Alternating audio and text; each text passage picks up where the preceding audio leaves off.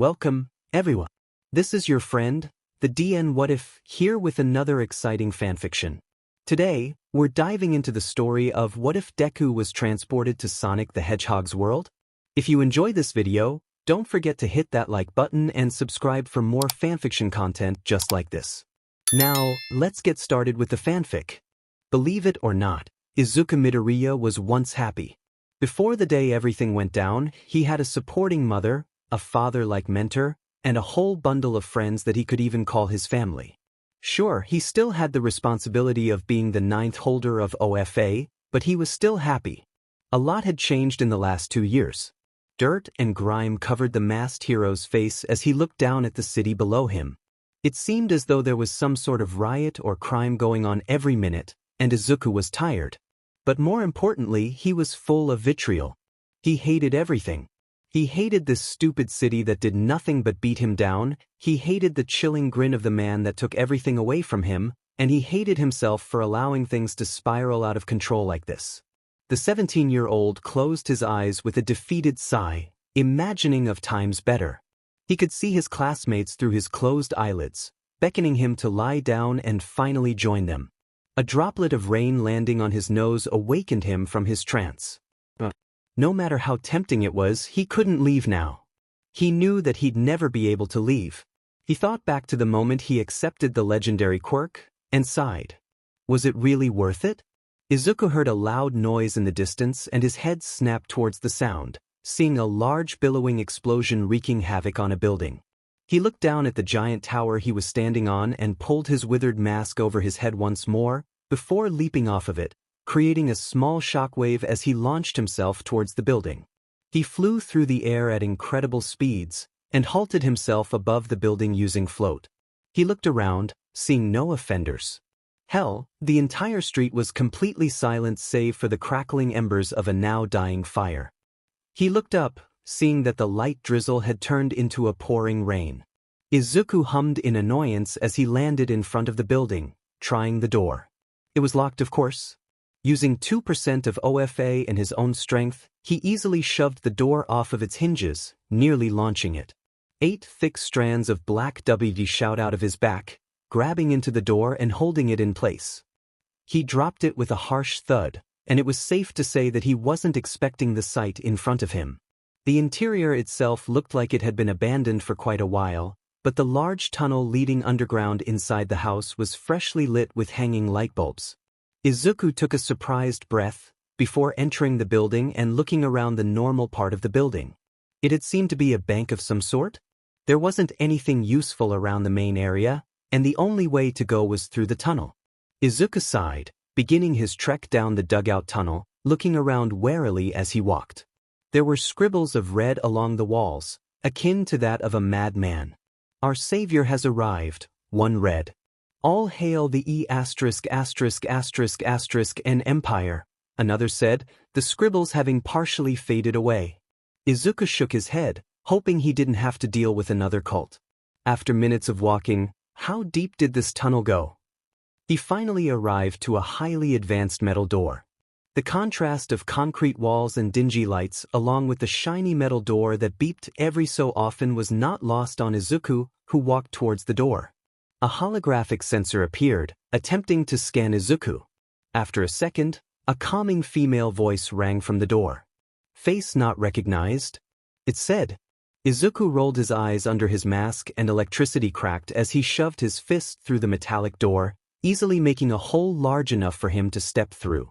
The sight that graced him was concerning, to say the least. A group of at least 20 figures covered by red robes were facing him. Izuku immediately tensed up, preparing for battle, when the figures all cheered at his arrival. The vessel is here, one said. It's finally time, another proclaimed. Izuku was so shaken that he nearly let his guard down. A large figure walked up to him, his red robe emblazoned with real gold. It is a pleasure to meet you. We have been waiting here for you for months, the figure said, voice booming throughout the well-lit bunker. Izuku blinked under his mask. What? He started, only for another person to walk up to him, this time a thin woman. You must be confused. Over a year ago, each of us received a transmission on each of our personal devices, coming from millions of miles away. She explained hurriedly. Izuku blinked once more, already nearly lost. You see, we're all engineers that were working on a confidential project for the Japanese government when we received the transmission. We were given a strict set of instructions to follow, and if we did, then he would reward us handsomely by letting us live leisurely in paradise. The woman rambled, sounding utterly insane, and it seemed like Izuku wasn't too far off from that guess, as she gestured to a massive sketchy ring-shaped machine. It was thrumming with energy, and Izuku's hairs were standing on end from just being near it. On the left and right of the machine were two shoddily hand-painted red logos of an oval-shaped face with a bushy mustache and goggles. Izuku blinked at the machine. After a second he sighed, before he became a blur. In a second, every robed person in the room fell to the ground, unconscious. The group had obviously lost their minds, worshipping some prank or something. Really? Millions of miles away? What, did it come from a different dimension or something? That was ridiculous. Izuku took his communicator out of his pocket, pressing the large red button on the side that patched him directly to Commissioner Tsukachi. Almost immediately, a voice crackled through the machine. Deku? What is it this time? He asked. Izuku looked around with a sigh, irritated. I just stumbled upon a cult. Yes, before you ask, it's a full-blown cult just like last time. No, they weren't worshipping the radio demon this time, whatever the hell that is. Izuku finished, before the communicator suddenly powered off. Izuku blinked before he growled. You have got to be kidding. It decides to die now? He asked to nobody in particular. He shook his head, before the lights around him flickered, and he immediately dropped the communicator, getting into a battle-ready pose. However, he didn't hear the crack of plastic upon metal. He turned to see the communicator floating midair, slowly twirling around in place. Izuku's eyes widened and he stepped back, only for the now familiar thrumming sound coming from the machine to grow louder. He turned to look at the machine as some sort of energy swirled around in the ring. Izuku blinked in awe as the thrumming sound grew louder and a small white portal appeared in the middle of the ring, slowly growing larger. Everything was still for a second, until a panel of metal from the machine bent, getting SCKD towards the portal. He then felt his body getting dragged forwards, and started panicking. He activated One for All, but it simply fizzled out as the energy from the portal encompassed him. He tried using Black WHP, but the same thing happened.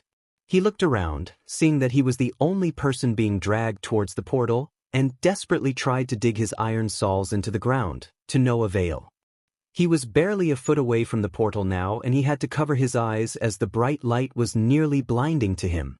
As he flew closer to the portal, he grit his teeth, trying anything and everything to halt his progress, but it was for nothing, as the bright light finally encompassed him, and the feeling of his body being ripped apart and put back together caused him to pass out.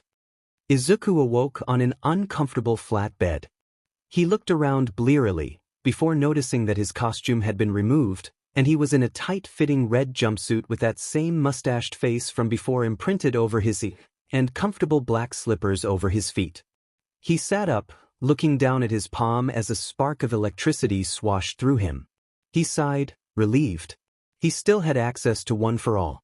He stood up, legs wobbling for a second. It looked like traveling through portals seemed to affect your equilibrium for a bit.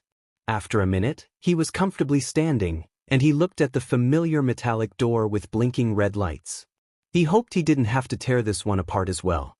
He walked towards it, eyes widening in surprise as it opened immediately with a soft swishing sound.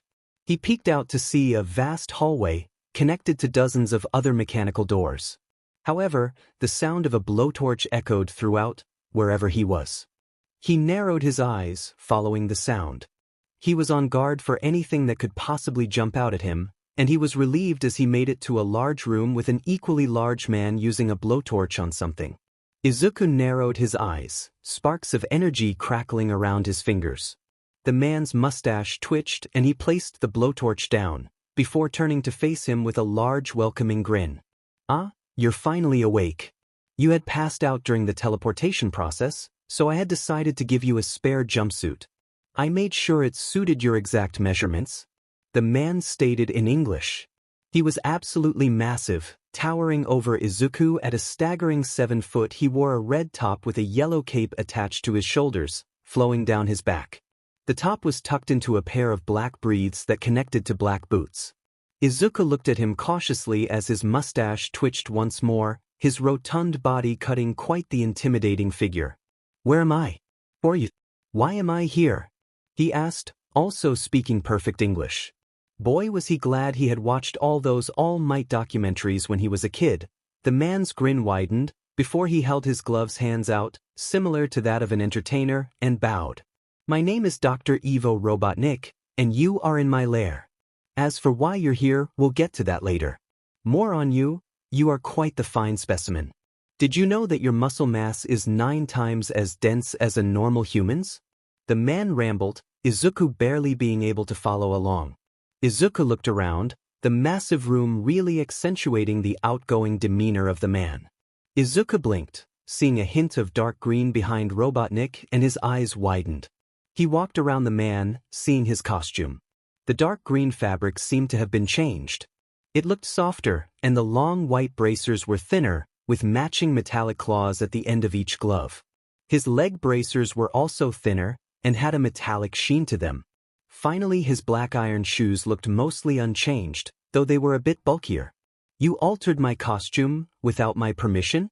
Izuku asked, narrowing his eyes at the mysterious doctor, though he was entirely unintimidated. Yes, I did. I made several improvements. The tech in your costume was somewhat lacking, so I fixed it. Change into it and follow me. It's high time I explain just why you're here. Robotnik said, holding his hands behind his back and walking down the hallway that Izuku had come from. Izuku frowned at him as he walked, before sparks of OFA lit up around him and he changed at super speed, getting dressed in just under 15 seconds. Izuku then followed the doctor, who looked back at him with a hint of surprise. Already finished? Well, you're quite fast, he said, grin widening. Izuku was slightly unnerved as he fiddled with his new hood. The costume was slightly tighter around him, which he didn't really mind much. He had made it purposely baggy when he was younger as he felt embarrassed at the thought of someone taking a peek at his well-defined body, but he had grown out of that fear long ago. The mask, however, was almost entirely unchanged. It still had the 2 gears, as his classmates affectionately referred to them as, sticking out of the top, and it hid his face well. The only main difference was that it slid over his entire head instead of just covering the front. Honestly, it was a welcome change. He had always felt slightly uncomfortable wearing the mask as it rarely even stayed on right. Now though it fits snug on his head. Robotnik led him to an even bigger room with white panels covering every surface. The room was almost as big as a football field. Izuku looked around, eyes wide. What the, he muttered, making Robotnik tweak his mustache a bit with a proud grin. Impressive, is it not? He said, causing Izuku to look at him, awe prevalent. He responded with a nod, and Robotnik reached into one of his pockets, pulling out a remote with a dial. He twisted the dial, and the room shook slightly before the panels started shifting, some rising, others forming structures. Izuku's eyes widened even further as the white panels then changed color, changing to a lavender color with ancient-looking engravings. A few of the panels even changed to look like bubbling lava. Welcome to an accurate recreation of Marble Zone. Now, it's about time to test your abilities. If I deem that you're not what I expected, then I'll simply send you back to your world and look for another warrior, the doctor explained. Izuku narrowed his eyes before the man snapped his fingers. Izuku heard the sound of mechanical whirring, and turned around to see a few dozen robots now littering the area. Say hello to my badniks. Robotic helpers that sometimes get the job done. Robotnik explained. Izuku studied the robots, noticing that they were designed to look like animals. There was a giant ladybug on a singular wheel, a flying bee with a cannon for a stinger, a chameleon that almost fully blended into the background, and even a large crab with small gun barrels inside its razor-sharp claws. Destroy all of my badniks in under a certain amount of time, and you pass my little test. You must understand that my opposition is not to be taken lightly, and has thwarted my plans of world duahem, peace multiple times. All I want is to harness the power of a certain set of jewels to create a new society. One where everyone is free to do as they please, and free from that repugnant rodent. The doctor ranted, clenching his fist with a scowl. Izuku began to get suspicious, as it sounded like a major villain monologue at the end there, but it was quickly pushed to the back of his mind as the doctor snapped his fingers again. One of the ladybugs rushed at him on its wheel, surprising him with its speed. I counted the robots earlier, there should only be 26 around here. This should be easy, Izuku thought, his body lighting up with sparks as he activated his legendary power. He hopped over the speeding bot, before grabbing the motobug by the wheel and ripping it out. He then threw the robotic corpse in the ground and stomped on it, causing it to explode.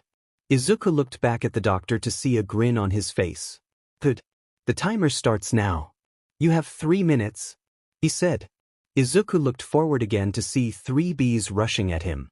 He jumped backwards, avoiding a few lasers that were shot out of the stingers, before rushing forwards, kicking one out of the air, and grabbing the other two's heads and slamming them together, crushing them in the process. 22 left. A crab jumped at him, claws grabbing at him. He jumped, using float to keep himself midair, and kicked both of the claws, crumpling them. He then shot a few strands of black WHP that tied around some panels and pulled, sending him down onto the crab's head, crushing it. He was then shot in the back, making him wince. Even with 5%, he actually felt it. He turned around to see a chameleon blending into its surroundings. Luckily, he had sparred with Tsuyu enough to adapt to this kind of fighting style, and simply condensed the electricity flowing around his body into his 2 fists, a trick he had learned fairly recently, and slammed his hands together, causing a wave of energy to explode outwards in a small area, acting as an EMP. Some of the panels sparked for a second, before rebooting. The chameleon, though, shut down, the camouflage disrupting. Danger sense then warned him of multiple approaching motobugs, and he wrapped dozens of strands of black WHP around each of them, before SWNGNG them around, destroying 7 other robots in the process. He dropped the motobugs when they were unusable.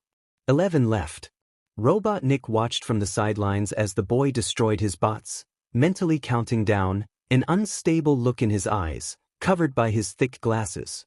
"Yes. He will do nicely," he muttered. Izuku dropped a hollow shell of a bee-bot, before turning to face the remaining 6 robots.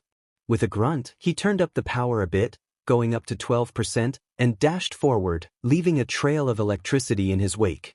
He then skidded to a stop, and all 6 bots simultaneously combusted. He exhaled, rolling his shoulder. A series of slow claps startled him, and he turned to face the doctor, who had an impressed smile on his face. "Well done. Very well done. You are all that I had hoped for. However, your test is not quite done. There is one more opponent I want you to face," the doctor said. Izuku then heard a series of metal clanks, and turned to face a small robot. It looked far more durable than the others, and it glared up at him, eyes lit up with a menacing red sheen. Izuku raised an eyebrow at the robot, and it immediately copied his expression, his red eye changing to match that of his own. Izuku had to admit that he was a bit unnerved by the bot, but he didn't show it. "Meet Metal Sonic. My finest and latest creation," he said. Izuku looked at the doctor, a questioning look on his face under his mask. "Metal Sonic?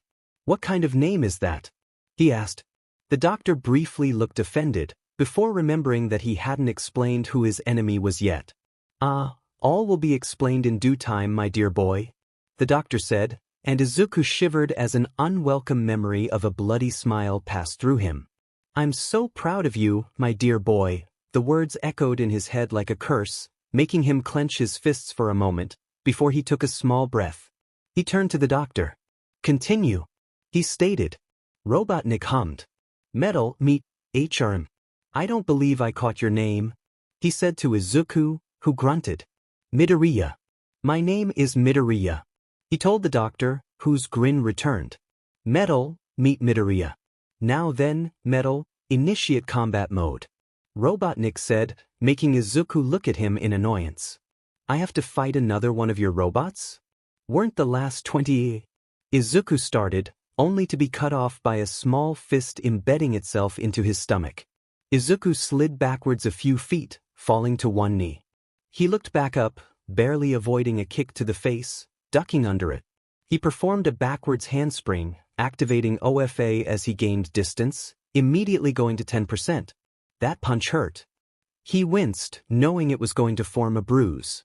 Metal Sonic dashed towards him, feet clanking against the ground at insane speeds.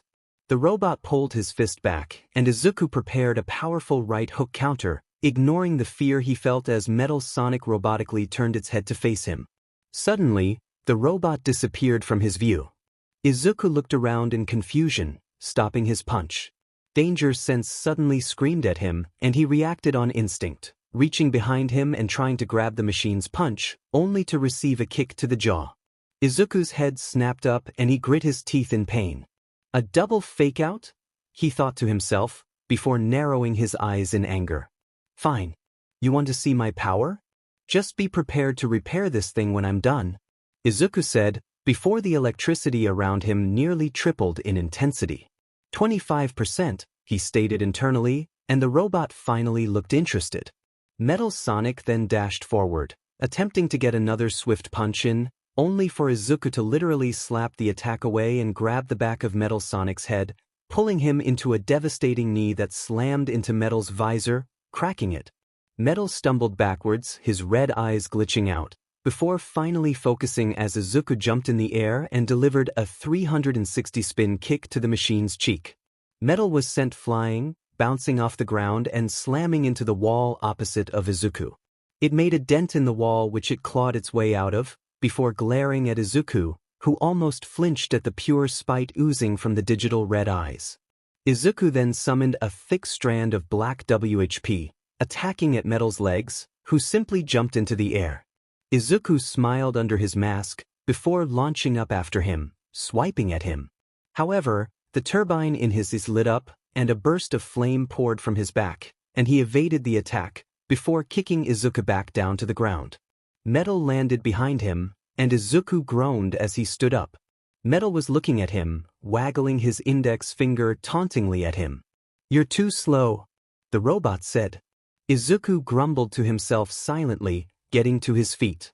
He inhaled deeply, before exhaling, a large amount of pink smoke exiting his rebreather, swiftly filling the room. Metal stopped taunting, keeping his guard up. His red eyes searched around the room, not being able to see through the thick smoke. Finally, he saw the silhouette of Izuku and immediately rushed forward, only for his metal neck to be grabbed. The smoke cleared to show Izuku, the electricity surrounding him now zapping at Metal, causing his software to malfunction. Error. Power overload. Metal said, grasping at Izuku's wrist. A buildup of energy appeared at the front of Metal's turbine, a large yellow ball of energy that he planned to launch at Izuku as some sort of plan to get rid of this excess energy. However, before anything else could happen, Robotnik cleared his throat. "I've seen all I need. Midoriya, drop Metal Sonic please," Robotnik said. Izuku powered down, gently placing the robot on the ground. Metal looked up at him, and Izuku swore he could see a hint of respect in his red eyes. "Geez, this robot is so lifelike," he thought to himself. "All right, Metal. Go charge yourself, you deserve it," Robotnik said, and Metal looked somewhat surprised, before he walked away, arms at his side.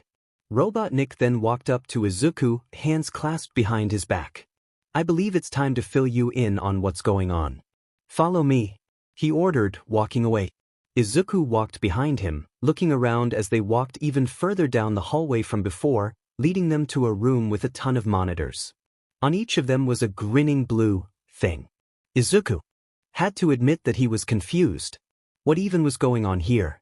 Robotnik seemed to sense his confusion, as he gestured to the screens. "That is Sonic the Hedgehog, the absolute bane of my existence. He has done nothing but destroy my work and attack me. He's a terrorist who uses legendary artifacts to get what he wants, and doesn't care what it does to others. He has even recently indoctrinated a child on his side," Robotnik explained, clicking a button. One of the monitors then switched to show Sonic and a fox with two tails dashing through a grassy field. Izuku hummed lightly to himself, seeing that Sonic lived up to his name. He was practically a blur as he sped past robots, using his sharp quills to destroy badniks and free tiny animals. What's with the critters? Izuku asked, making Robotnik freeze for a second. They power my machines, he said. Izuku's eyes widened before he glared at the doctor. That sounds incredibly immoral, he commented, and the doctor narrowed his eyes behind his thick glasses. Do not question my methods or my morals. I do what I do for the good of us. Sometimes, you need to crack a few eggs to make an omelet. The man responded. Izuku's eyes widened before he scowled. Excuse me? He asked, taking a step forward. The doctor stared, unimpressed, before he scoffed. Do not fool around with me, boy, he said, turning back to the monitors. Izuku's scowl deepened before he shook his head. Sorry, Robotnik, but I don't work like that. I won't help you hurt animals so you can create your weird futuristic society, Izuku said, and he hid a wince as the doctor just stared at him. Fine. The doctor said, turning back to the monitors.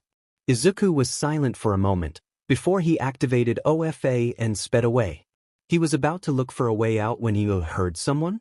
He skidded to a stop, and he heard the voice gasp in fear before going silent. He looked around, confused. Why was someone here, and why were they scared? Were they scared of him? Hello? Is someone here? I swear I won't hurt you, Izuku said, looking around.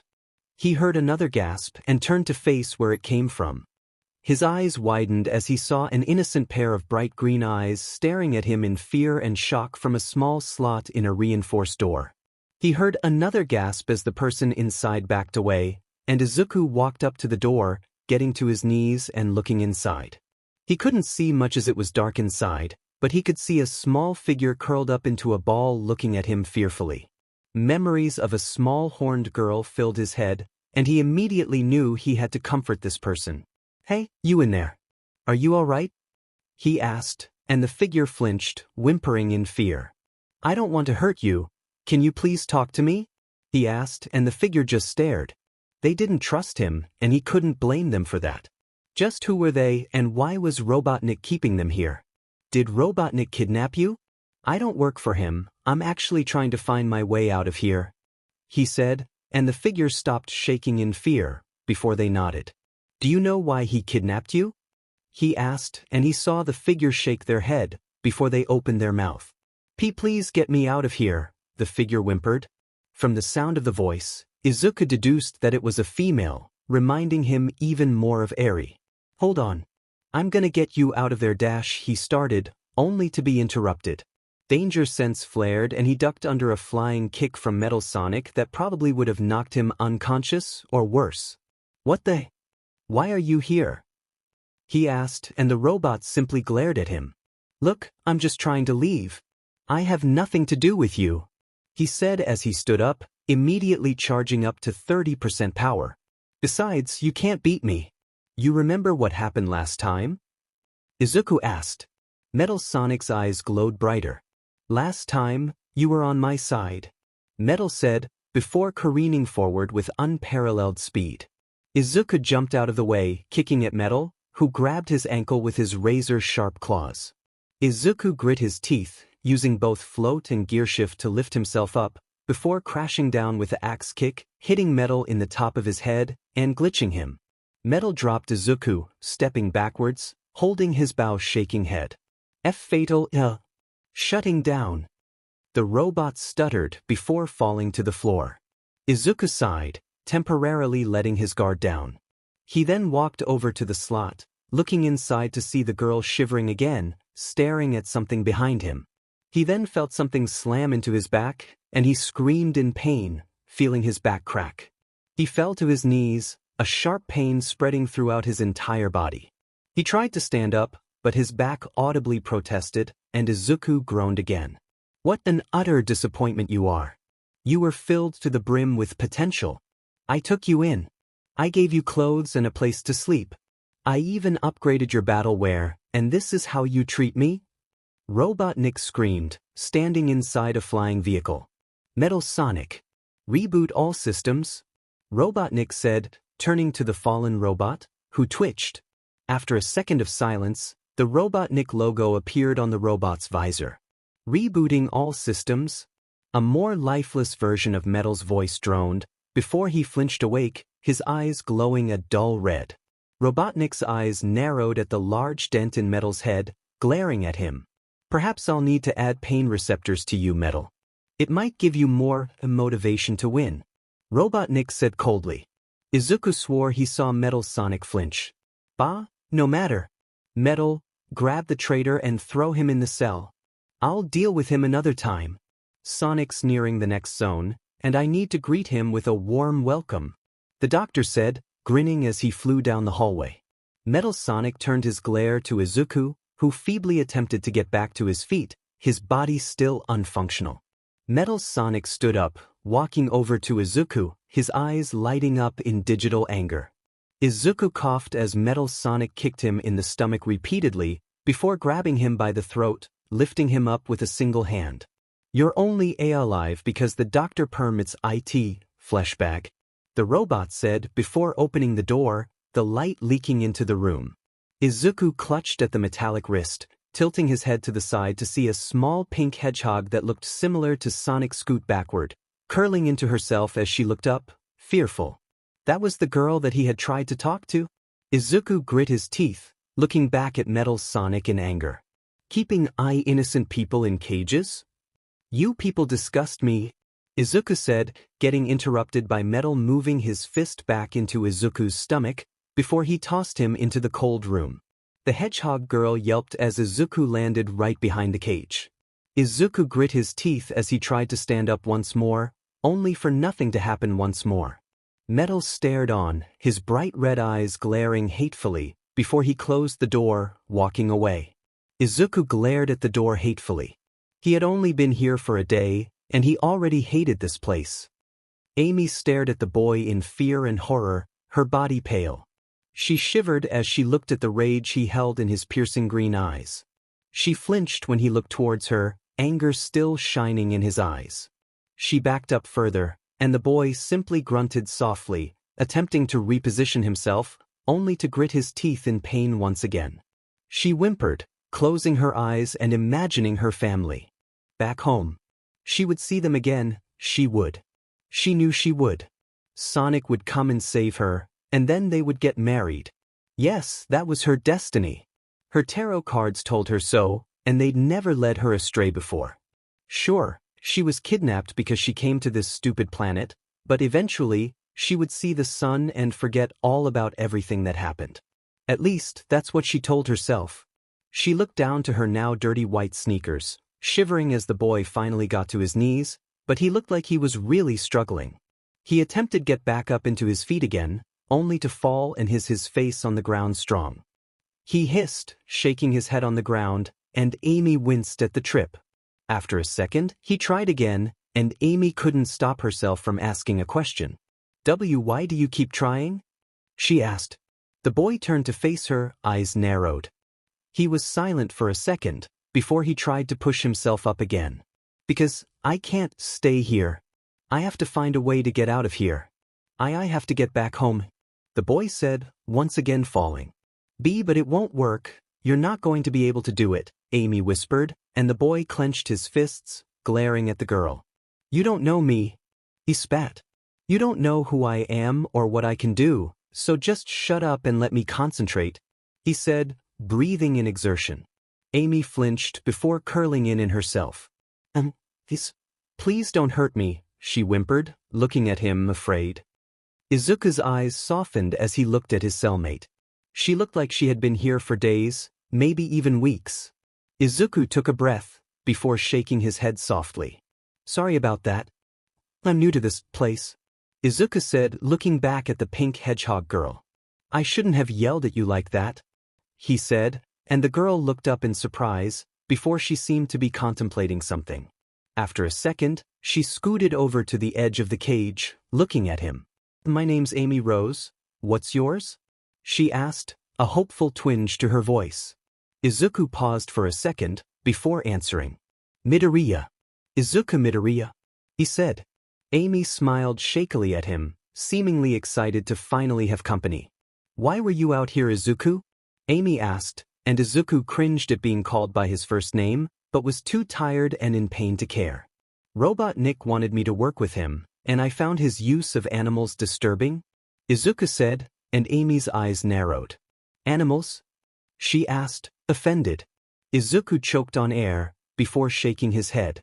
The ones that power his badniks, I think they're called, he clarified, and Amy sat back down, a confused frown on her face. You mean flickies? She asked. Izuku looked at her. They power Eggman's robots? She continued. Eggman? Izuku asked. That's what Sonic calls Robotnik, and now everyone calls him that. Eggman himself even started calling himself that. She explained. Izuku nodded, before addressing the other question. If flickies power his robots, then yes, I'm talking about them. He responded. Amy giggled, looking at him. You really aren't from around here, huh? She asked. Izuku winced, shaking his head. Where are you from? She then asked. Izuku paused. Japan, he said, and Amy tilted her head. Japan? I've never heard of a place like that, Amy said, and Izuku froze. What? You've never heard of Japan? But everybody knows Japan. Next thing you're gonna tell me is that you know what quirks are. Izuku said, rolling his eyes at the stupidity of that idea. Amy simply stared at him. Oh, you've got to be kidding me, he said, closing his eyes. Amy looked down, tapping her fingers together nervously. Sorry I can't help you all that much, she said, and Izuku winced, feeling guilty. No, you don't need to apologize for anything. I just need to find out where I am.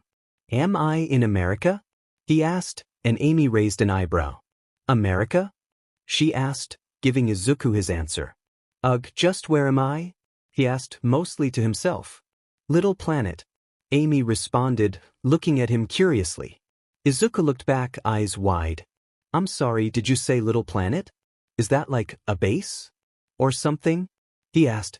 Amy looked at him like he was an alien. What? No, we're on Little Planet. You know, the planet? She asked. Izuku's jaw dropped, disbelief apparent. I'm on a different planet?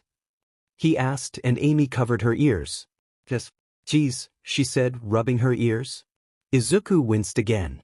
Sorry, he said. I can't believe I'm not on Earth. Do you know where Earth is? He asked. Amy drew a breath in through her teeth, looking at him with pity. You're really not gonna like what I'm about to tell you, Izuku? She said. Izuku groaned, putting his head to the ground. Amy giggled again, and Izuku glared at her. Sorry, you're just really funny, she said. Izuku grumbled and looked at the girl. I can't believe that bastard Robotnik would capture a child. Just how long have you been in here anyways? Izuku asked, making Amy narrow her eyes at him. Child? I'm almost 16. She responded. Yikes, wait, you're 15? But you look so... He trailed off. It's the skirt, I know, she said, arms crossed. It's more your entire look, honestly.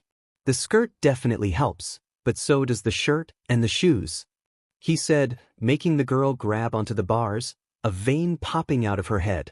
Hey, I'll have you know that my mother says my sense of style is very appealing, she said, before turning away, arms crossed.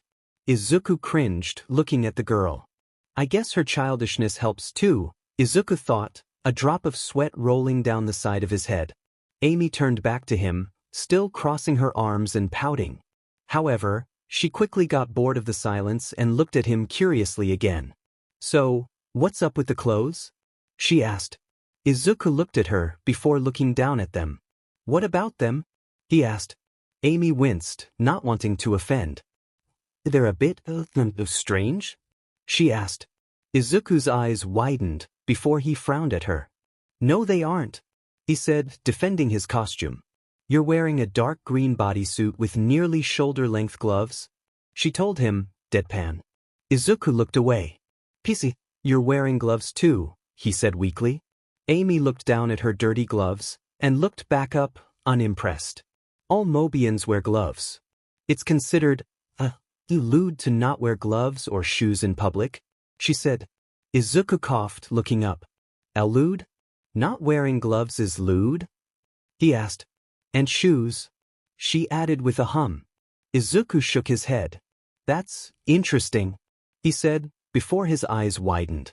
Also Mobians? He asked, looking at her curiously. Wow, really? You don't even know what Mobians are? Amy asked, genuinely surprised. Izuku shook his head, and Amy was well and truly stumped. Ah, well, I'm a Mobian. And so is Sonic, she said, smiling. Izuku nodded, coming to a conclusion. So, a Mobian is a humanoid with animal-like features? He asked. Amy winced, looking at him strangely. Well, yes, but that's a pretty offensive way of saying it. I know you're not trying to offend, so I'm not mad, but I don't think you can explain to everyone that you're not from around here, so just don't compare Mobians to animals. She told him, and his eyes widened. I apologize. Thank you for making me aware, he said. Amy hummed, looking at him with a frown. You really don't know anything about this place, do you? She asked, and Izuku winced. No, I don't. He admitted. Amy nodded, before smiling at him and crossing her arms with a smile. Well, I can teach you, she said, and Izuku perked up. Really? He asked, a smile on his face. After you get some rest. Your back is obviously a little banged up, she said, waving her hand. Izuku hummed, nodding, before Amy gasped. Oh no, I don't have a pillow for you, she said. Izuku chuckled to himself, shaking his head. Amy then smiled, reaching over and grabbing her own pillow and stuffing it through the bars. Izuku waved his hands, denying it, but she still dropped it next to him. It's fine. You're injured anyways, so you need it more than me, she said. Izuku sighed and picked it up to give it back, only to flinch as something sharp poked into his finger. It was too dark to see what poked him though, so he spread 5% of OFA through his arm to light up the area around him, deadpanning at the bundle of pink quills sticking out of the pillow. Whoa, how the heck are you doing that? She asked. Izuku ignored her for a second, before he sighed, grabbing one of the quills with his index finger and thumb. The quill sparked with pink energy, shocking Izuku, making him drop the pillow, and making Amy raise an eyebrow. What did you do? She asked, confused. Izuku looked at the quill, eyes wide. I don't know. It just happened. It's like one for all just took some energy from the quill, he muttered, and Amy tilted her head. One for all? She asked. Izuku froze, slowly turning to face her. Is this how All Might felt when I saw his true form? He thought to himself. Listen to me, Rose. You cannot tell anyone about that, okay? He said. Amy smiled teasingly. Oh, does someone have a secret? She asked. Izuku's eyes narrowed, and Amy realized that he was dead serious. Oh, you mean it? Of course. You have my word, she said, putting her hand over hers as Izuku looked her in the eye, seeing nothing but honesty in her bright green eyes, and sighed. Thank you. He sighed before looking back at the pillow. He slowly reached over, spreading his fingers over the pillow. The dozen quills that weren't touched bristled, vibrating slightly. Izuku lowered his hand so that it was just barely hovering over the quills, and a bolt of pink energy zapped his hand. The energy made him flinch and drop his hand. Izuku grit his teeth as he spasmed, the dozen quills shooting energy directly into his body. Amy gasped, looking at him in concern. Are you okay? She asked. Izuku grit his teeth, before the energy died down. Izuku breathed, his hair standing on end. He looked at his glove, seeing absolutely no damage. What the hell? He muttered. Izuku? Are you alright? Answer me, she asked, scared for her new cellmate. Yes, I'm fine. I think I feel better than before, he said, before shifting, attempting to push himself up again. Wait, you're gonna hurt yourself again, she said, only for Izuku to get onto his knees with little struggle. He looked down in surprise, before he tried to get onto his knees, flinching at the sharp pain in his back. It still hurt, but not nearly as much as before. Slowly but surely, he got to his feet, Amy watching in surprise. You did it. Good job, she said, smiling at him. Izuku smiled under his mask, before he took a deep breath and placed his hand to his back, wincing as he felt that something was definitely sticking out more than it should have been. Izuku stopped, closing his eyes. F-. He whispered. Amy raised an eyebrow, surprised at the crude language. Whoa, are you all right? She asked. Izuku nodded, stabling himself. Yeah. Something in my back is dislocated though, so I'm going to have to relocate it. Amy winced, looking at him in sympathy. She remembered when she dislocated her ankle while playing at the park when she was younger. She could still remember how much it hurt to reset the bone. Oh God, I'm sorry, do you need help? I have some medical training, she said. Izuku shook his head, looking at her as he winced. And no, I can do it myself. Might want to cover your ears though, he said. She nodded, doing as she was told, and he took a deep breath before lowering his mask, making Amy's eyes widen. A strand of black W slithered out of his shoulder and extended to the front of his mouth. He bit down on it, making sure that he had something to ground him and lower the noise he would make. He then used 5% of OFA in only his legs and jumped backwards into one of the thick metal walls. Tears stung at his eyes as he cried into the thick strand of black W. He clenched his fists and closed his eyes as he did it again.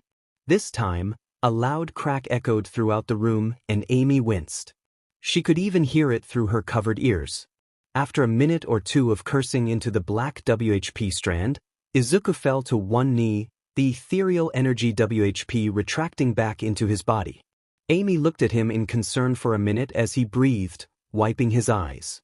Are you all right? She asked. Izuku nodded, stretching slightly and sighing when he felt no pain from it. Yes, sorry about that, he said. Good. That looked like it really hurt, and I'm glad you fixed it. Now, I have a few questions, Amy said, looking at him, surprisingly stoic. Izuku gathered himself for a few more moments, before nodding at her. Go ahead, he said. First, you're a human, she said, and Izuku chuckled tiredly. That's not a question, he responded, and Amy shrugged. Second, what was that weird black stuff you bit down on? She asked. A strand of black WD shot out of his back, forming a hand and waving at her. She waved back and he smiled. That's black WHP. I can form it into any shape I want and shoot it out of any part of my body, and thanks to a friend, it can even go through my clothes without tearing them, he explained. Amy nodded. Right, makes sense. Third, what does Kyuso mean? She asked, and Izuku blushed. A bad word? He said. Amy raised an eyebrow. I'm 15, not I've heard bad words before. She told him, and Izuku shrugged. It means sheet in my language, he said, and Amy's eyes widened. Oh, it's a bad word, she said, and Izuku face-bombed. I'm just kidding, Amy said, a smile on her face. Izuku dragged his hand off of his face, amused. So, what exactly is one for all? She asked, and Izuku winced, knowing that the question was coming. Izuku looked around for cameras, spotting one quickly. He looked to see if there was a microphone, humming when he didn't see one. It used to be a secret at my home, but, well, let's just say the majority of people know about it, so I guess I don't mind telling you about it, but you're probably going to be pretty confused unless I tell you about my world, he said. Amy shrugged. We have time, she responded. Izuku smiled. He always loved explaining the things he cared about, even if most people stopped listening after 5 minutes. Well, it all started a little over 200 years ago, when a certain glowing baby was born. He started. It had been at least 4 hours since Izuku had started explaining his story, and Amy was still listening intently. It wasn't her fault Izuku's world was so interesting. She expected him to get bored of explaining, or simply summarize the one-for-all part, but he just kept going about the different types of powers that existed in his world. So, there's 3 types of quirks, right? She asked. Izuku, who was giving a brief explanation on how some emitter quirks were actually mutant quirks, paused, before nodding. So, what type of quirk would I have? She asked. Without a second of hesitation, Izuku responded. You'd be considered a mutant, he said, and she nodded with a smile. I thought so. It's because Of the hedgehog parts, right? She asked, and Izuku nodded with a smile. Exactly. I'm surprised you followed for so long. I haven't even gotten to my life yet, and you're still listening to me ramble. He said with a genuine smile. Amy tilted her head, looking confused. How is that surprising? She asked, and Izuku rubbed the back of his head. Well, most people just listen to me for a few minutes before they leave. I've been told that I talk too much or that I'm annoying many times. Izuku said. Amy gasped, covering her mouth. What? That's so mean, she said, and Izuku shrugged, looking down with a sad frown on his face. It's whatever. I understand why people get upset at me for talking so much, he said, and Amy shook her head. That doesn't mean they have to be so rude about it. Just because you're passionate about the things you care about doesn't mean you're annoying, she said, crossing her arms. Izuku looked at her with wide eyes, before he cleared his throat, ignoring how dry it was. I'm kinda tired. How about I continue the story tomorrow? He asked. Amy nodded, yawning. That sounds like a plan. Ooh, I'm actually pretty tired myself, she said, stretching. She stopped when she heard something soft land behind her, turning around to see her pillow, quills still stuck inside. She looked up to see Izuku smiling at her, before he laid down. I gave this to you though. You need it more than me, she said, and Izuku wagged his finger. It reminded her of Sonic, and she blushed. What about your back? She asked, flustered. Fixed it, remember? Just take the pillow, Rose. It's fine. I've slept under way worse conditions, trust me. Besides, I'm way more durable than most people, he said, and Amy's blush deepened. Why do you keep calling me Rose? She asked, and Izuku paused. Oh yeah, back where I live, you only called somebody by their first name if you were really close with them. Otherwise, you called them by their last name. It's the respectful way to do things back in Japan, he explained, and Amy nearly went catatonic. Why, you mean I've been disrespecting you this entire time, and you didn't tell me? She asked. Izuku winced, and Amy groaned. Oh, I'm really sorry, Midoriya, she said. Izuku shook his head, chuckling. Don't worry, I'm not gonna make you do something that you're not used to. I don't mind people using my first name. I can call you Amy too if you want. He told her, and she peeked at him from over her knees. Really? But, isn't it weird for you? She asked, and Izuku smiled. Nah, I call plenty of people by their first names. Don't worry about it, Amy, he said, and she smiled. Thank you, Izuku, she responded before lying down. Izuku also laid down, folding his hands under his head. After a minute, he heard his cellmate's soft snores, and smiled, quickly falling asleep soon after. Maybe this place isn't all bad, he thought, before he fell into a dreamless sleep. Izuku shifted when he heard someone whisper his name, before opening his eyes when he heard a tray slide towards him. He sat up, holding his head as he looked over at Amy, who was smiling kindly at him. He looked down to see a small tray of food with about half of the food eaten. Based on how large the tray was, there wasn't a lot of food to begin with. He looked up at Amy, concerned. This is all you've been eating since you've been in here? He asked. Amy shrugged, looking away. It's filling, she said, holding onto her arms. Izuku looked down at the food, conflicted. He was hungry, but he didn't want to take Amy's already scarce food. Izuku looked down at the tray before he sighed, taking the small roll of bread and a few grapes. He then slid the tray back to the cage, making Amy's eyes widen. She shook her head, glaring at Izuku. You need that food more than I do. You're way bigger than me, she said, and Izuku bit into the bread, grimacing at the hardness of it. Grit, stale bread. Izuku sighed, swallowing the less than appetizing food. So you've been eating stale bread, fruits, and a small glass of water every day? Izuku asked, and Amy nodded. It's not much, but at least I'm being fed. I'm surprised they didn't give you some food, she said, looking over at the metal door, similar to the one he broke. Izuku stared at the door, taking another bite of his bread, before walking over to the door. He activated OFA and poked at the door, eyes widening when it dented it. Izuku deadpanned, before he got an idea. He smiled, walking over to Amy's cage, who was staring at him curiously. I've got an idea that can get us both out of here, but we need to wait for Metal Sonic to come over here to enact it. First through, I think it's about time you got out of that cage, Izuku said, grabbing the bars. Scooch back, Amy. If these bars break, I don't want any of them hitting you, he said, and Amy did as she was told, confused. Why would the bars break? How are you going to get me out of here? Amy asked, hope slipping into her voice. Izuku smiled at her, sparks dancing across his body. Watch and learn, Amy, he said, before he pulled on the bars. The sound of metal screeching echoed throughout the room as the bars bent, and Amy stared in awe as an opening wide enough for her to step through was created, and she quickly did so, looking at the cage from the outside. Sonic can't do that, she thought to herself, awestruck. Izuku then bent the bars back into their original position, before looking around the cage. He smiled at one of the longer and thicker bars, before he grabbed it, twisting it enough so that it snapped off.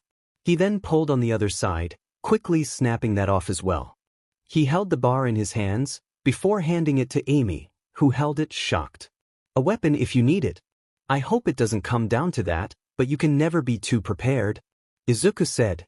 Amy stared at Izuku, tears pricking at her eyes, before she dropped the pipe, and jumped at Izuku, enveloping him in a hug. Izuku stepped backwards in surprise as tears stained his costume. He stood still for a second, before he gently wrapped his arms around Amy, still a bit surprised. She then looked up, tears flowing down her face. Thank you, she said, and Izuku smiled, a drop of sweat running down his face. Of course, he said, before he set Amy down. Amy stretched, bending her back and exhaling when a multitude of cracks were heard. Oh, that's the good stuff, she muttered, doing another series of stretches, and Izuku watched in surprise as she displayed a level of flexibility he hadn't even thought possible. After she was finished, she looked up to see Izuku staring at her, eyes wide and mouth partly open. She blushed embarrassed. What? She asked. Izuku scratched the back of his head. You're really flexible, he said, still a bit surprised at the sight. Amy huffed, crossing her arms. Yeah, and? She asked, looking at him with a raised eyebrow. Izuku put his hands up placatingly. It was just an observation, he said. She smiled at him, sticking her tongue out. Gotcha, she said, and Izuku deadpanned. You sure you're 15? He asked, and she glared at him, a vein popping out of her head. What was that? She asked, voice dangerously sweet. Izuku chuckled nervously. Nothing, he said. She hummed, before looking back at Izuku. So, can you continue your story? She asked. Izuku looked at her, smiling. Oh yeah, he said. You know how I said that 94% of human children are born with a quirk? He asked. Amy nodded, listening intently. Well, the chance is minuscule, but you can be born without a quirk. You'd have to be really unlucky for it to happen to you, and I was never really the lucky type, he said, and Amy tilted her head. Are you saying that you were born without a quirk? But you have one. That one for all thingy, Amy said, confused. Izuku nodded, lifting his arm as it lit up with sparks. However, I wasn't born with this quirk. I was born quirkless, and it was inexperience, Izuku said, zoning out for a minute, a frown on his face. Amy looked at him, concerned as he cleared his throat. Sorry about that. Anyways, one day, when I was walking home from school, I was attacked by a villain made out of sludge. Izuku explained. Amy nodded, having learned what heroes and villains were near the beginning of his story. He tried to drown me and take over my body, and me being quirkless, I didn't really stand a chance. Luckily, the number one hero, All Might, stepped in to save me. I hadn't ever seen him in person before, but I was a huge fan, Izuku said, smiling fondly at the memory. After he saved me, I asked him if I could be a hero without a quirk. He said no. He told me about how he had gotten gravely injured years ago, and it was so bad that they had to remove his stomach and one of his lungs. It was so bad that he could only use his quirk for 3 hours a day, and that if the strongest man in the world could nearly die in a fight like that, then I really stood no chance. It hurt, but I knew he was trying to protect me. Still, I had wanted to be a hero all my life, and hearing that I couldn't from my idol, I had nearly given up that day. Izuku explained, his smile fading. Amy nodded, feeling sympathy for her new friend. However, All Might had dropped the bottle that contained the sludge villain, and it broke out, taking someone else hostage. All Might couldn't do anything about it, because he had already used up his 3 hours, but I rushed in. I threw my bag at the villain's eye and tried to get the hostage out. I failed, but my heroic actions inspired All Might, and he pushed himself past his limits, and punched the villain so strong that the weather changed. Izuku explained, enigmatic in his storytelling. Amy's eyes widened as she listened, leaning forward in anticipation as Izuku continued the story. After that whole debacle, All Might stopped me on my way home, telling me what I had done for him that day, before he made me a proposition that would change my life forever. He told me of a legendary quirk that had been passed down through generations, and that quirk was, Izuku said, looking at Amy, who perked up. One for all? She asked, and Izuku smiled, nodding. Exactly. All Might had chosen me to be the 9th wielder of OFA, so I trained. I trained so strong that I passed out due to exhaustion at one point, but All Might was there for me every step of the way.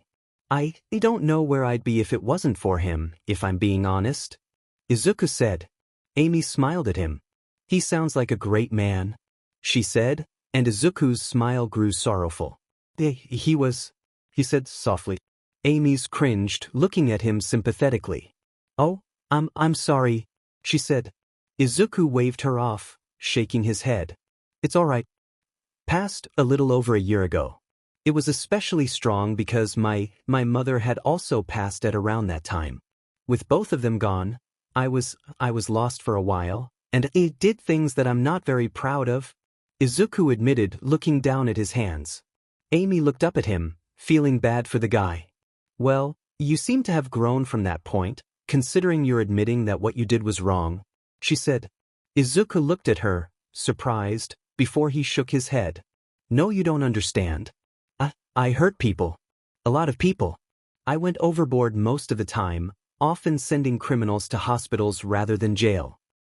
I secluded myself from a lot of people, and ignored their pleas for me to just talk to them. Not only did I physically hurt some people to the point of no return, I also emotionally hurt so many of my friends. Just because I grew as a person, doesn't mean that what I didn't do all those things. Izuku said, staring down at the ground, eyes narrowed in anger. Anger at himself. Amy shook her head, staring at him with a determined frown. But you're trying to atone, right? You shouldn't be so strong on yourself, she tried, but Izuku shook his head. Just drop it, he said. Amy opened her mouth, but Izuku shot her a pleading look. Please, he said. Amy closed her mouth, looking at him, before she sighed. That all right, she said. Suddenly, the two heard the now familiar metallic stomps. Izuku's eyes narrowed, and he slipped his mask and rebreather on. He's coming, Amy said, shivering, her eyes dilated. Izuku looked at her, in battle mode, and smiled under his mask. Don't worry. I won't let anything happen to you, Amy, he said, and she looked up at him, before she nodded shaky. Follow my lead, he whispered as Metal Sonic stopped in front of the door. Izuku led Amy the corner of the room, where they wouldn't be seen. Sure enough, the slot opened, and a pair of glowing eyes looked through the slot. What? He asked before the door opened with a hiss. Izuku grabbed Amy, telling her to be quiet. She nodded, and Izuku used float to levitate, before he activated OFA at 20% and kicked the door with both feet. It flew off of its hinges, slamming into the unaware Metal Sonic, and sending him through multiple walls. Izuku grinned, rushing out the door, still holding Amy. Do you know the way out of here? Izuku asked, and she shook her head. Izuku hummed, before zipping off at incredibly high speeds. Amy yelped, burying her face into Izuku to stop the wind whipping at her face. Izuku raced through the building, looking for an exit, before skidding to a stop in the monitor room. He looked at all the cameras, seeing that Sonic was speeding through the same base that they were standing in. Izuku grinned, placing Amy on the ground as she took a few wobbly steps around. So dizzy," she said, nearly falling, but catching herself before she could trip. With a quick blur of power, every single one of the monitors was smashed, glass shattering and exploding. "Now he won't be able to see what Sonic's getting up to," he said, hoping that Robotnik was lying about Sonic, and that he was actually a hero. Suddenly, danger sense pinged, and Izuku somersaulted over Amy, blocking an attack from Metal Sonic that probably would have hit her. "You insufferable wretch. Do you know what is going to happen to me because of you?" Metal asked, and Izuku kneed the damaged robot. It was clear that the metallic copy had taken some damage from the door, as his chassis was dented and his visor was cracked. His left arm hung limp, and one of his eye LEDs was out.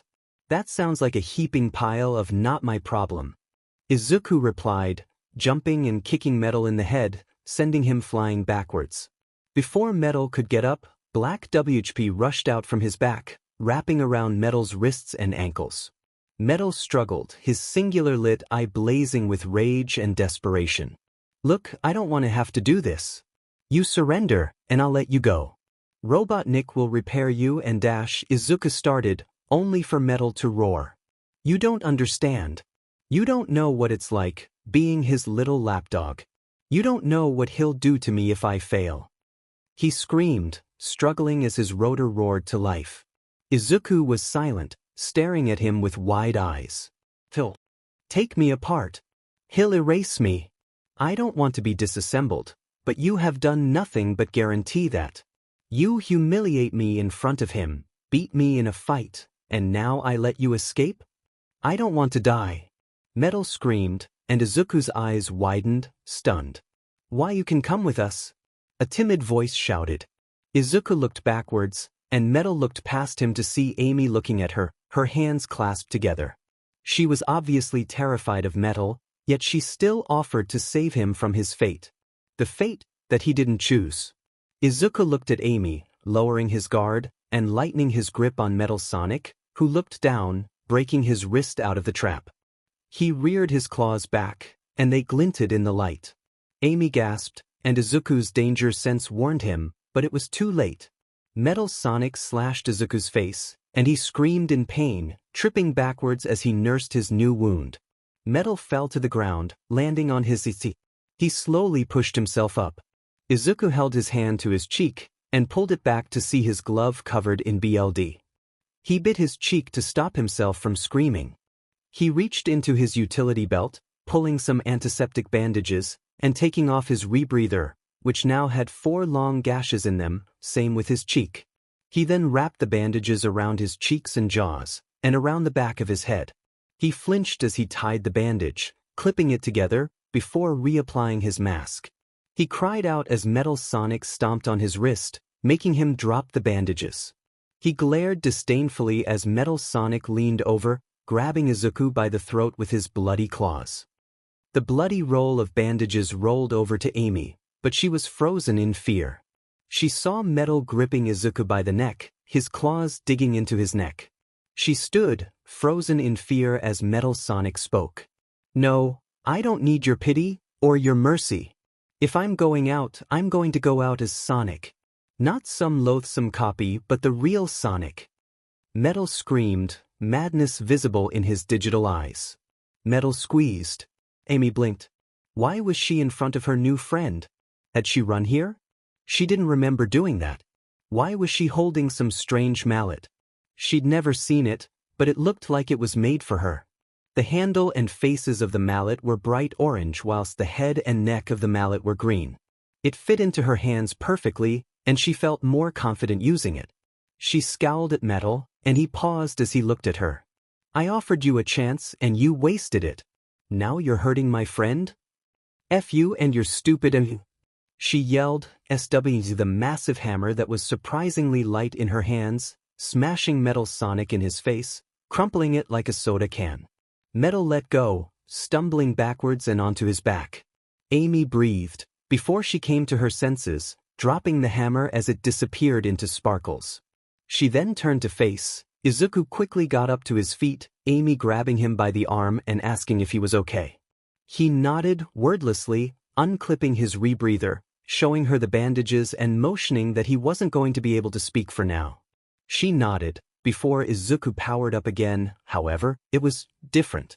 Instead of the lighting becoming more pronounced, he and his costume just got bigger. His body became more muscular, but not by much. He simply got a bit bulkier and sped off. However, for some reason, the lightning surrounding him had a very small pink outline to it. Izuku ran, having powered up to 50%, but he was so adrenaline-filled that he didn't even notice the fact that he was slower by a fairly small margin, but a margin nonetheless. He dashed towards Metal Sonic, who had stumbled to his feet, his entire body shaking.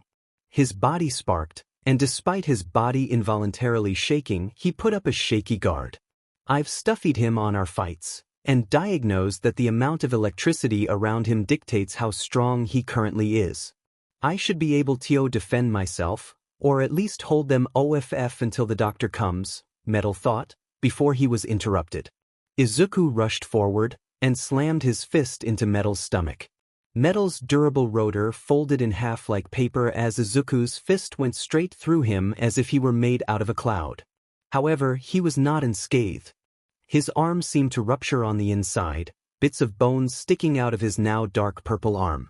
The costume simply stretched around the bone, and Izuku screamed in pain, stepping back and fully powering down.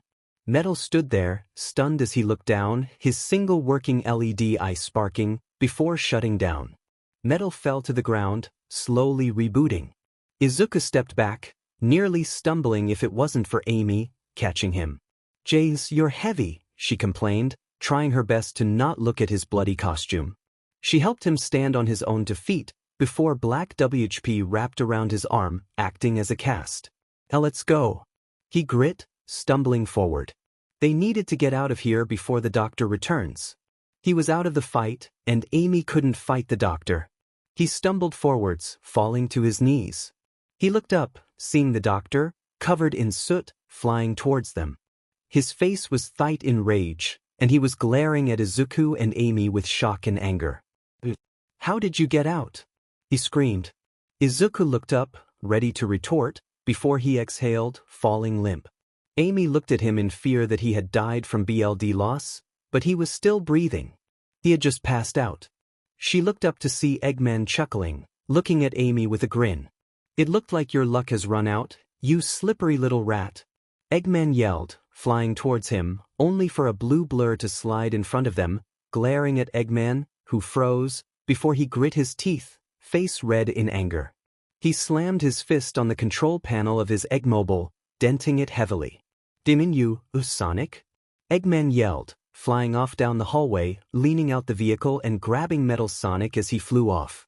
Once they couldn't hear the sound of his vehicle anymore, Sonic turned to face Amy. "Are you all right, girlie?" he asked. Instead of simply crossing her arms and pouting or something, the girl immediately went over to the weirdly dressed guy with a pretty nasty injury.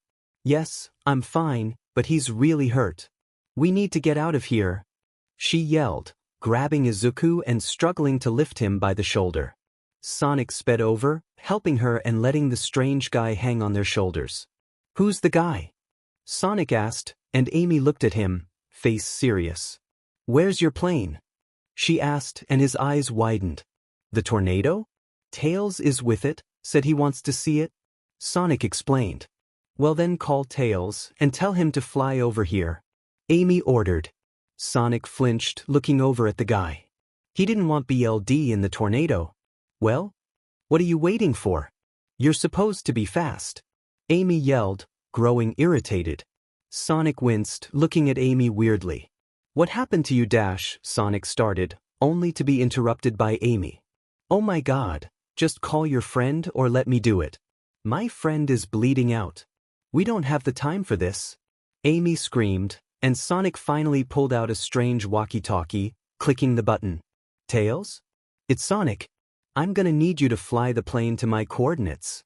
I'll share them now," he said into the walkie-talkie. Amy heard a voice faintly speak back, before Sonic closed the connection. "Thank you," Amy said, nodding. Sonic gave her a thumbs up, and she blushed a little bit. Sorry for yelling at you, Sonic, she said, and Sonic shrugged, shaking his head. No, you were right.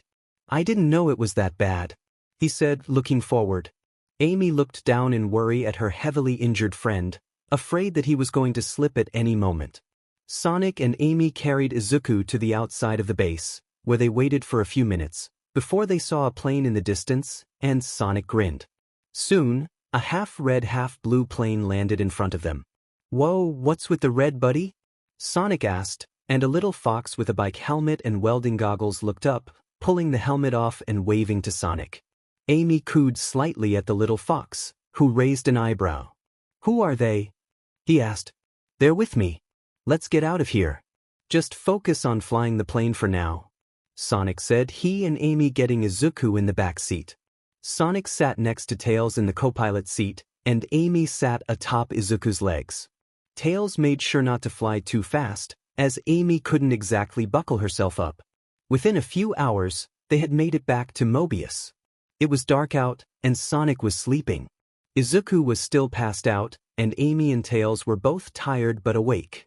Tails landed the plane in front of his and Sonic's cottage. Sonic snapped awake, looking around seeing that they were back at their house. He looked around, seeing a tired and emotionless Amy grab Izuku by the legs, attempting to lift him.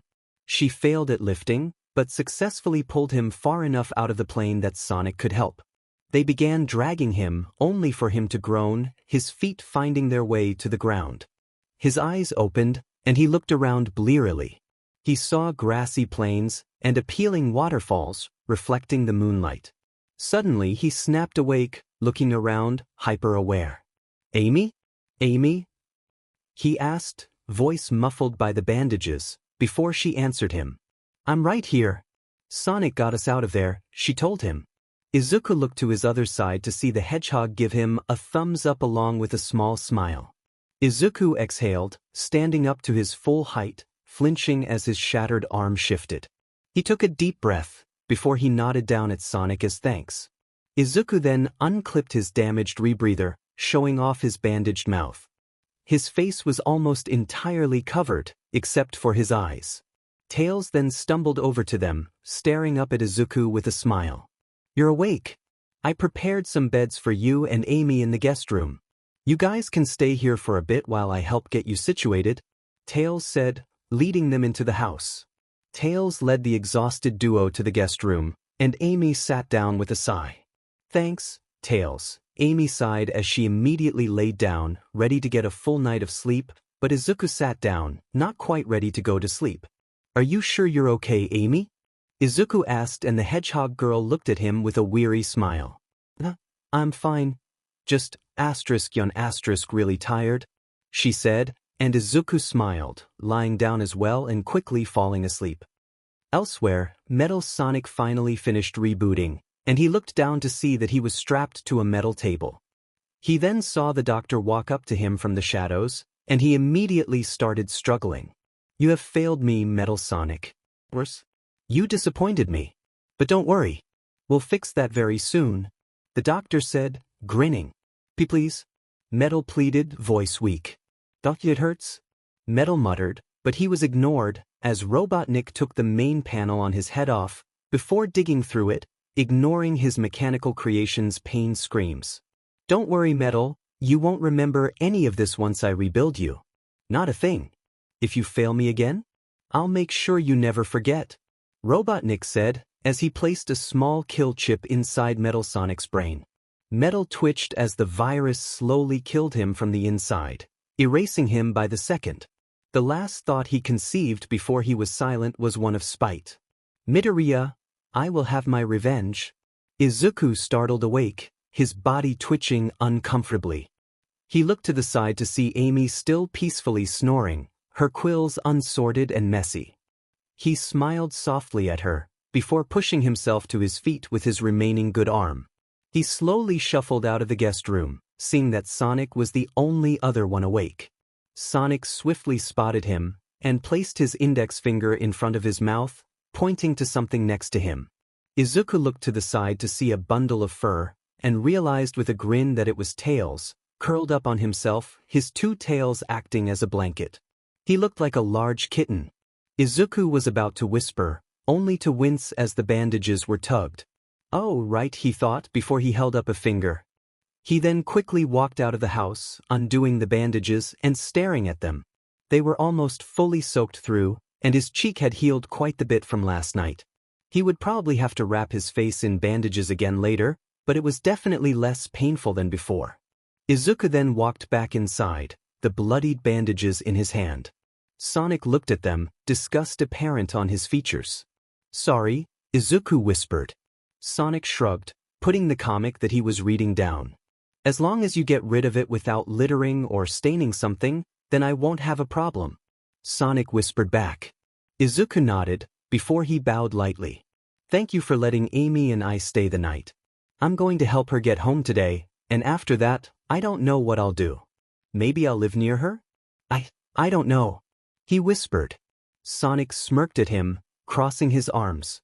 You care about her, huh? He teased. Izuku nodded, a melancholy look appearing on his face. She reminds me of someone. He muttered. Sonic nodded with a grin, before it faded away. Say, did you witness anything happen to her while you were there? Sonic asked. Izuku raised an eyebrow, before he shook his head. Know why? She didn't look too hurt, just pretty dirty. Izuku replied. Sonic looked over at Tails, seeing that he was still sleeping, before jumping off of his chair, walking outside, motioning for Izuku to follow.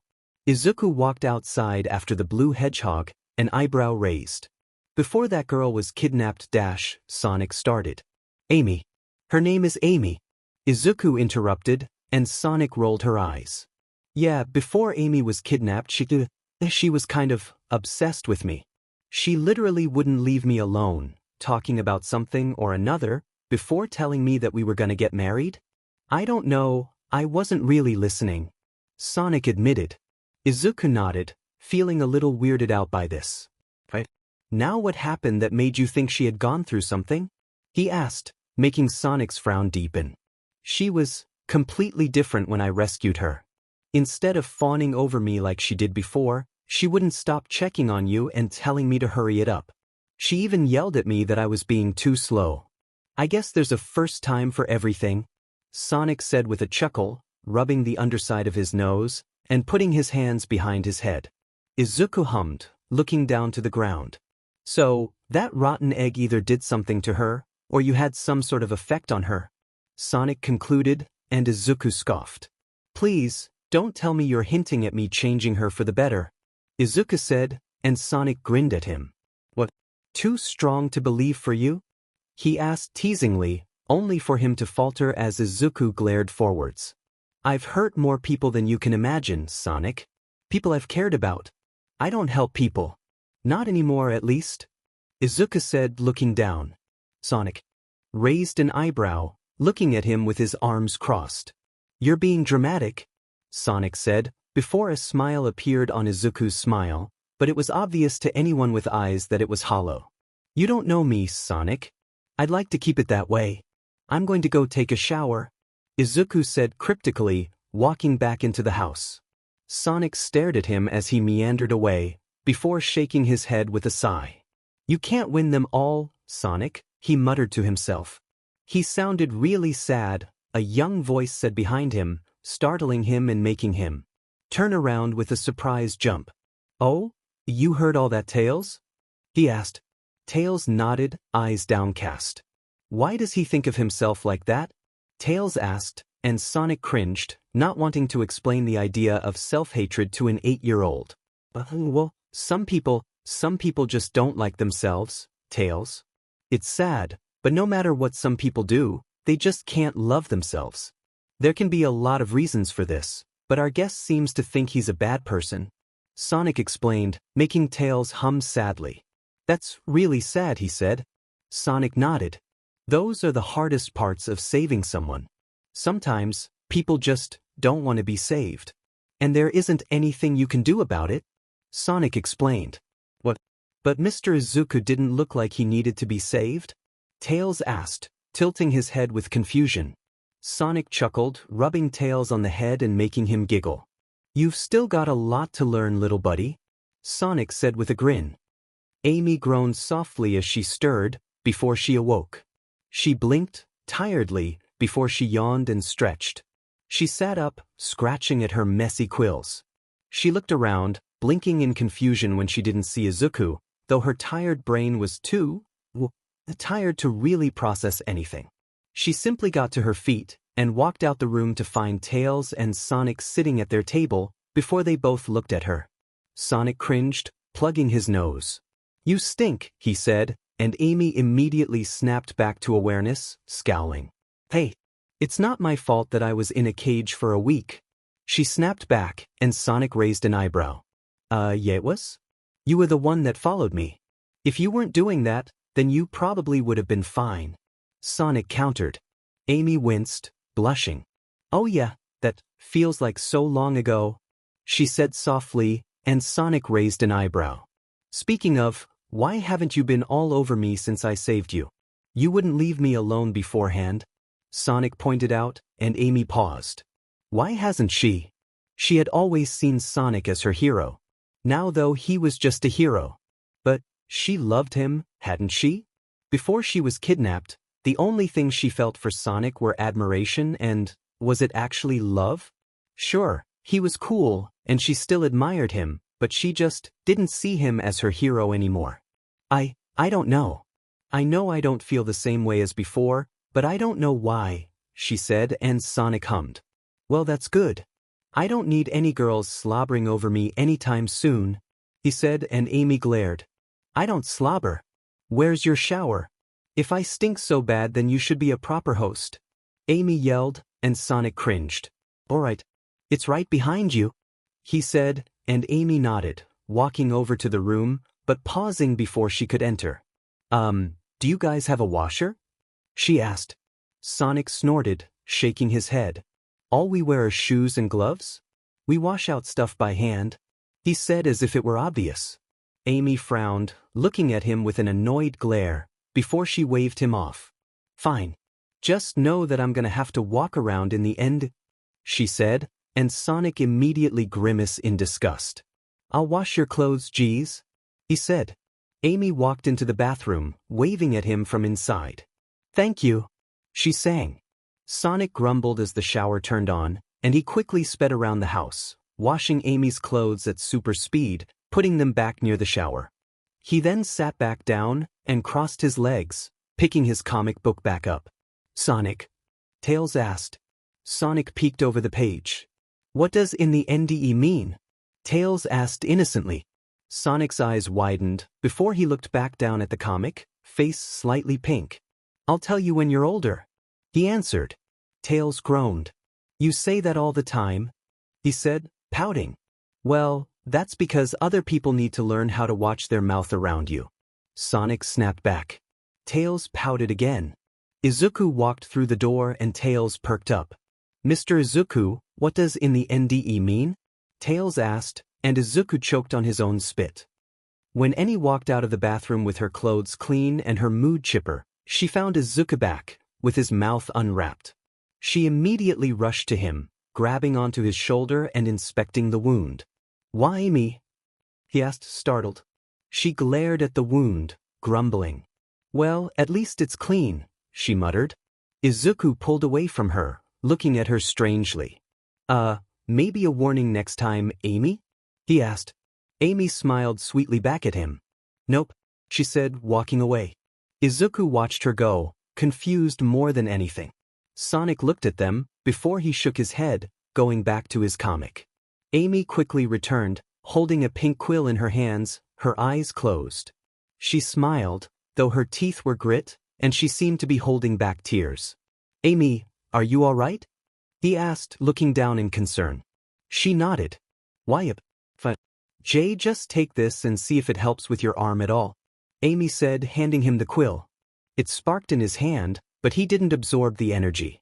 Izuku took a breath before activating OFA, and he immediately felt the energy in the quill get SCD into him.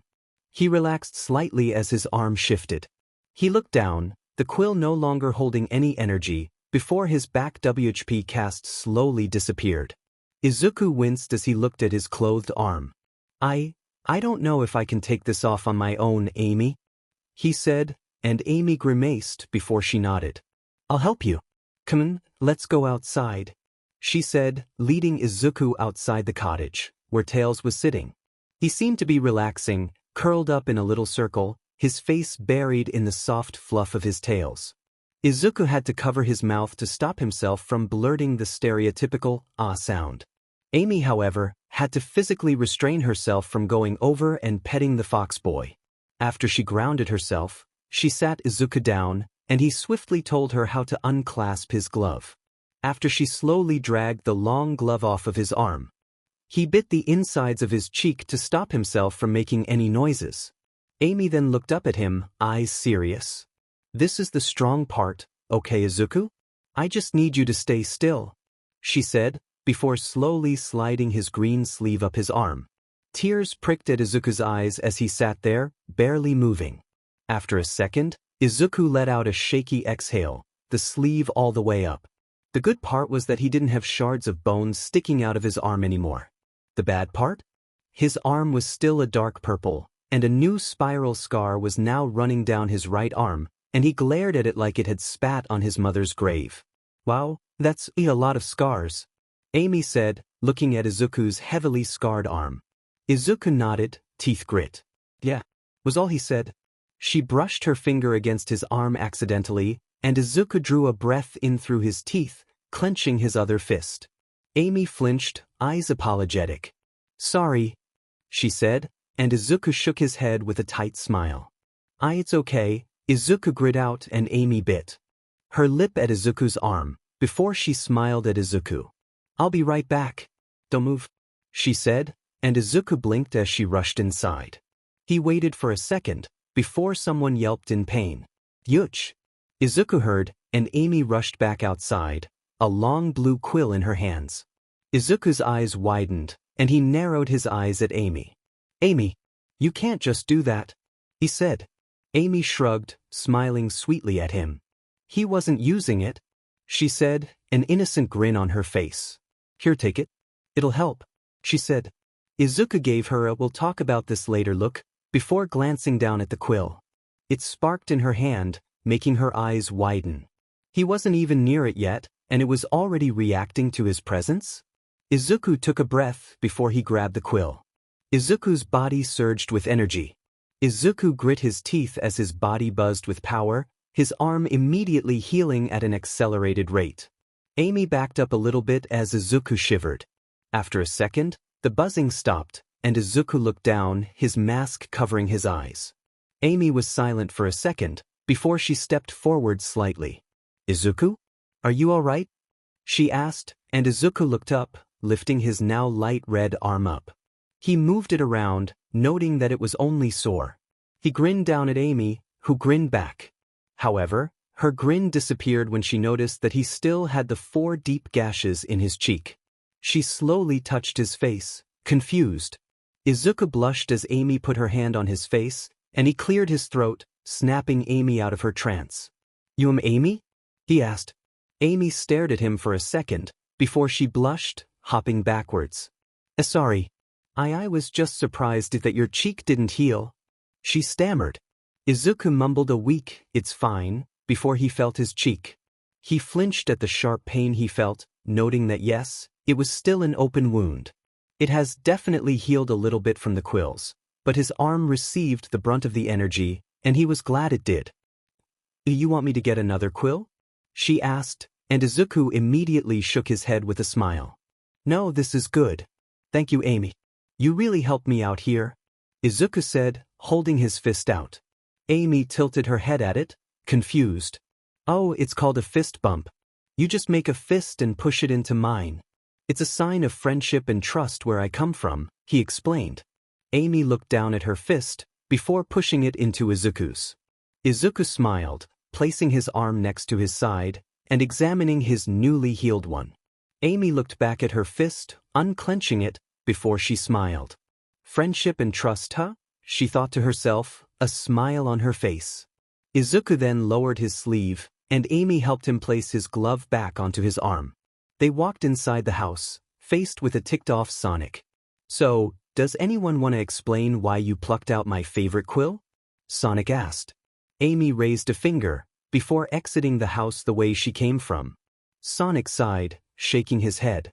If it makes you feel better, your quill healed me, Izuku said, showing off his newly healed arm. Sonic's eyes widened as he viewed Izuku's arm. Wait, what? He asked, confused. Izuku hurriedly explained how he learned about the energy-filled quills. Wait, so you can absorb energy through loose hedgehog quills? Sonic asked, prompting a shrug from Izuku. I think so? I'm not really too sure how it works, but it's certainly useful, Izuku said, offering the quill back, and Sonic scoffed.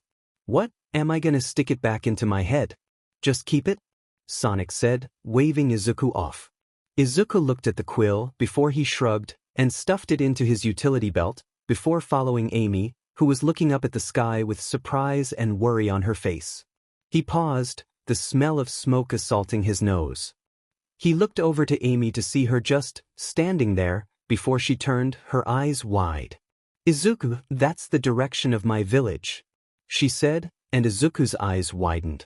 He quickly activated OFA and scooped Amy up, holding her close to his body. Hold on tight, Amy, Izuku said, before he sped forward, the area around them blurring. Amy buried her face into his IT as he ran, reaching the source of the smoke in seconds. Izuku skidded to a stop as the sound of Robotnik's gleeful cackling faded away. Amy hopped out of his arms, dashing forwards into her village. Izuku soon followed, only to see Amy on her knees, looking at what used to be her village. Large piles of charcoal, ash, and soot sat everywhere, and Amy was staring down at a pair of appealing golden rings. Tears stung at her wide-open eyes as she looked down at the appealing jewelry, her shaking hands grasping one of the rings. These were my mother's, she whispered, just loud enough for Izuku to hear. Izuku's full body flinched at the sentence, his eyes widening in horror. He looked around, seeing the charred bones of what used to be Amy's friends. Her family. Her home. Izuku watched as she curled her arms around herself and sobbed, multiple painful times. He took a gentle step forward as Amy cried. The hedgehog girl bristled at being touched, before the mallet from before appeared in her hands, and she swung it backwards, hitting Izuku and sending him flying backwards. Izuku landed on his back, groaning in surprise and pain. He barely avoided the second swing of Amy's hammer, scooching back as she swung at him, annihilating the ground beneath him, and sending ash flying everywhere. Izuku hurriedly got to his feet, barely jumping away from a devastating swing from Amy that waved the dust away. Amy dash, he started, only for her to scream. Why? She screamed, SWNG at him again. Izuku ducked under the swing, taking a few steps back as she rushed forward, SWNG again. Why? She yelled again, SWNG again and again and again. What have I ever done to anyone? Why does that fat F have it out for me? I don't understand. Amy screamed, tears flowing down her face as she rushed forward, SWs one more time, only for Izuku to catch the hammer. The ground cracked under him, and Izuku nearly lost his footing, but he luckily caught himself, before ripping his mask off, and looking Amy in the eyes. Amy, it's me, he yelled. Amy looked at him, her hate-filled scowl shaking, before more tears fell from her eyes. Why?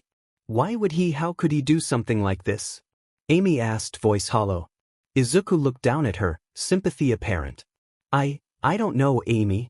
I'm so sorry, he said, pulling her in for a deep hug. She sobbed into his shoulder. Amy dropped her hammer as it turned into sparkles once more, but neither cared as Amy sobbed, Izuku silently comforting her. Sonic shook his head as Tails asked if they should look for Amy and Izuku again. Tails, I told you they're fine, Sonic said, his patience running thin. But Tails started again, only for the door to gently open. Sonic and Tails looked at the door as Izuku walked in, mask down, carrying a completely hollow-looking Amy. Izuku gently set the girl down, and she silently thanked him, walking past Sonic and Tails without a word. Sonic watched her go, an eyebrow raised. He turned back to Izuku, who looked drained. Whoa, you look nothing like how I expected you to, Sonic commented, and Izuku scowled. Really? He asked, and Tails stepped in front of Sonic, looking at Izuku with concern. "What happened to Ms. Amy?" he asked. Izuku looked down at Tails, biting his lip. He took a second to formulate his response, answering in the most innocent way he could. "Robotnik did something really mean to Amy. Just give her some space for a bit, alright?" Izuku said, smiling down at Tails, who frowned. Why does Eggman have to be so mean all the time?" he asked, walking away, eyes downcast. Sonic and Izuku both watched Tails walk away, and once the little fox was out of hearing range, Sonic turned to Izuku.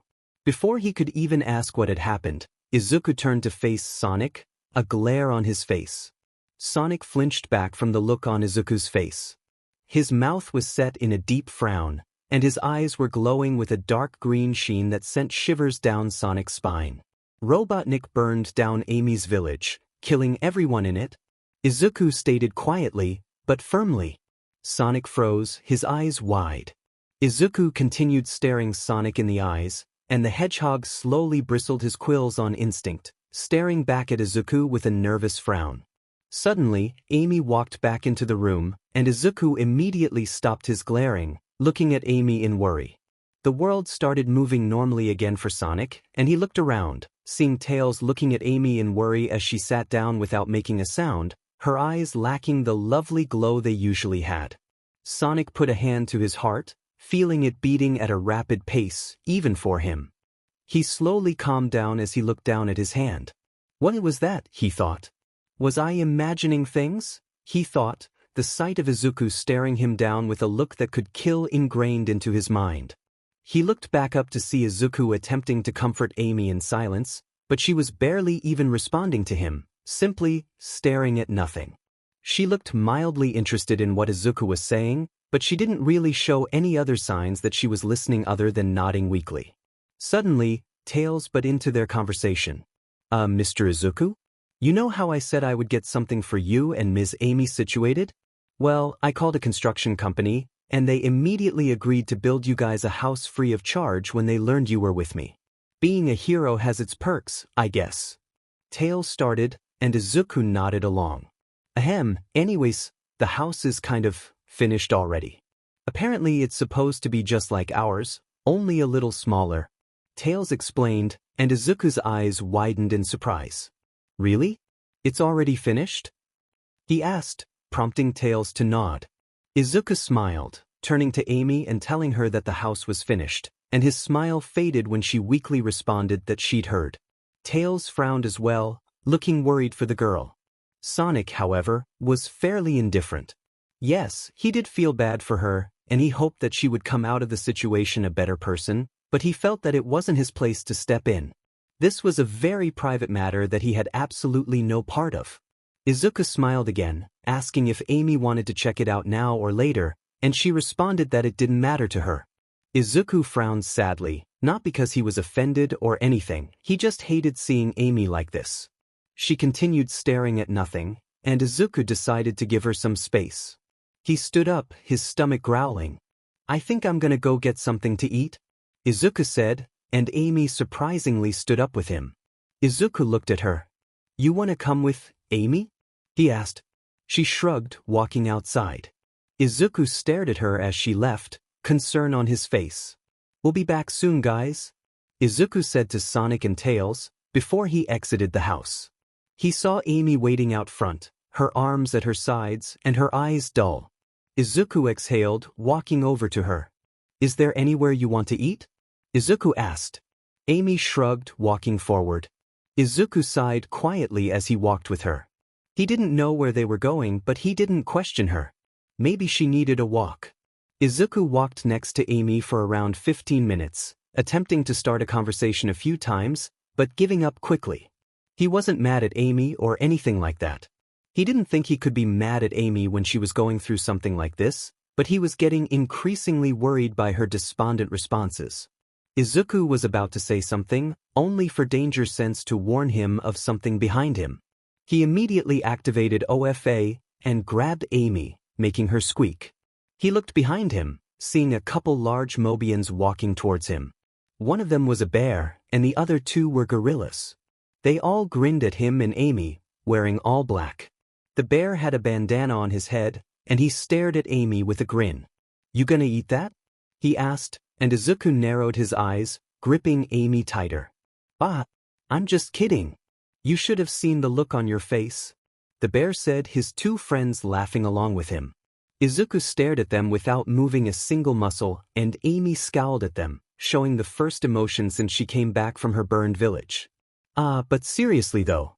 Give me the girl," the bear said, a cocky smile back on his face. Izuku simply calmly slipped his mask on, but before he could do anything, Amy struggled out of his arms, mallet in her hands. "You want me, creeps? Come and get me," she yelled, dashing forwards. The group of Mobians all flinched, and she rushed forward, slamming her hammer into the bear's stomach and sending him flying a foot back. The two gorillas watched with wide eyes, before they got to their knees, hands in a pleading position. "We're sorry," they yelled in unison, and Amy glared at them, a concerning rage in her eyes. "Get the hell away from me," she said, grip on her mallet tightening. They quickly skittered away, grabbing their friend on the way out. Izuku walked up to Amy, but before he could say anything, her mallet disappeared, and she turned to face him, her anger all but gone. "Amy? Are you Alrig?" he started, and she subtly clenched her fists. "Am I all right?"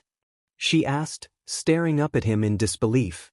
"Did you seriously just ask that?" she asked, and Izuku winced, nodding. "Sorry, that was a dumb question. Do you still want to get something to eat?" Izuku asked, and her eyes softened. She looked down in shame, angry at herself for talking to Izuku like that. Yes," she muttered quietly, and Izuku nodded, continuing down the path. Amy looked down at her hands, clenching them. Her hammer, it was strong. Really strong. Maybe she could use it?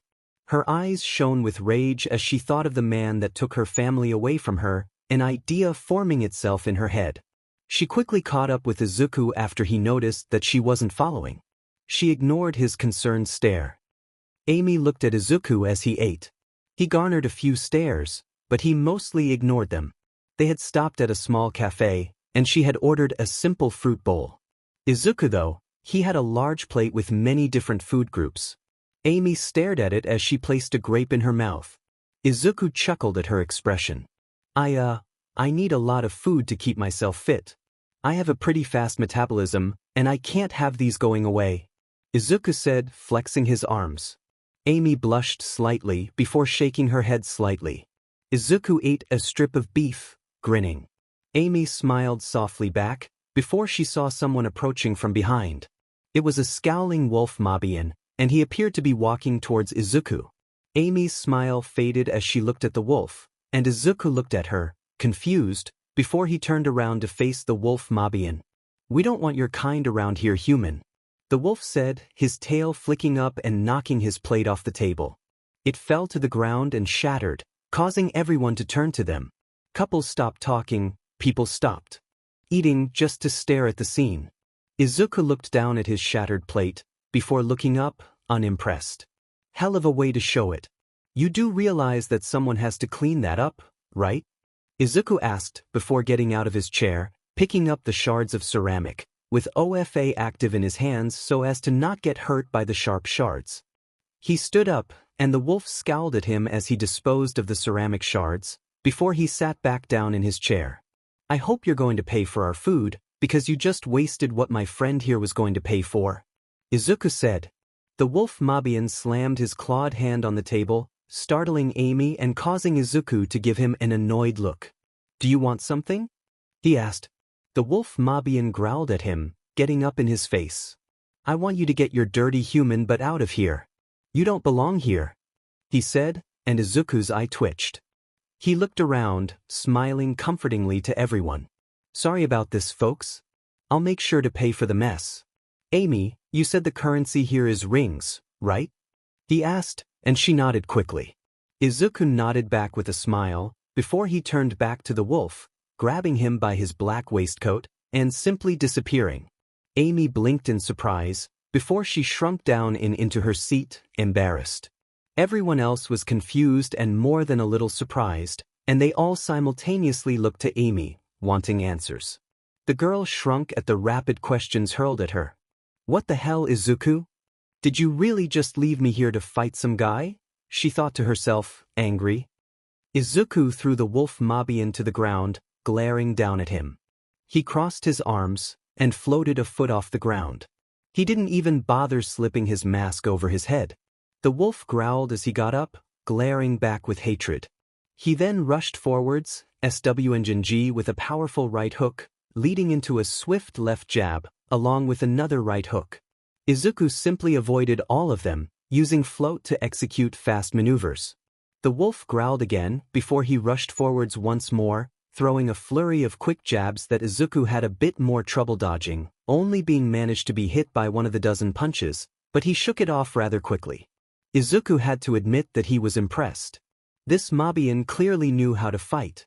The wolf Mobian grinned, wolfishly at hitting Izuku, even if it was only once. Izuku hated saying it, but he respected the Mobian's skill. Not so tough now, are ya? He said, his grin still on his face. Electricity danced across Izuku's skin as he smiled. All right then, he said, landing on the ground. He waited for a second, before the wolf Mobian rushed forwards, attempting a dashing knee, before kicking off the cafe wall, leading to a dropkick. Izuku stopped the move before it could even start, sidestepping and elbowing the wolf's back, stunning him. Izuku then grabbed his opponent's head and slammed it down to a knee in the upper back. The wolf man yelped as Izuku kneed him in the spine, falling to the ground. Izuku took a step back, letting the wolf get up. What's your name? Izuku asked. The wolf got up, grimacing. It's Biowolf, but everyone around here just calls me Wolf. What's it to you? Wolf asked, glaring at Izuku. Izuku Midoriya. You fight well. Have you ever thought of fighting the Eggman? Izuku asked as he took a step forward. Wolf growled at Izuku, his stance getting a lot more savage. You work with Dr. Eggman? Wolf asked. Izuku shook his head, unclipping his glove, and lowering his sleeve to show off the brand new spiral scar. Oh. He did this to me, he said, showing Wolf his arm. He growled, looking down.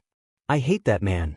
If I could kill him right now, I'd do it without a second thought, Wolf said, getting back into his feet.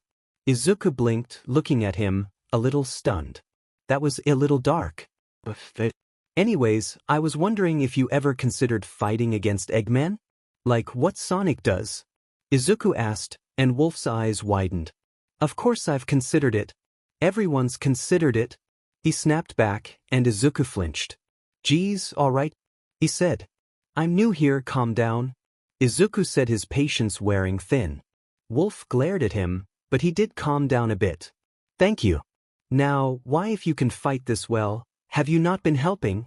Izuku asked, and Wolf growled. That's none of your business, human. Wolf said, pulling his waistcoat back up. Fine. I can understand wanting to keep a secret. Sorry for asking, Izuku said, standing up. But now leave me alone, he said, and Izuku sighed, before something was tossed at his ear. He fumbled around for a second, before catching what was thrown at him. He looked down to see a bundle of rings. 40 for the food and the plate, Wolf said, walking away. Izuku smiled. Thank you, he replied. Izuku smiled down at the rings, walking back into the cafe, seeing the customers were bombarding Amy with questions, and she was obviously terrified. The customers then all saw Izuku and grew silent. Amy? Sorry, here are your rings, Izuku said, placing the rings on the table. That should be enough for the food and the plates, he said to a woman who worked there, before he walked Amy out of the restaurant. Amy? What happened in there? He asked, and she glared at him. Why, you just left me there, while my friend just supposedly mugged someone behind their building, Amy said, and Izuku paused. That, he said, cringing. Oh my god, I'm so sorry, he said. Amy shook her head, not having it. I just want to go home. Please, let's go home. I don't, she trailed, looking down, holding her arms and tearing up. Izuku cringed at the sight. Of course, he said, picking Amy up and jumping in the air. He flew a little slower than usual, letting Amy take in the view. She did calm down a little as she looked at the appealing green valley from above. That was until she spotted the remnants of her burned-down village. She flinched in Izuku's arms, and he looked down to see the village. He winced, about to apologize when Amy spoke. "Wait, drop me down here," she said, looking down at something. Izuku flowed down, lowering them down to the ground. Once Amy's feet touched the ground, she pushed away from Izuku, running over to a golden glint in the dirt. Izuku watched her go, following slowly. He watched as she dug the golden rings from before out of the ash. She picked the soot-covered rings up and turned around to let Izuku see them. "I almost left these behind," she whispered softly. She blew on the rings, ash floating to the ground softly. The rings shone a brilliant golden color in the moonlight, and she slowly unlocked the rings, clasping them together over her own wrists. "The next time Eggman attacks, I'm going to fight back," Amy said, looking at Izuku, whose eyes widened. "Wait, what?" he asked. Amy looked up at him. "I'm going to fight back," she repeated, and Izuku winced, looking away for a second. "That's really honorable of you, but I don't know if I want you fighting," Izuku said, looking Amy in the eyes. She narrowed hers, clenching her fists. "I can handle myself. I'm the one that took out Metal Sonic, remember?" she shouted. Izuku sputtered. That's different. Is it back?" Amy frowned. "How?" she asked, and Izuku shook his head. "Because it just is," he shouted, and Amy teared up, looking at him. "Why aren't you letting me do this?" she asked, and Izuku couldn't even get a word out before she raised her arms, gesturing to the area around her. "So what? I'm just supposed to sit here and watch as everyone else takes down the man that burned down my village and killed my family? Is that what you're telling me right now?" Amy yelled, and Izuku felt tears stinging at his eyes. "Amy, that's not fair," he started, only for Amy to laugh sarcastically. Amy shouted, sobbing. "Not fair? My friends, my family." Amy inhaled, closing her eyes and opening them, glaring at Izuku with determination. "Don't you dare talk to me about fairness. I'm going to fight whether you like it or not." Amy spat, walking past him and outside the village. Izuku grabbed her arm, stopping her. "No, you aren't. He's too dangerous," Izuku said, shaking his head, and Amy turned, ripping her arm away. "You don't get to decide what I do. We're friends, that doesn't mean you dictate my life," she yelled, glaring at Izuku, who frowned, his eyes drying as his patience wore thin. "I'm not trying to dictate anything, I'm trying to stop you from getting yourself killed," Izuku yelled, and Amy scowled at him. "You think I care about that now? I have nothing. Nobody.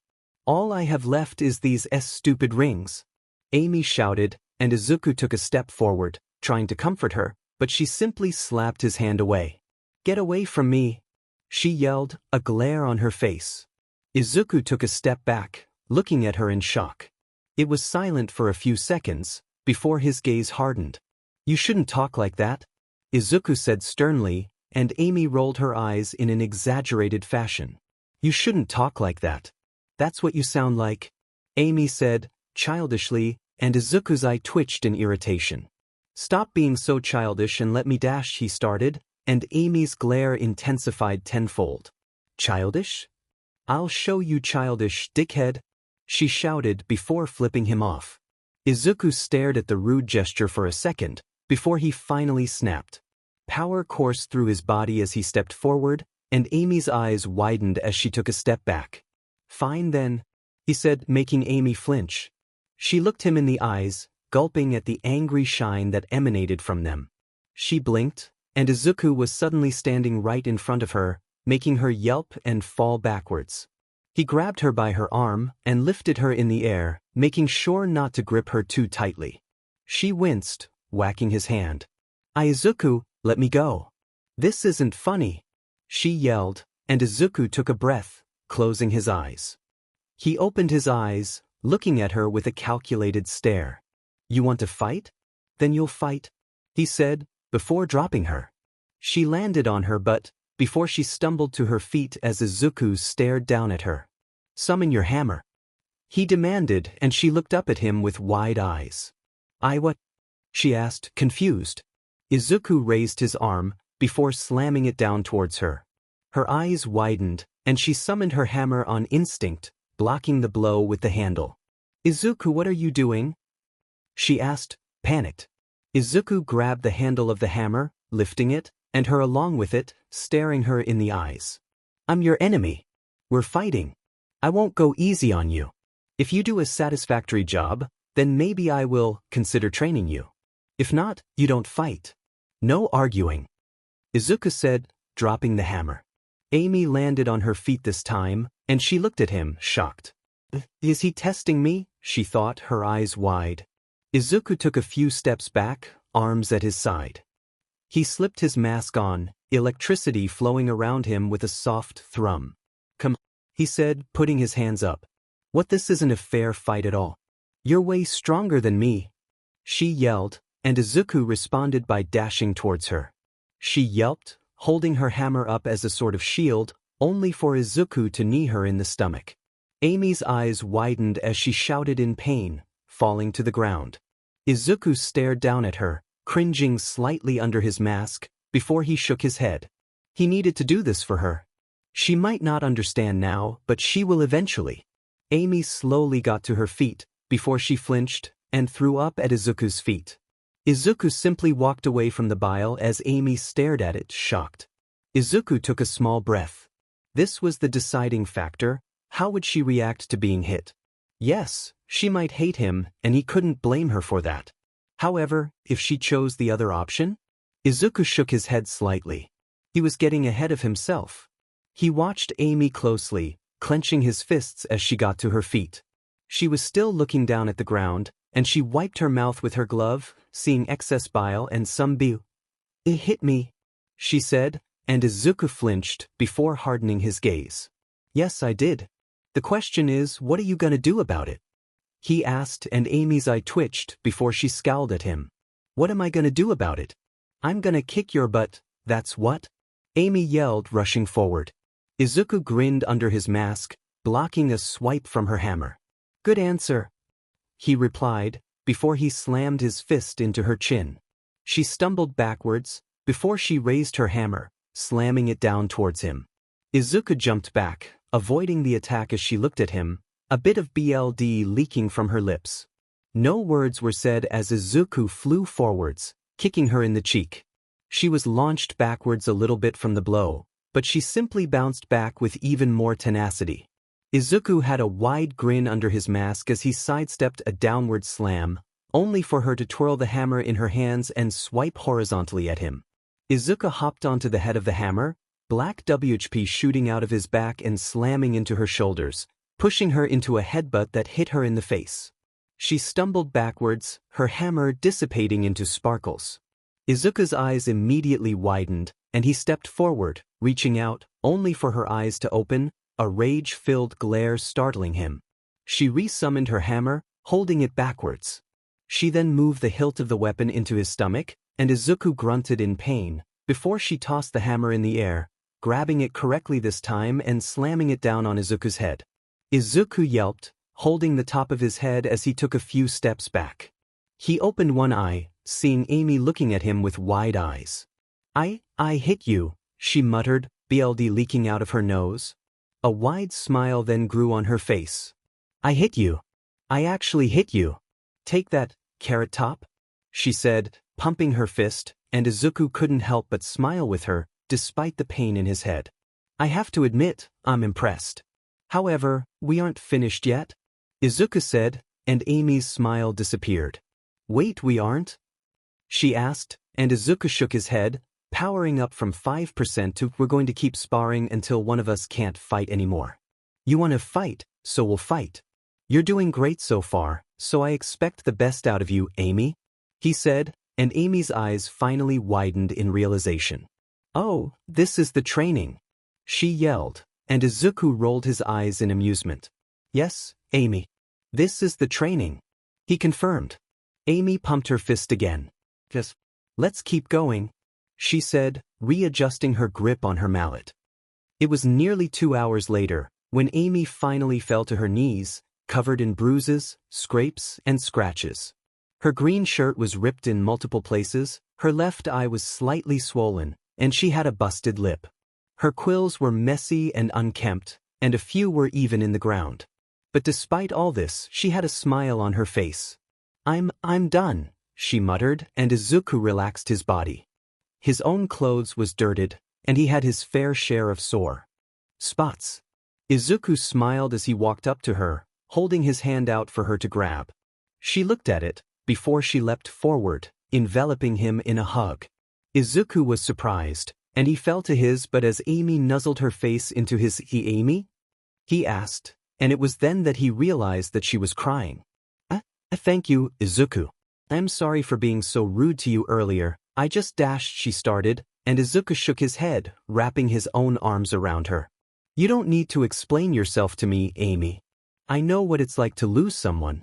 I would be a hypocrite if I judged you for anything that you've done today, Izuku said, and Izuku smiled softly as Amy cried just a little bit harder. Izuku landed outside Sonic and Tails' house, carrying Amy. He walked up to the door, but it opened before they could even walk up. Sonic stepped outside, glaring at the two. Tails has been worried sick, he started, only for his eyes to widen at the state of the two. Oh, what the hell happened to you two? He asked, and Izuku chuckled. We talked, he said, and Amy nodded along with him, a small smile on her face. Sonic noticed Amy's heightened mood and simmered down a little bit. Tails then opened the door and squeezed past Sonic, his eyes wide. Oh, you guys are all right? He said, relieved. Izuku cringed, feeling guilty. Sorry we took so long. Amy and I had some business to tend to, Izuku said, and Tails' face immediately scrounged up in disgust. Were you guys embracing? He asked, and both Izuku and Amy blushed heavily as Sonic laughed. What? Why would you even assume that? Izuku asked, and Tails looked at Sonic. Sonic told me that when a boy and a girl have business together, they embrace. He explained, and both Izuku and Amy looked at Sonic, deadpan. Hey, you try and explain the birds and the bees to him, he said, and Tails tilted his head innocently. Birds and bees? What about them? He asked, blinking innocently. Izuku grinned lopsidedly as Amy put her hands to her face, her eyes practically sparkling. I see the problem, Izuku said, and Sonic huffed. Exactly. Seriously though, what happened to you guys? Sonic asked. Izuku shrugged, looking at Amy as she conversed excitedly with Tails. We sparred. She wants to join the fight against Eggman, Izuku said, and Sonic's eyes widened. What?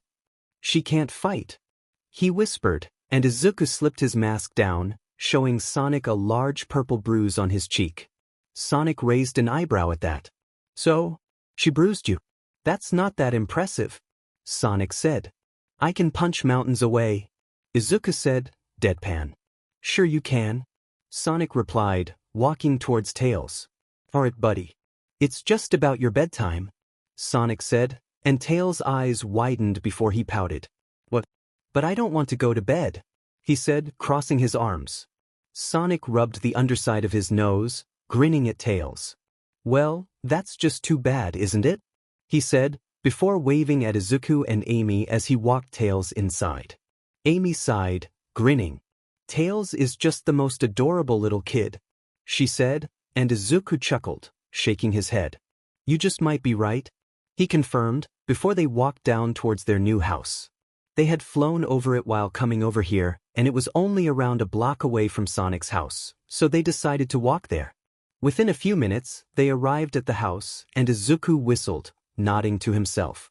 It was definitely a bit smaller than Sonic's house, but that was honestly fine with him. As long as they had the proper equipment to live, he was fine. Amy just looked excited to see the house in general. Izuku walked up to the wooden door and grabbed the handle, pulling it. It was obviously locked, and he pulled a little harder, smiling when it didn't budge. Alright, the door's sturdy. That's a good sign, Izuku said, before noticing a key on the front porch. He bent down, grabbing it and placing it in the keyhole, unlocking the door and opening it. He held the door open for Amy, who walked inside with a pep in her step. Whoa, hey, there's a note on the table, she said, walking over and grabbing the note. Hey guys, this is from Tales. I left you two each a housewarming gift in the closet in you guys' rooms. I hope you don't mind. She read aloud. Izuku hummed, walking to the room closest to him. He entered, seeing a queen-size bed, a wooden nightstand, a large dresser, a hamper, and a closet. He walked over to the closet and opened it to find a small red shirt along with a white skirt and a pair of blue panties. He closed the closet door with a blush, exiting the room to see Amy doing the same thing, a similar blush on her face. I have found your gift, Izuku said, and she nodded, looking down. Funny. I was just about to say the same thing, she said, and they both entered the other room. Izuku opened the clothes to find a blue t-shirt, red sweatpants, and some white boxers. He hummed in appreciation, grabbing the clothes and setting them on his bed. He looked at them, before stretching, wincing at the tightness of his shoulders. He walked out of his room and into Amy's. Hey, I'm gonna go take a shower he started, before freezing. She was in the middle of taking her torn shirt off when Izuku walked in. Their faces each burnt crimson as Izuku covered his eyes. He luckily only saw her stomach, but it was still more than he should have seen. Sorry, he yelped. He heard a minuscule, "It's okay," as he turned and left, before he entered the bathroom, grabbing a towel from the rack against the wall. That's convenient, he muttered, still embarrassed. He shook his head, closing the bathroom door and turning the water on. Amy was still blushing when she walked out of her room, sitting at the table. She had decided against changing, not wanting to dirty her new clothes. She was all gross, and it just wouldn't make sense to change without taking a shower. She looked down at her ripped shirt with a sigh. She hadn't particularly cared about this shirt, but she still liked it. All her other clothes were in her village when Amy's gaze hardened as she thought about what remained of her village, dark thoughts of Eggman filling her head. He would attack eventually, and she would be ready to pay him back tenfold. She looked down as she summoned her hammer, looking at it with an inquisitive glance. You'll pay for what you did to me, Eggman. You're going to regret even thinking about burning my home down when I'm done, she said, grinning darkly. Her hammer dissipated as she heard the water turn off. She placed her hands on her lap and sighed as she heard the bathroom door open. She looked up, only to squeak and look back down. She didn't know why she expected him to be in anything but a towel. Sorry, she said, and she heard an embarrassed chuckle. I suppose it happens to everyone, he joked before he entered his room. After a few minutes, he walked out of his room, dressed in his new clothes, while rubbing his hair with the towel. Amy nodded at his clothes, smiling at him. How's it feel to get out of the costume for once? She asked, and he smiled at her. Pretty good. It's needed a wash for a bit, Izuku said as he carried the costume to the laundry room, placing it in the washer and starting it. Amy playfully plugged her nose. I mean, I didn't want to say anything, but, she said, and Izuku rolled his eyes as she devolved into a series of giggles. I'm gonna go lay down. You should take a shower before you go to sleep as well. There's still plenty of hot water, Izuku said, entering his room. He placed the towel in the hamper next to his dresser and laid down, sliding the covers over him. He sighed as he relaxed, quickly falling asleep. Dr. Robotnik growled to himself as he worked late into the night.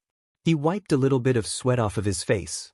He scowled at the broken monitors as he turned to face them. Those hideous hedgehogs and that traitorous little boy will pay for what they've done. The doctor's scowl then turned into a menacing grin. Luckily for me, that blue hedge rat forgot about one itty-bitty little thing, the doctor said, before pulling out an incredibly cleanly cut green emerald, holding it in the palm of his hand. It positively glowed with power, and Robotnik laughed, a small robotic skeleton behind him. He didn't notice it clench its fist as he laughed into the night. Izuku awoke with a light groan. He looked up, seeing the light that flowed into the window. He sighed softly, relaxing in his bed a bit, slowly waking up. He blinked when he felt something brush up against his side. He blinked, before he looked down to see a small lump under his blanket, and he gulped, before slowly grabbing the blanket and lifting it up, peering under with a cautious gaze. Oh, it's just Amy, he thought, blushing. Why the hell was Amy nestled into his side? She was breathing softly, a tiny smile on her face. Izuku calmed down. He couldn't move her. She looked absolutely adorable like that. Izuku huffed silently, looking at Amy as she snored. He then dropped the blanket and picked up his picture, gently placing it back into his pocket. He placed his arms over his knee, thinking to himself, "Well, this is my life now," he thought. Luckily, he only had to wait around 18 minutes before Amy started stirring. He looked down as the lump in the blanket moved, finding its way to the edge of the blanket, and he smiled as Amy poked her head out of the blanket, wearing her own new clothes. "Any reason you decided to vacate to my bed?" he asked, and the tired Amy simply yawned. "I bet comfy," Amy simply murmured, rubbing at her eyes. Izuku hummed before getting out of the bed. "I'll take a look at it later. I'm gonna go take a shower," Izuku said, walking out of the room. Amy watched him go, before yawning again, getting back into a comfortable position, becoming a bundle of quills once more. Izuku quickly switched his costume from the washer to the dryer, before walking to the bathroom and closing the door. Amy, not being able to fall back asleep, walked out of Izuku's room.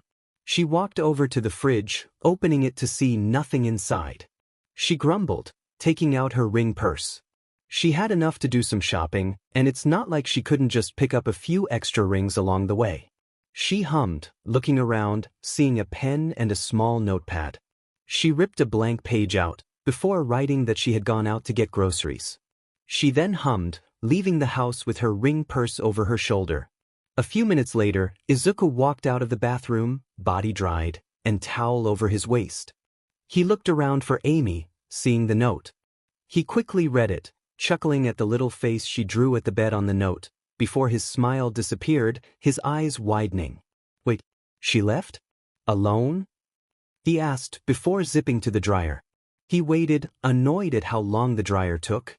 After around 10 minutes, he decided he didn't care anymore, and got dressed in his mostly dry costume. He then zipped out of the house, quickly taking to the sky. Amy hummed as she entered Central City. It was honestly pretty rare to see Mobians around here, as a pretty large amount of them didn't care for humans, mostly due to Eggman.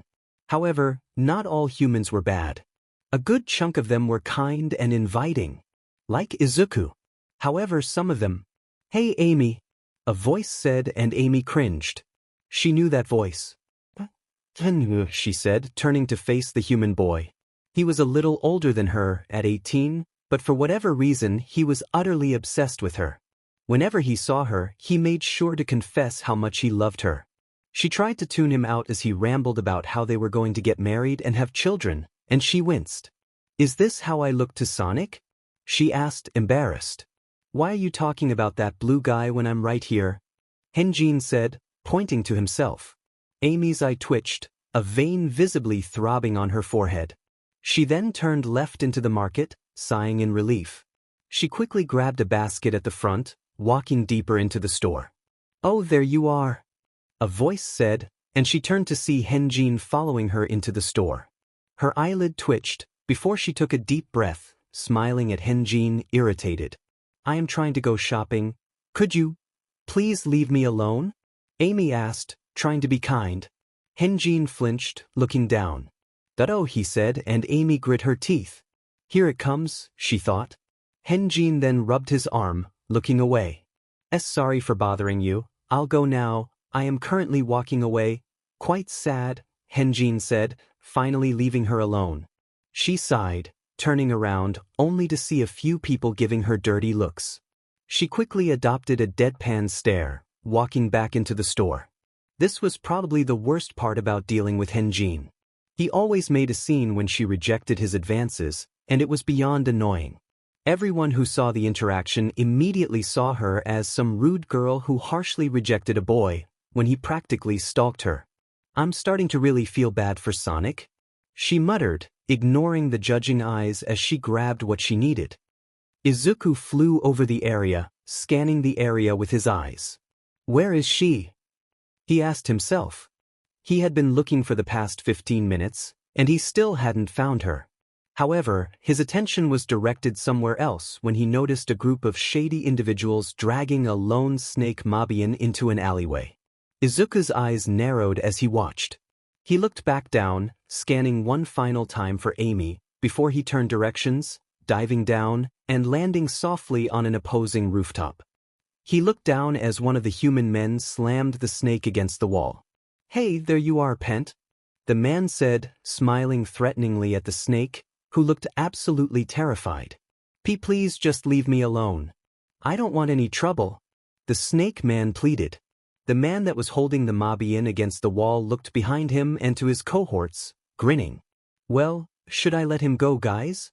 he asked with a laugh. The 2 men and 1 woman laughed along with him. "Well, what do you think?" the man said, turning back to the Mobian. Before the snake man could even say anything, the human scowled, pulling out a pair of pliers. "I suggest you don't speak. It'll make pulling all those sharp teeth out even harder for you. We don't wild animals in our city," the man said, and Izuku had seen enough. He slipped his mask and rebreather on as he shot Black WHP out, wrapping it around the human's waist and pulling him backwards. The man dropped the pliers with a yell as he slammed into the wall. Izuku then jumped down, where the human once stood. He turned back to the snake man. "Get out of here," he said, and the snake smiled.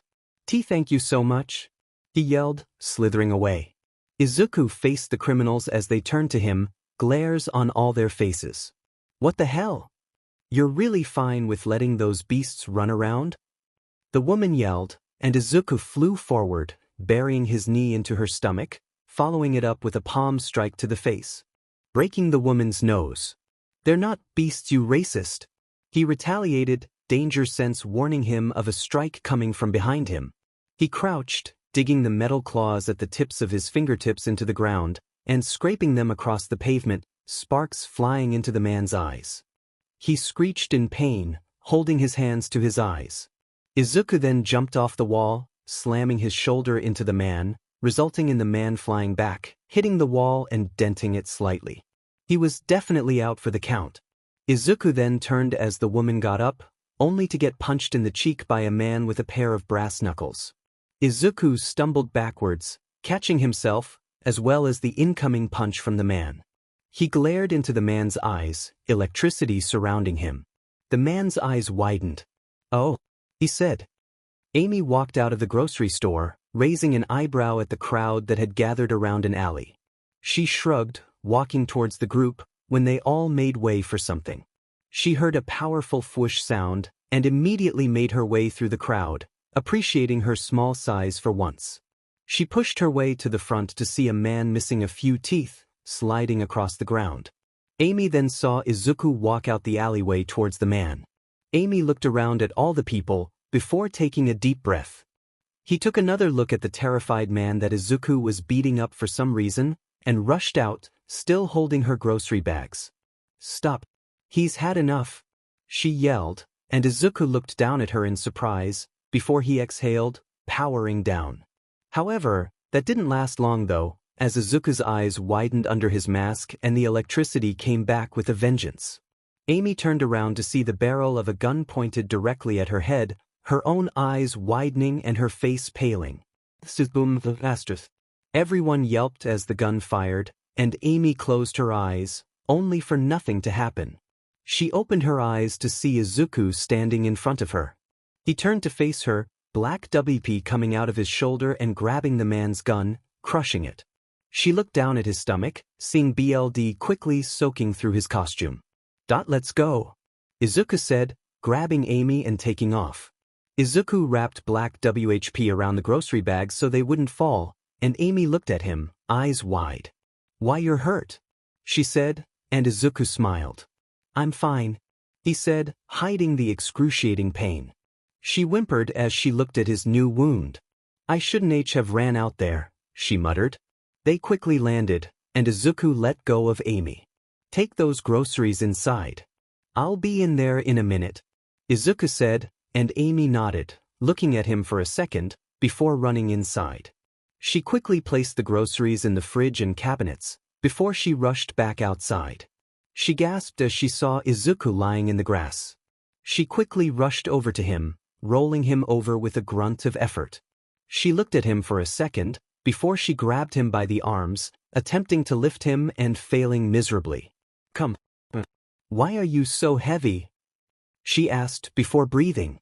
I can do this, she muttered, grabbing his arms and attempting to lift him again. Unbeknownst to her, her wrist rings crackled with a soft pink electricity. Her eyes opened in surprise as the struggle was gone. She looked over Izuku's shoulder to see if anyone was helping her lift him. Nope, it was just her. Why was he so light now? Sure, it wasn't like lifting a feather, but he certainly wasn't light anymore. Amy shook her head, concentrating. She dragged him into the house, his feet dragging across the floor, scratching the nice wood. She winced at the marks, hoping that they would just come out with a nice wax. She slowly dragged Izuku to her room, placing him on her bed with a huff. She looked over him, noticing that the red stain was getting bigger. Oh God, I have to hurry, she murmured. She looked around his suit, noticing the small zipper going up his ear. She grabbed it, quickly unzipping the top of his suit and sliding the top down his body, ignoring the blush on her face. It shouldn't be surprising that he's so fit, she said, before she blanched, her face going pale again at the bloody wound. At least she could see the bullet. Amy took a deep breath, before running out of the room and into the bathroom. She grabbed the first aid kit that she saw earlier, opening it and grabbing a roll of sterile bandages and tweezers. She ran back to her room, setting the bandages on her nightstand, before hopping back onto her bed. She looked at Izuku, grabbing his hand and squeezing it lightly. If you can hear me, then this is going to hurt, she said before slowly inserting the tweezers into his wound. He squeezed her hand as he grit his teeth in his state of unconsciousness, and she took a deep breath, slowly digging deeper into his wound, grabbing the bullet and dragging it out. She sighed in relief when she got the bloody bullet out. She placed the tweezers and bullet on her nightstand next to her bandages, which she then grabbed. She then slid him off her bed, and he landed harshly on the ground, but at least she had access to his back now. She wrapped the bandages around his abdomen, blushing as her hands brushed up against his torso. After a minute, she clipped the bandage, before taking a few steps back. She looked down at her gloves, wincing at the BLD on them. She really hoped they didn't stain. She shook her head with a frown, walking up and grabbing Izuku by the arms, and dragging him onto her bed, letting him rest there. She sighed, glad that she had actually done something to help Izuku for once. But, I'm the one who got him shot in the first place, she whispered, walking out the room. She looked back to see Izuku breathing softly as he rested, before she narrowed her eyes at the ground. I need to be better, she whispered. Izuku's eyes opened to the sound of muffled grunting. He sat up, wincing in pain. He looked down to see bandages wrapped around his torso. Oh right, the bullet. Amy must have dragged me inside and patched me up, he muttered, standing up with a grunt. This bed really is uncomfortable, Izuku commented, walking out to the living room. He could still hear those muffled grunts. Just what was that? He put his shoes on, walking outside to see Amy struggling to do push-ups. Izuku watched for a minute as her arms shook, a blank look on his face. She's really serious about this, isn't she? I can't say that I blame her, Izuku thought, remembering how he felt when he found her body. Izuku blinked, shaking the thought away, and walking towards Amy, who looked at him.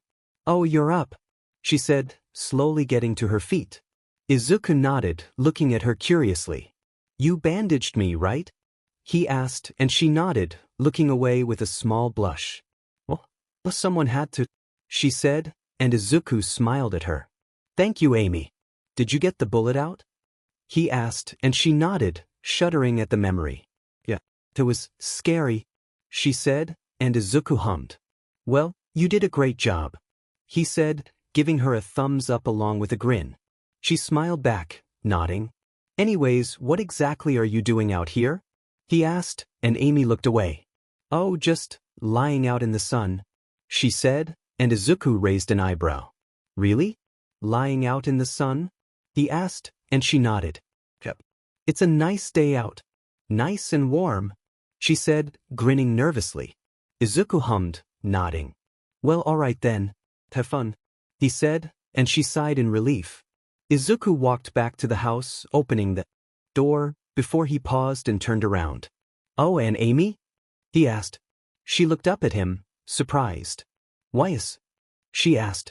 You're supposed to keep your back straight while pushing yourself up, otherwise the workout won't be as effective, he said with a grin. Amy's eyes widened, before she frowned, looking down at the ground, an embarrassed blush on her face. Izuku looked at her, amused, before he shook his head, walking over to her and dropping to the ground himself. She looked at him in surprise as he started doing one-handed push-ups. She pouted, going back to her normal ones. Show off, she muttered, and Izuku laughed. Izuku and Amy walked in the house, Izuku with an amused grin, and Amy with an exhausted frown. She dragged her feet as she walked, her body sagging. Do you know that? She accused, and Izuku shrugged. So I've been told. He responded, handing her one of the new plastic water bottles she had bought. She graciously took it, quickly chugging it with a satisfied sigh. Izuku drank his a bit slower, allowing himself to relax. So, how was your shopping trip? Izuku asked, and Amy groaned. Don't even remind me. So, there's this guy, right? A bit older than you and a real tool. He will not leave me alone. He's been after me for like a year. He just keeps trying to get together with me, and every time I tell him to go away, he causes a scene and makes me look like the bad guy. He's the one who follows me everywhere, she said, placing her empty water bottle on the table. Izuku raised an eyebrow. Didn't you? He started, and Amy glared. Yes, but I don't think I really like him like that anymore, she said, her annoyed grimace disappearing to that of an insightful look. Izuku hummed, setting his own bottle down. Oh really? Why is that? He asked, and Amy hummed, looking at her hands. Watching you get hurt like that, it made me realize something. Yeah, I admire Sonic and what he does, but I don't think I love him. I don't know if I ever did. He's cool and handsome, but he's just not as great as I thought he was, she said, and Izuku's eyes widened. He looked at her, a confused look on his face. What made you change your mind? He asked, and she looked at him for a second, before blushing and turning away. That's a secret, she answered, standing up. Izuku shrugged, nodding. That's fair. I can understand keeping a secret, he said, taking another sip of his water. Amy was about to go to her room when there was a knock on the door. Izuku opened it to find Tails waiting there. Izuku smiled at him, opening the door wider. Tails, how's it going? He asked, inviting him inside. Tails smiled at him, walking inside and waving to Amy, who waved back. Well, Sonic's glad you're out of the house, but I just wanted to check up on you guys. Is everything all right around here? He asked, and Izuku nodded. Yep. Although, I do have a question. How did you get the construction guys to build this house for free? Izuku asked, and Tails giggled at him. I told them that Sonic would give them autographs, he said, and Izuku's eyes widened. Really? They all did that just for an autograph? Izuku asked, and Tails nodded, his smile becoming more sentimental. Sonic's the first person that ever stood up to Eggman. If it wasn't for him, then we'd all probably be his slaves. He saved all of us multiple times. Sonic is known as the savior of Mobians for a reason, Tails explained. Izuku hummed, impressed. Well, that makes sense. Were they happy when they got their autographs? Izuku asked, and Tails nodded, a grin on his face. They looked like little kids, he said, and Izuku smiled in amusement. Tails saying that is pretty ironic, he thought to himself. Well, things are all right over here, Izuku said, and Tails nodded at him, before looking at Amy, his smile fading. And Amy? How are you doing? He asked softly. Amy smiled at him, appreciative. I'm doing better. I also made a decision. I'm going to fight with you guys, she declared, clean high her fists at her sides and looking at Tails with determination. Wait, what? Kit, surprised. Izuku nodded, his mouth set in a soft smile. Yeah, she decided that she wanted to fight against Eggman with you and Sonic. I was against it at first, but she definitely has potential to be a great help in the fight. She's stronger than she looks, I can tell you that, Izuku said, and Amy grinned, proud of herself. I'll see it when I believe it, a new voice said. Izuku, Amy and Tails turned to see Sonic staring in the doorway. "You left this open, by the way," he said, rubbing the underside of his nose. Amy crossed her arms, looking away with a pout at his comment, while Izuku invited him inside. "Sonic, why are you here?" Tails asked, confused. Sonic grinned at him as he closed the door behind him, rubbing his head affectionately. "I wanted to see what had you out the door in such a hurry. You flew away so fast," Sonic said, and Izuku raised an eyebrow. "You flew your plane here?" he asked Tails, who looked at him in confusion, before he realized. "Oh, we never told you," Tails said, before his tail started spinning and he levitated off the ground. Izuku took a step back, his eyes wide. How?" Izuku asked, and Sonic shrugged. "Beats me. He can just do that. It's pretty cool if you ask me," Sonic said, and Izuku nodded, quickly going behind Tails to see it. "I see. It's almost like his tails are a propeller. How interesting. Maybe he does it by dash," Izuku said, trailing off into a mess of mutters. Sonic and Tails looked at him in confusion. "Never actually seen him do it?" Amy commented, and the other two Mobians looked at her, making Amy flinch. "Don't look at me like that. He just told me that he has a habit of going on a muttering tangent when he finds something interesting," she said, and Tails blushed, lowering himself to the ground. "It's not that impressive," he mumbled, holding one of his tails. "What? Don't say that, bud. You're way past cool," Sonic said, giving Tails a noogie. Tails giggled, shaking himself out of it, and Izuku snapped back to reality, smiling at the sight. "Yeah, Sonic's right. That's a miracle of life right there. I'm pretty sure I've never seen anything like it," Izuku said, and Tails hummed, blush deepening. "Thank you," he said. Sonic chuckled at his reaction, before he walked over to Amy, looking at her with a raised eyebrow. Amy blushed slightly under his scrutiny, before Sonic turned to Izuku, pointing to Amy with a look of boredom. "You really think she's strong? She doesn't look all that tough to me. She's so... How can I say this in the nicest way possible?" Sonic said, and Izuku smiled amusement. "Well, one thing I can say about her is that she gets angry pretty easily, and that's usually when she gets her strength," he said, pointing to her. Sonic looked up at him, before turning to face the now glaring Amy. He took a step back, chuckling nervously. I didn't mean it." He tried. "Yeah, nice try, blue boy. You want to see strong?" she asked, before she summoned her hammer, raising it above her head. "All right, I believe it now," Sonic said. Tails flocked over to her, his eyes wide. "Oh, how'd you do that?" he asked, and Amy smiled, shrugging happily. "I don't know. I just wanted to clobber Mr. Big Mouth over there, and poof. It was in my hands," she explained. Izuku nodded along. That made sense. Amy scanned the hammer, studying its design. Where did this hammer even come from? She thought aloud, and Tails hummed along. "Not sure. It just looks like a hammer, but it's not. It just appears like this?" he asked. Amy nodded. "Yeah. It happened when Izuku was attacked by Metal Sonic.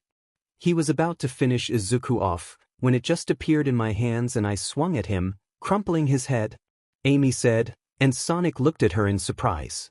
"Wait, that was you?" he asked, and she nodded. "Yeah. What?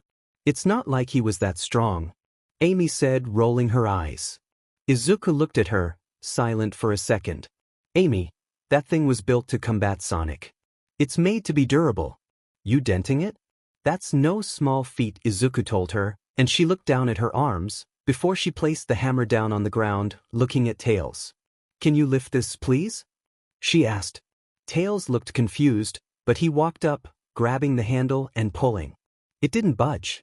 Tails backed up, before he twirled his tails, flying up into the air and grabbing the handle again, trying to lift it from above.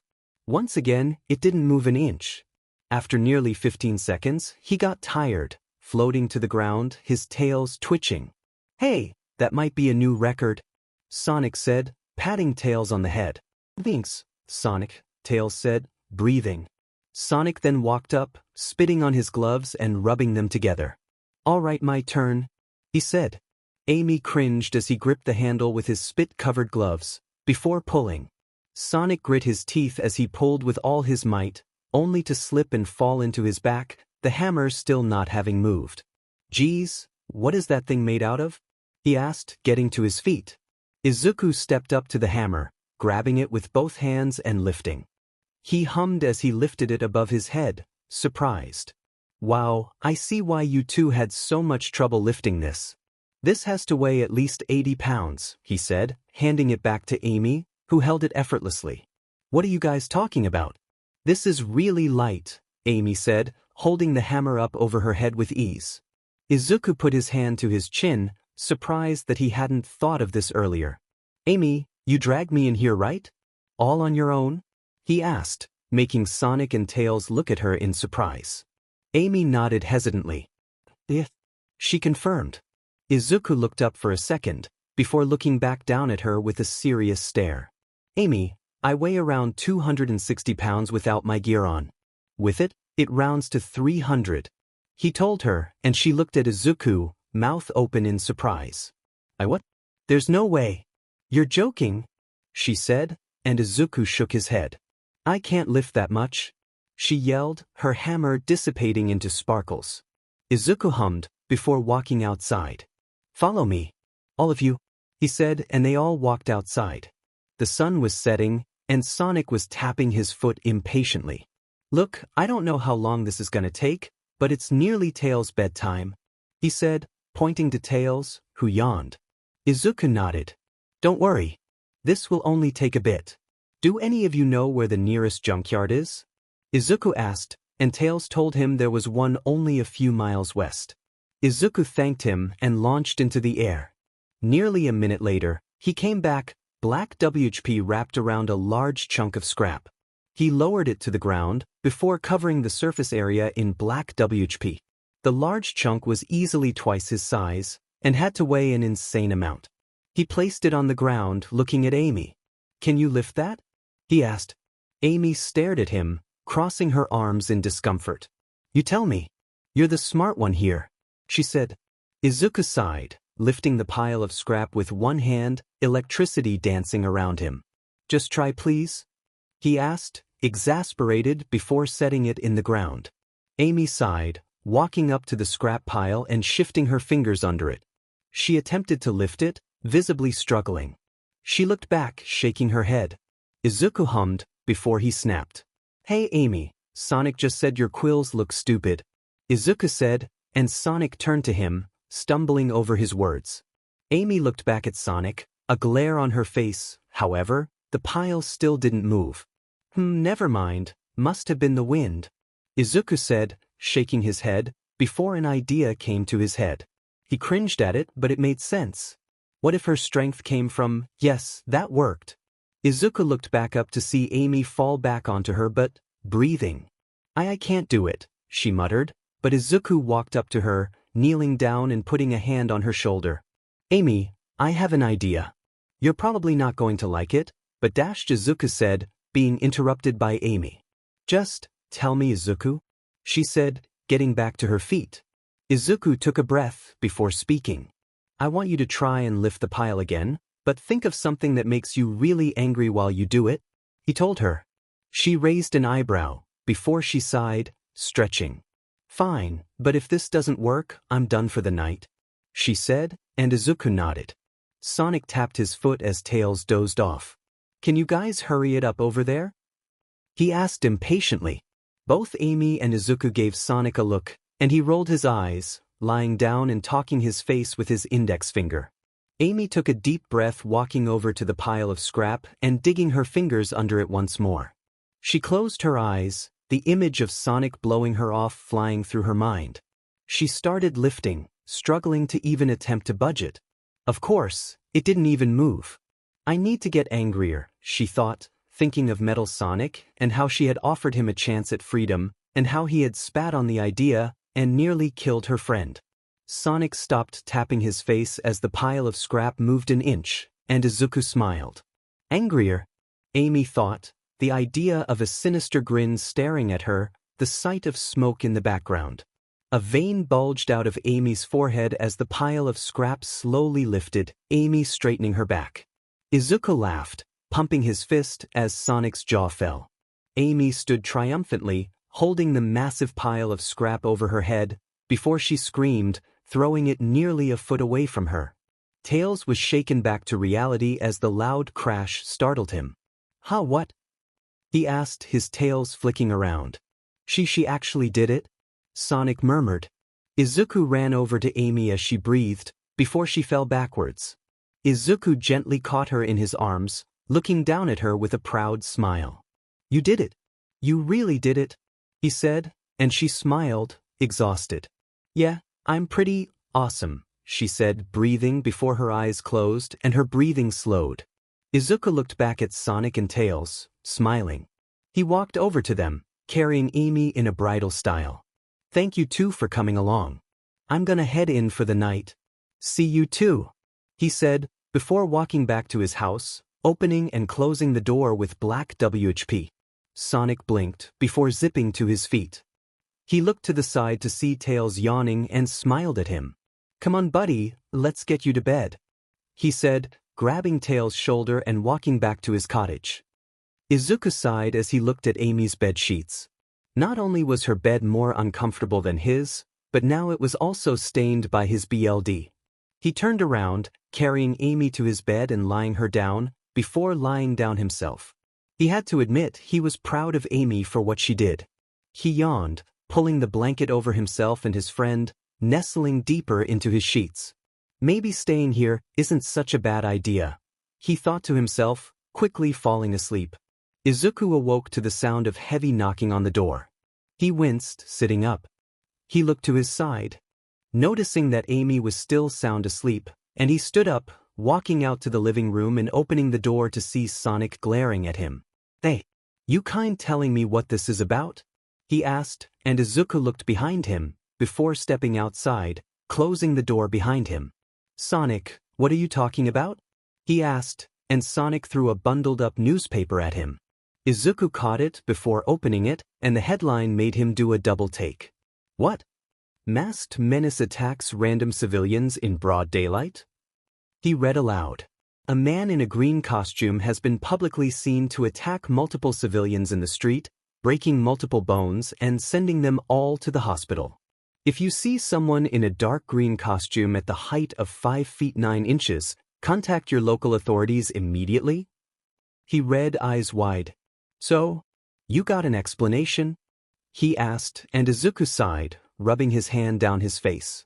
"This is moronic. Yesterday, Amy went out for groceries alone when I was in the shower, and when I got out, I flew outside looking for her. While I was looking, I spotted some people dragging a Mobian in an alley, and decided to check it out.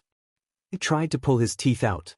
I intervened and took them out, but Amy ran into me, telling me to stop.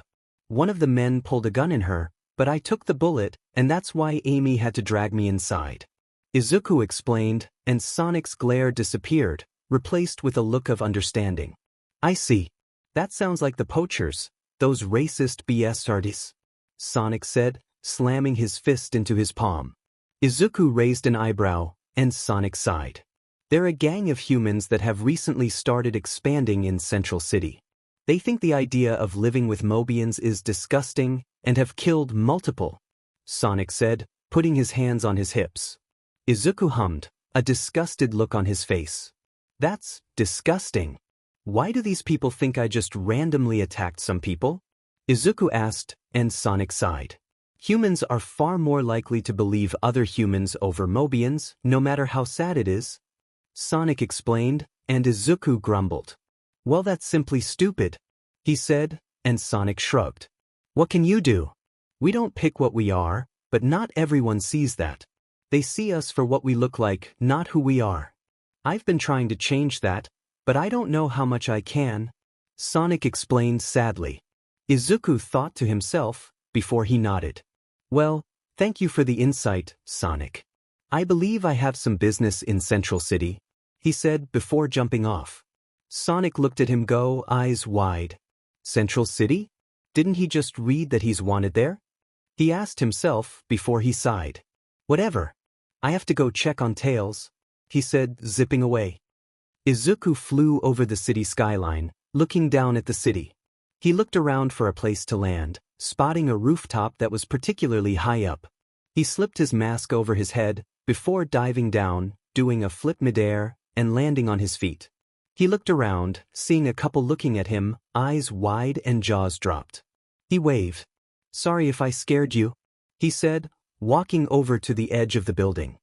He looked down at the people meandering around.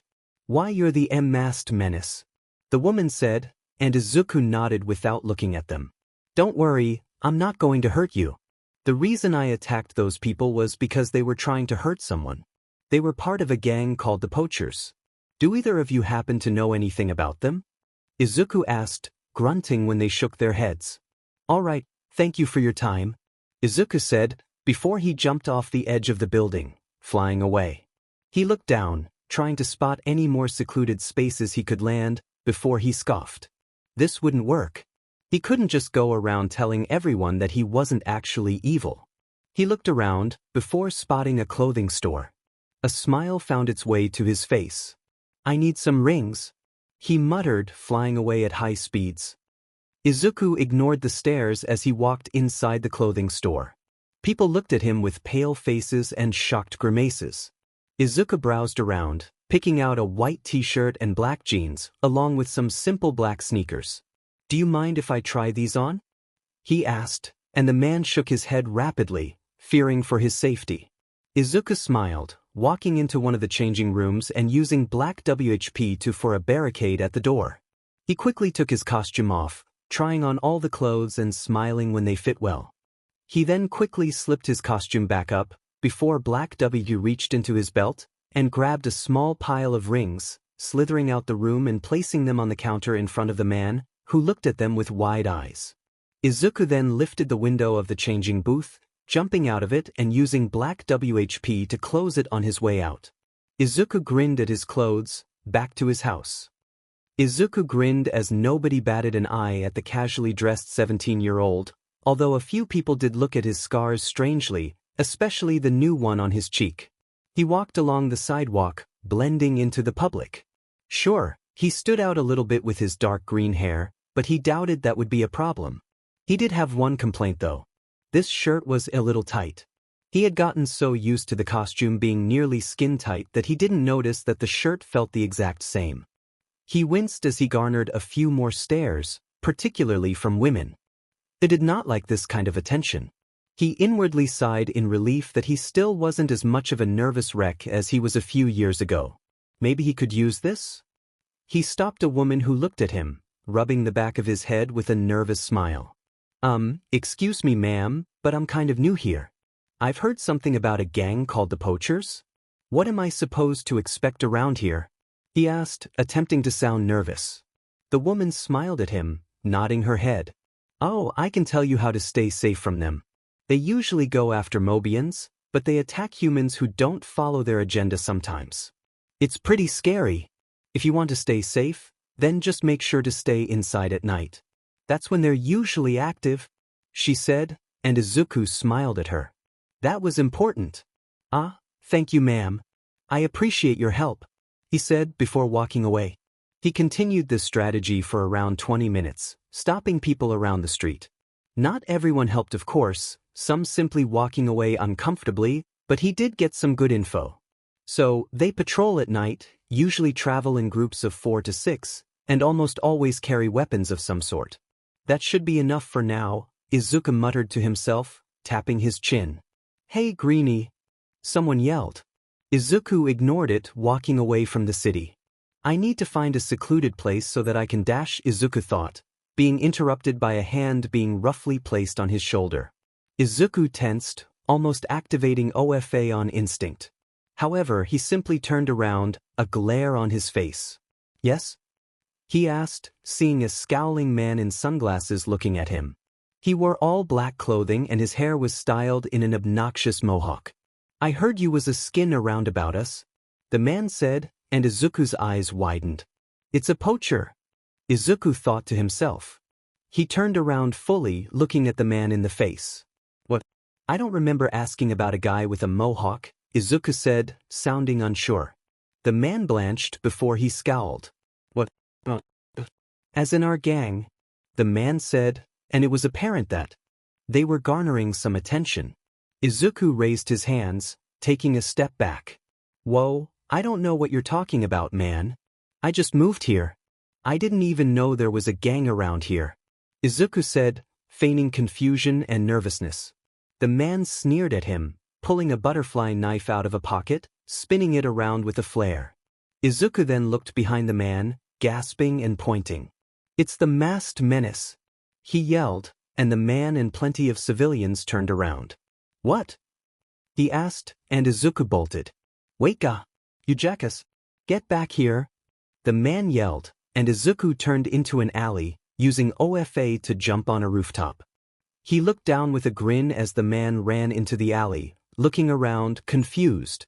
Izuku shook his head in amusement, before jumping away, heading back to his house, unaware of the pair of curious eyes on him. A blonde woman lowered her binoculars as Izuku flew away, smiling to herself. Well, aren't you interesting? She muttered, before heading back inside. Izuku landed softly outside of the house, before gently opening the door, walking inside and closing it. He tiptoed to his room, seeing that Amy wasn't there anymore. He raised an eyebrow, wondering where she was, before he heard a door open. He turned around to see Amy walking out of the bathroom, clothed in nothing but a towel around her body. Izuku froze as Amy spotted him, freezing as well. They both blushed crimson, and Izuku turned away as Amy yelped. Sorry.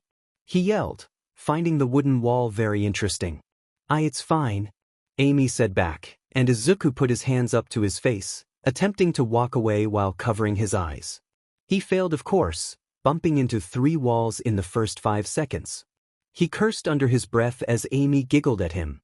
Alright, I'm good now, she said, and Izuku exhaled in relief, uncovering his eyes. He looked at Amy to see her fully dressed now, though her quills weren't styled the way they normally were. They hung down her back, and he had to admit, it made her look more mature. Your quills, they're not styled? He asked, and Amy winced. Yeah, I ran out of gel. I'm probably gonna get more later, she said, and Izuku smiled at her. Honestly? They look better like that, Izuku said, walking away. Amy blushed, staring at him as he walked away. Do they? She thought, walking back into the bathroom. Izuku was still a little red from what just happened, but he calmed down a bit. He walked over to the washer, smiling when he saw that his costume was fully washed. He then switched it over to the dryer, turning it on and walking back into the living room. Amy walked out of the bathroom, playing with her hands, a blush on her face. So I thought about it a little bit. Do you think I should stop styling my quills like Sonic's? She asked, looking up at Izuku, who grinned at her. You do whatever you want with them, but in my opinion, you look more like your own person, he said, and Amy's eyes widened before she smiled. Thanks, she said, looking down with her blush returning. Izuku raised an eyebrow. Is it hot in here or something? He thought, confused why her face kept getting so red. Izuku shook his head, looking at Amy with a smile. So, you're a lot stronger than you look, Izuku said, changing the subject to Amy's relief. Yeah. I guess my emotional state is what dictates my strength. Kinda cliché, but I can't say it doesn't make sense, she said, looking down at her body. Izuku hummed, tapping his chin. What you lifted should have weighed around 5 tons, he said, and Amy stared at him. Izuku sighed. That equals 10,000 pounds, he said, and Amy's eyes shot wide open, her jaw dropping. I lifted 10,000 pounds? She asked, and Izuku nodded. That number could go higher if you train enough, Izuku said offhandedly. Amy put her hands to chin, thinking to herself. Izuku? She asked, staring up at him with wide eyes and a small smile. Izuku raised an eyebrow. She was looking at him the same way he looked at his mother when he wanted something. Could you teach me how to fight? Instead of just sparring? She asked, and Izuku shrugged. Yeah, I don't see why not, he said, and Amy pouted. But you know that I can wait, really? She asked. Izuku looked at her, nodding. I mean, it would kind of be a waste not to. I can definitely teach you how to fight. Well, kickbox, at least, Izuku said, standing up. Amy jumped with a grin, before Izuku walked over to the fridge, opening it. After we have lunch. He finished, and right on cue, Amy's stomach growled. Izuku looked at her as she blushed in embarrassment, holding her stomach.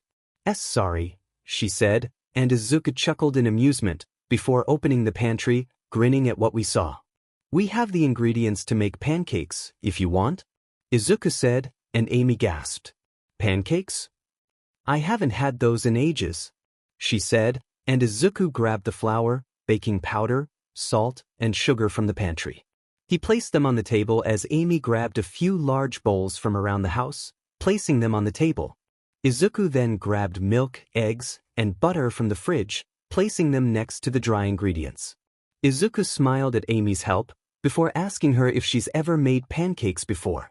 She shook her head, and Izuku nodded, telling her what to do. Here, I'll handle the dry ingredients.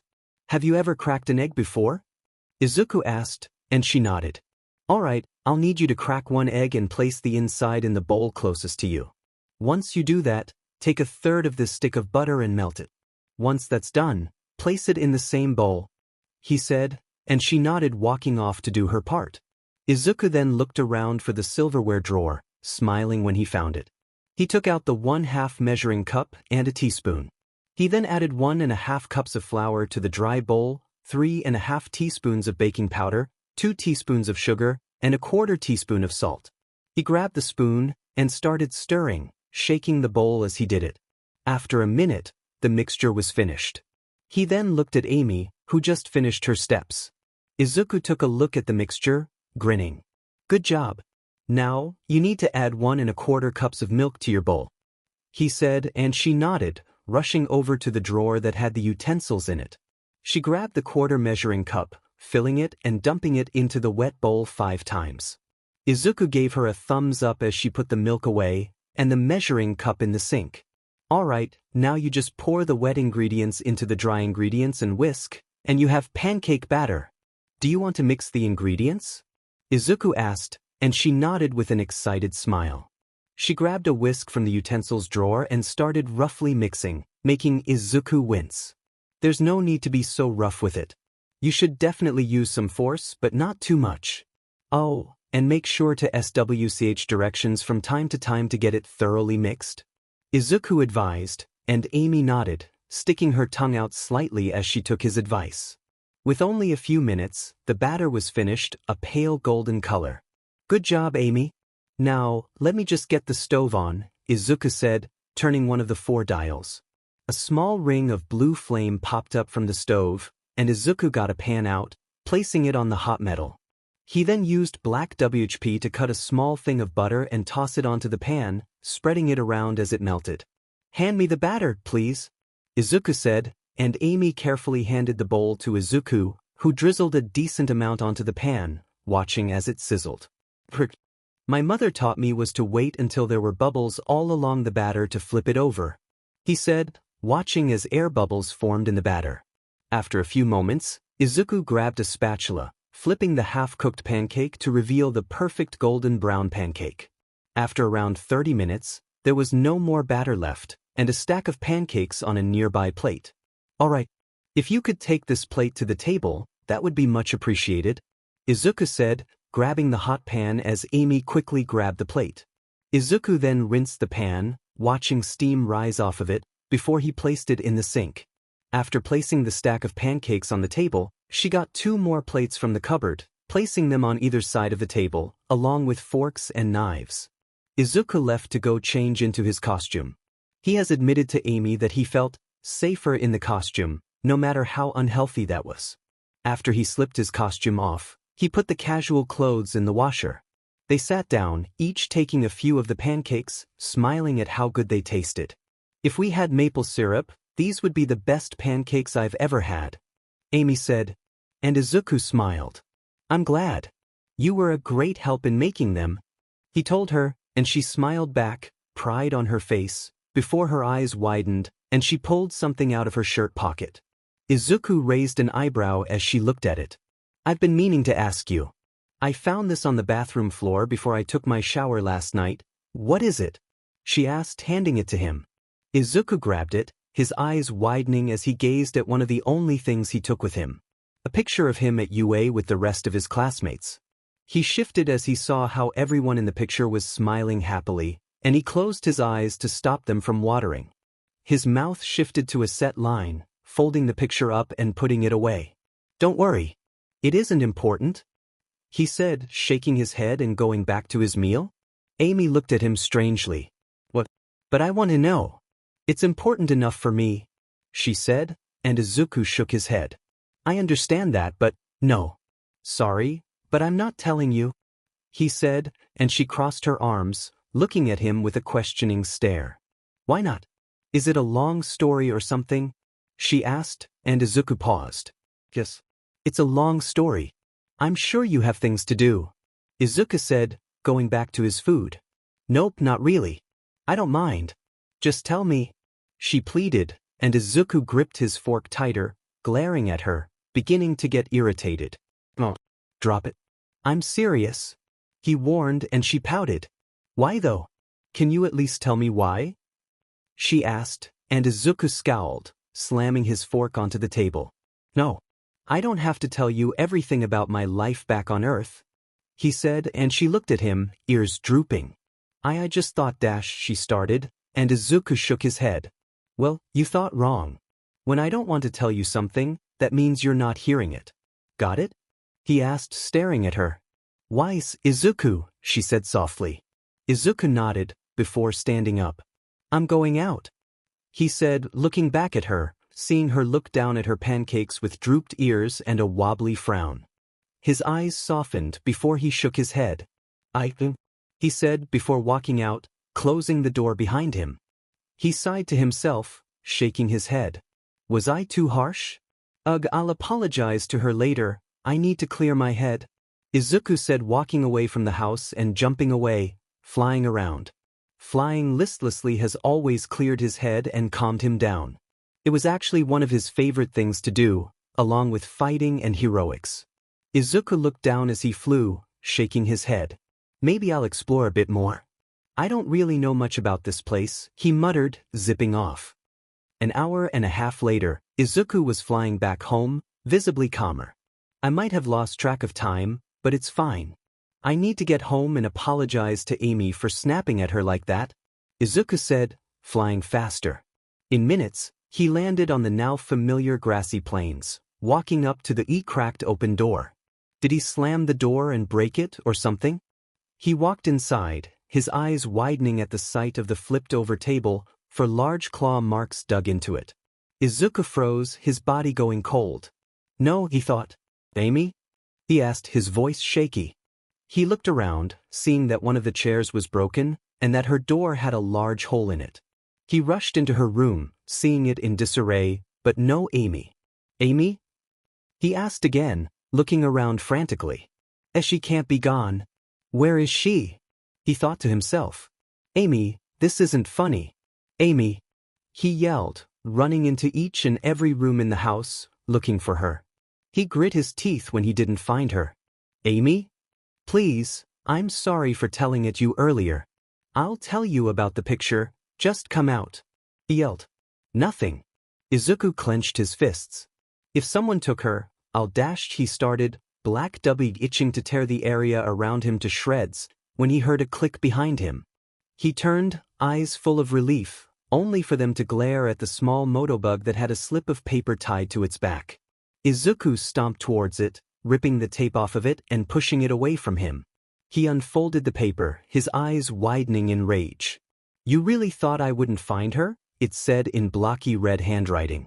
Electricity surrounded him like a thunderstorm, burning the paper to ash, and zapping the motobug, exploding it. A tiny bird flew out of the wreckage, escaping with a grateful tweet that Izuku didn't even hear. Izuku looked out the open door, before he sprinted outside, and took off at supersonic speeds, creating a powerful shockwave. Sonic was relaxing in his house with Tails, when they heard the loud boom from outside. Tails jumped, and Sonic flinched, before his face grew serious. "Stay here. If it's something important, I'll tell you over the radio. Make sure to keep yours on," Sonic said, before zipping out the door and following the trail of burning grass. Izuku didn't look behind him as he heard the sound of quickly pattering feet catching up to him. "I didn't know you were this fast, Izuku." A familiar voice spoke, making Izuku grunt. "I don't have time to entertain you or Tails." "Robotnik took Amy," he said, making Sonic's eyes widen. "What?" he asked, jumping over a rock. They made it to the chains, keeping Little Planet from floating away. "They had an argument, and I stormed out to clear my head. When I came back, our house was in shambles, and she was nowhere to be found. A badnik came to my door with a note attached. 'If you want to help me get her back, then hop on my back,' Izuku said, grunting when he felt something light hop onto his back. He used black WHP to make sure Sonic was secure, before he sped up. He flew up, looking down at Little Planet with scrutiny, spotting Eggman's base. He flew at top speed, making it there in seconds, and slammed through the roof, flying through multiple floors, using black WHP to guard Sonic from any debris, before something slammed into his side, halting his momentum, and throwing Sonic off of him. They both caught themselves midair, landing on their feet. They looked up to see Eggman grinning, with a newly repaired Metal Sonic, staring at them. "There you are, you repugnant rodents. I see Metal Sonic MK2 has already introduced himself," Eggman said, grinning evilly.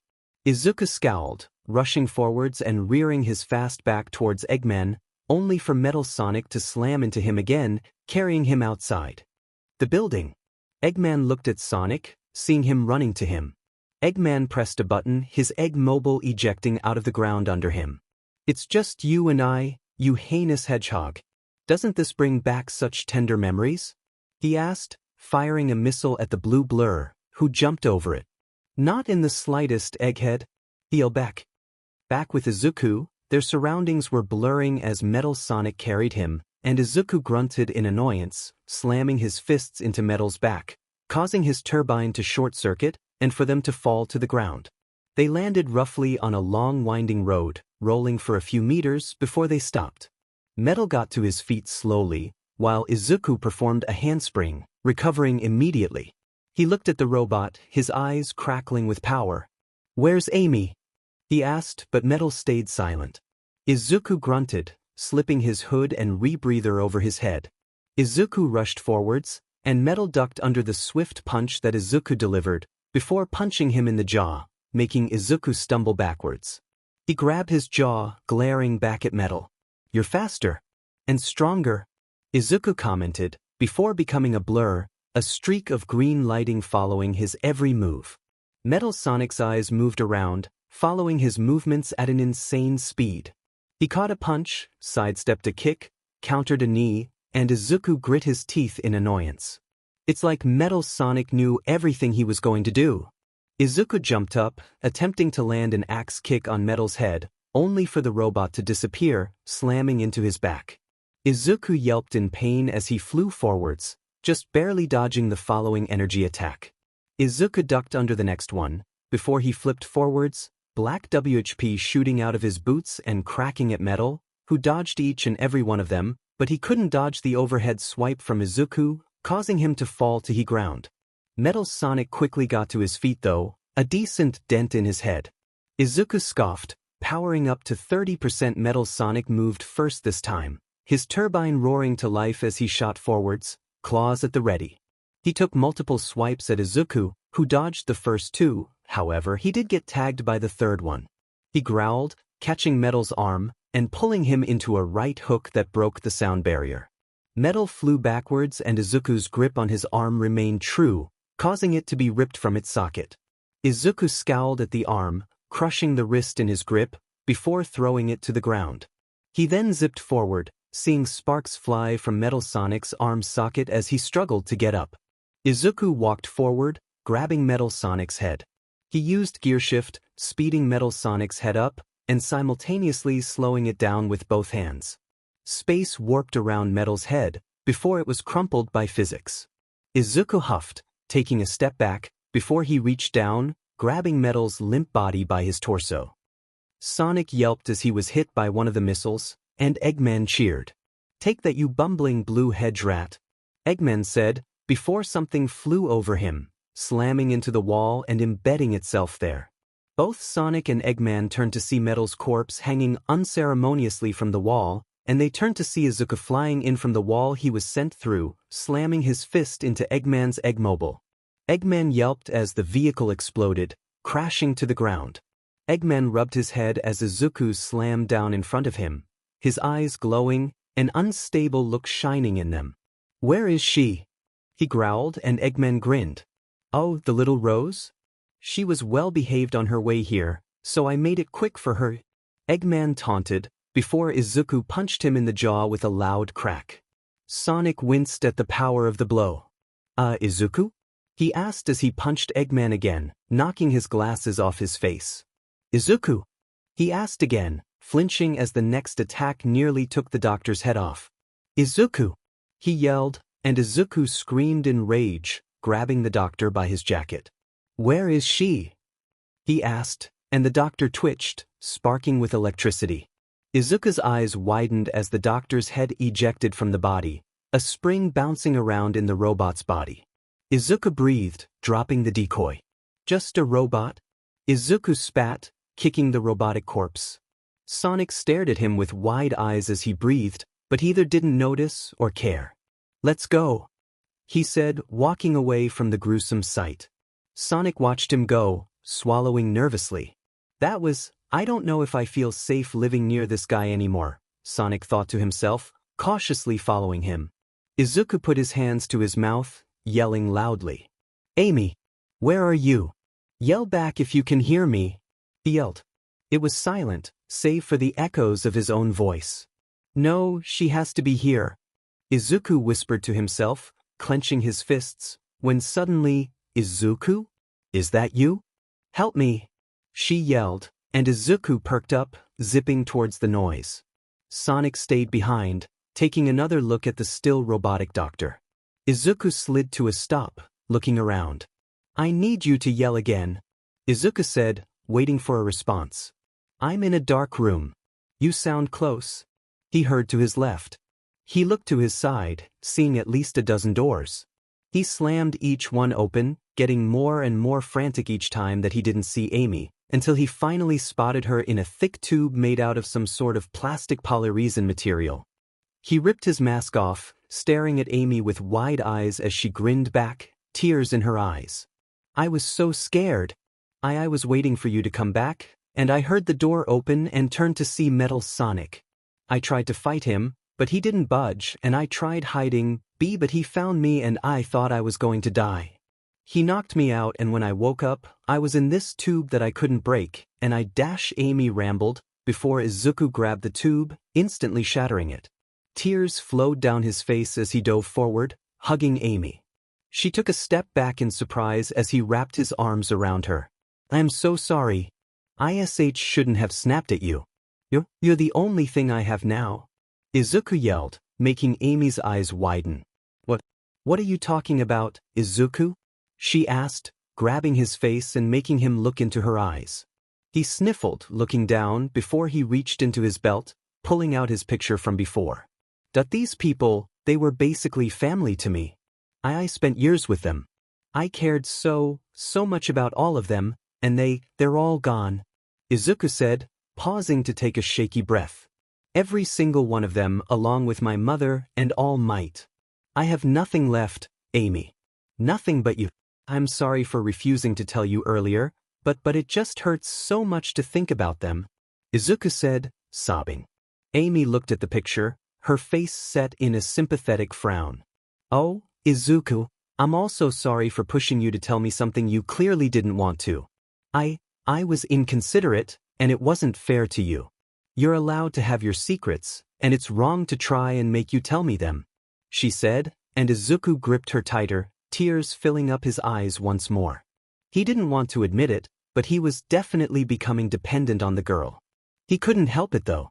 He had been alone for over a year, and he hadn't been this close with someone in a long time.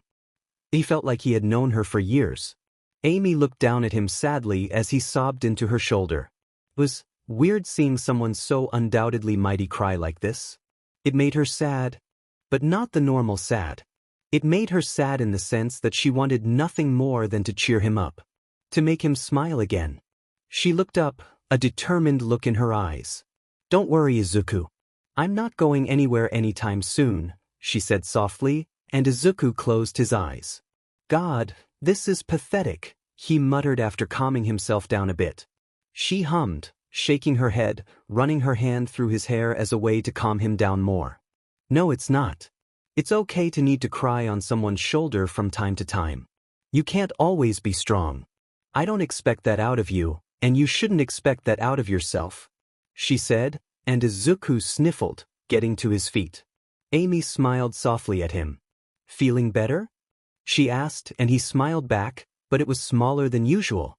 "A bit, thank you, Amy. I don't know what I'd do without you," he said, and she grinned back. "You'd go crazy without me here to keep you in check," she said, and Izuku laughed weakly. "That's more true than you think," he said, and she rolled her eyes. "Drama queen," she replied, and he smiled. "There you guys are. I swiped a few Chaos Emeralds from one of the rooms while you guys were gone. Let's get out of here," Sonic yelled, rushing out of the building. "Chaos Emerald?" Izuku asked Amy, who shook her head. "I'll explain on the way," she said, jumping into his arms and nestling her face into Izuku's. Izuku ran forward before jumping, quickly flying out of the building. He looked down to see Sonic racing away, running down one of the chains. "Hold on tight," Izuku warned, before he sped up, quickly catching up to Sonic. "So, what are Chaos Emeralds?" Izuku asked, and Amy hummed. "I don't know much about them, other than the fact that they're really powerful and really ancient artifacts. One alone is strong enough to take down armies, but all 7 of them? You'd probably be the most powerful being in the universe," she explained, and Izuku's eyes widened. "Whoa, and Eggman had 3 of them?" Izuku asked, making Amy giggle. He and Sonic always race to find them first when they scatter. Luckily, Sonic usually finds at least one before Eggman can get his greedy hands on them, she said, and Izuku nodded, smiling. "Well, that's certainly a relief," he said before they slowed down. "All right, we're off, little planet. You want me to slow down, or just get us home?" Izuku asked. Amy looked down, admiring the view for a few seconds. "Take us home quickly, please," she asked, and he nodded, zipping away. Within minutes, he landed down in the soft grass in front of their home, and he winced at the door still being open. He entered the house, and Amy was about to follow when a voice stopped her. "Psst, Amy," she heard. She turned to see Sonic gesturing towards her. "Get over here," he said. She walked towards him, looking at him strangely. "Sonic? What's wrong?" she asked, and he looked over her shoulder to see if Izuku was listening, before he looked at Amy again. Do you want another place to stay?" he asked randomly, causing her eyes to widen in surprise. No. Izuku and I are fine here," she said, and Sonic winced. Are you sure? I can set you up a nice beachside house," he said, smiling nervously at her. She blinked in surprise before she hummed with a smile. "That actually sounds lovely. Let me go ask Izuku if he she started, only for Sonic to grab her arm. Wait. I was thinking, only setting you up there. Without Izuku near you. At all," he said, and Amy looked at him, narrowing her eyes. "Sonic, why do you want me to be away from Izuku?" she asked, and he winced before shaking his head, looking at her with a serious gaze. "There's something up with him. He's not going to live there, you know?" he asked, and Amy crossed her arms, growing more irritated. "No, Sonic. I don't know. There's nothing wrong with Izuku," she said, and Sonic frowned. "Amy, he looked unstable when he fought that Eggman decoy. Hell, he punched his head off. He was lucky that it was a robot decoy," Sonic said, and Amy scowled at him. "I'm not abandoning my friend. Even if he did have some issues, I still wouldn't just leave him," Amy said, glaring at her former crush. Sonic groaned. "Amy, you're not listening," she said, and Amy shook her head. "No, you're not listening. Izuku cares about me, and is actively doing his best to make sure that I have someone to rely on. That's more than I can say about you," she said, before turning away and walking back to the house. Amy, you didn't see him. He was acting like a wild animal dash, he said, and Amy turned around with a gasp. Sonic cringed, realizing he probably shouldn't have said that. Really? You're calling him slurs now? She said, and Sonic stumbled over his words, trying desperately to convince Amy that Izuku was dangerous. No, let me tell you something, quick shot. Izuku has done nothing but care for me and treat me with respect, which is something that you've never had the decency to do. So sure, maybe he has a few screws loose, but at least he doesn't just blow me off like you did. In fact, I'd choose him over you any day of the week, she said, poking him in his tea and sending him stumbling backwards. As a boyfriend or a roommate? Sonic asked, and Amy's face went red with embarrassment and anger. In general, you dimwit, she yelled, before storming inside. Sonic stared at the house, before throwing his arms up in frustration. Fine, but if he goes ballistic, expect an "I told you so," Sonic yelled.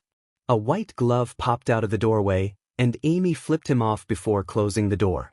Sonic gasped at the sight, before glaring, turning around and walking away. Why are girls so complicated? He whispered. Amy sighed as she closed the door. She had a crush on that guy? Yikes, talk about low standards. He's not wrong, you know, a voice said, startling Amy. She looked over to see Izuku setting the table back up, trying to ignore the claw marks. I'm not the most mentally stable person around. Just because I'm careful around you doesn't mean I don't have issues, Izuku said, and Amy smiled at him. You really think I care? Everyone has problems, even Sonic, though he probably won't admit it, Amy said, glaring back at the door. Just don't hold it against him. He's only trying to keep you safe. I would do the same if I was in his position, Izuku said, and Amy shook her head, sighing. You don't get it, Izuku. He doesn't get to say that stuff about you when you've done more for me than he ever even tried to. Instead of just blowing me off like he did, you talked to me. You got to know me instead of just ignoring me. You care about me and I care about you. It's gonna take a lot more than you having a dark side to get rid of me, Amy said, crossing her arms. Izuku stared at her for a second, before his eyes filled with tears. It was so nice. I really don't deserve you, he said, crying rivers. Amy winced as the house flooded with tears. Ah, Izuku, you got my skirt wet, she said, and Izuku sniffled, rubbing his eyes. Sorry, Amy, he said. Amy rolled her eyes, grinning in poorly hidden amusement. Well, I'm exhausted. Do you mind if we push back that training stuff tomorrow? Being kidnapped and rescued again is pretty draining, she said as Izuku dried his eyes. Of course. I'm honestly pretty tired too, Izuku said, yawning on cue. Then his yawn made her yawn. Amy giggled, walking away. Izuku exhaled, standing up and stretching, before walking to his bedroom, where Amy was already laying down. So, do we just share this room now? Izuku asked, and Amy shrugged before she hopped onto the bed, kicking her shoes off lazily. I guess? I haven't really looked too much into it, she said, lying down. Izuku took his gear off, following suit. Yeah, that's fair, he said, lying down with a sigh. It was silent for a minute as Izuku pulled the blanket over him and Amy. A few minutes passed before Amy broke the silence. Izuku, she started. Izuku hummed in response. Have you ever known someone for a little while, but felt like you've known them your whole life? She asked, and Izuku chuckled. Yes, Amy. I have, he said, and she smiled. I figured, she said with a grin, before she closed her eyes for the night. Izuku quickly followed suit, a smile on his face. Sunlight shone over Amy's eyes, making her stir. After a minute, she opened her eyes, before she sat up, looking around wearily. She noticed that she woke up before Izuku this time, and she carefully got out the bed, making sure to not ruffle the sheets too much. She tiptoed out of the room, carefully walking to the bathroom and taking a quick shower. When she got out, she quickly dressed herself in a fresh set of clothes that she had bought herself. They were similar to her ruined green shirt and orange skirt. However, the shirt was a simple red frilly shirt and a red skirt with black shorts underneath. Her shoes and gloves were unchanged though. She was mildly surprised when she peeked inside Izuku's room to find him still asleep. She blinked before putting her hand to her chin. Maybe she could do something for him while he was sleeping? Like making breakfast. There were still a good amount of pancakes in the fridge from yesterday, but she wanted to show him that she appreciated him. Amy smiled, walking back to the living room, opening the fridge. She grabbed the eggs and a bag of bacon, before grabbing a few slices of bread. She grabbed the pan from the sink, pouring some soap in it and scrubbing it for a few minutes. Once it was clean enough, she rinsed it off and dried it with a towel, placing it on the stove. She then looked at her ingredients, thinking to herself, "This should be good," she murmured, getting some butter and placing it in the pan, turning the heat onto low. She cracked a few eggs, placing them into the pan and the shells in the trash. She watched them carefully as they cooked, smiling to herself. Izuku stirred in his sleep as a familiar smell entered his nose. He murmured in his sleep, before he slowly opened his eyes. "Is that bacon?" Izuku asked, sitting up and holding his hand to his head. Now that he was a bit more aware, he heard the sizzling of something cooking. He stood up, exhaling as joints cracked and popped. He then walked out to the living room to see 2 plates with eggs and toast on them. He saw Amy at the stove tending to some strips of bacon. He simply stood back, watching her cook. She's wearing some new clothes? They look nice, he thought to himself, before blushing. Wait, what? Geez, Izuku. Think before you think, he said internally. Amy turned around, carrying some bacon with tweezers, jumping slightly when she saw Izuku. "Oh, you're awake. I was planning on bringing you breakfast in bed, but this works too," she said, and Izuku blushed. "That's so kind of you," Izuku said, and Amy smiled. "Well, I wanted you to know that I appreciate you, and I thought making you breakfast would carry that sentiment," Amy said, blushing slightly. Izuku smiled wholeheartedly at her, genuinely grateful. "Thank you, Ames," he said, and Amy blushed again. "Ames?" she asked, looking up at him. Izuku nodded, looking to the side slightly. "It's a nickname I came up with. Do you like it?" Izuku asked, and Amy smiled at him, her face still slightly red. "Ames, I like it," she said, and Izuku smiled. He rubbed the back of his head as Amy placed some bacon on his plate, before going back to the stove. "Would you like any help?" he asked, and she shook her head. "Nope. All you need to do is just sit down," she said, and Izuku raised an eyebrow. "If you're sure. Just let me know if you want help with anything," Izuku said, watching her work. "Wait, has she gotten taller?" Izuku thought to himself, looking at her. Was he just imagining things?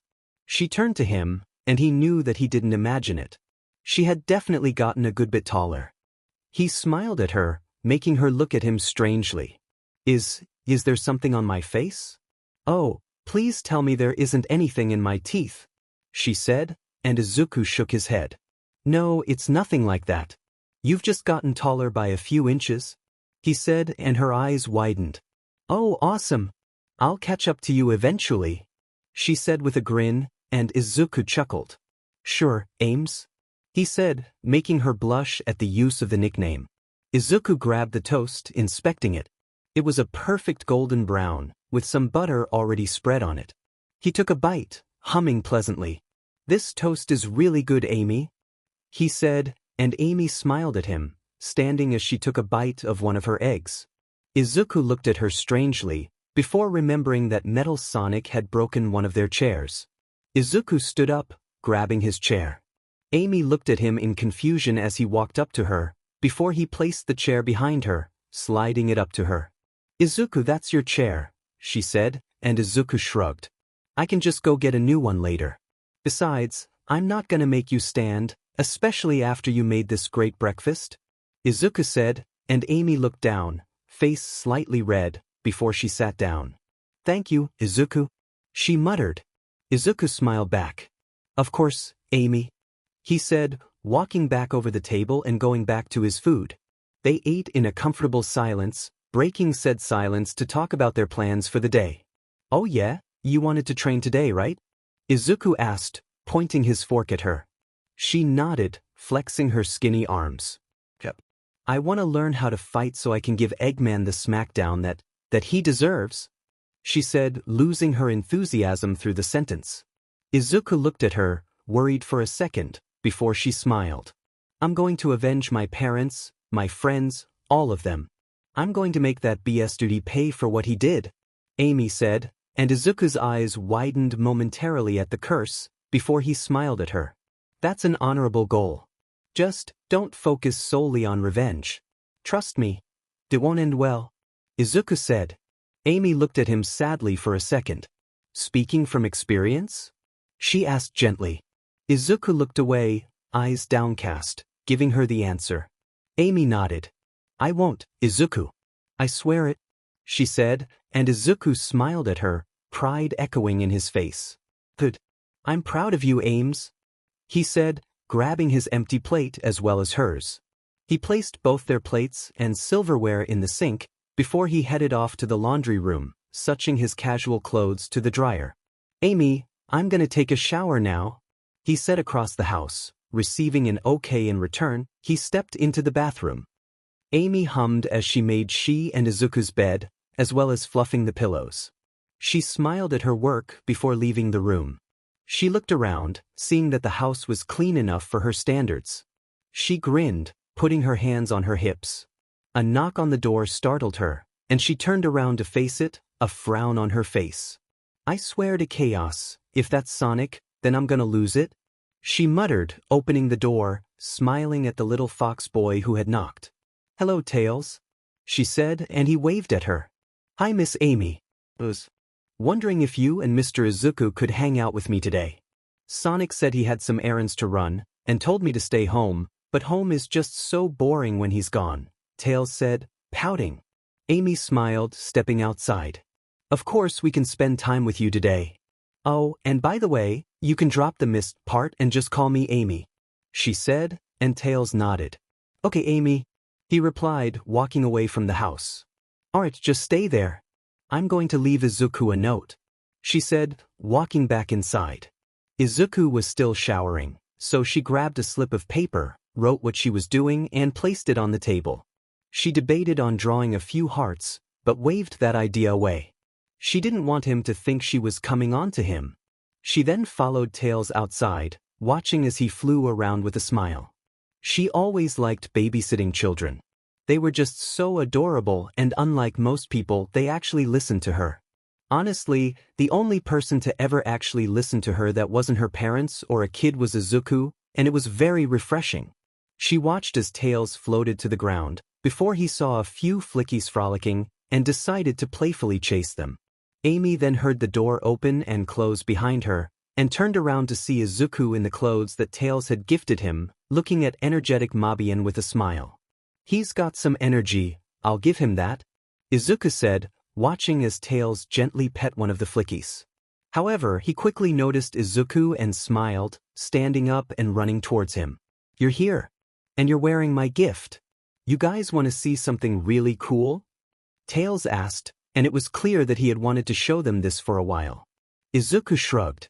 Sure, Tails, he said, Amy nodding along.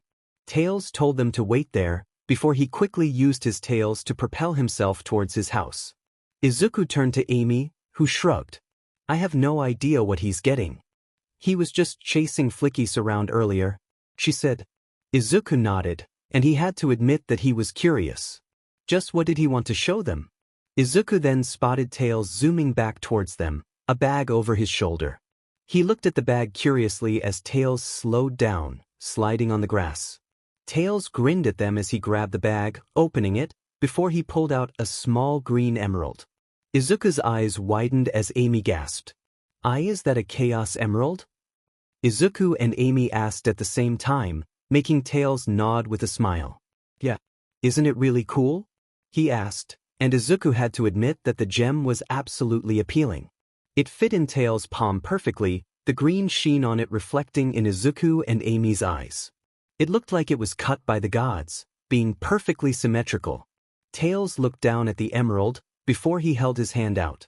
Sonic would probably get mad at me for doing this, but I know you guys want to hold it, Tails said, and Amy immediately twiddled her fingers with a giggle, reaching for it.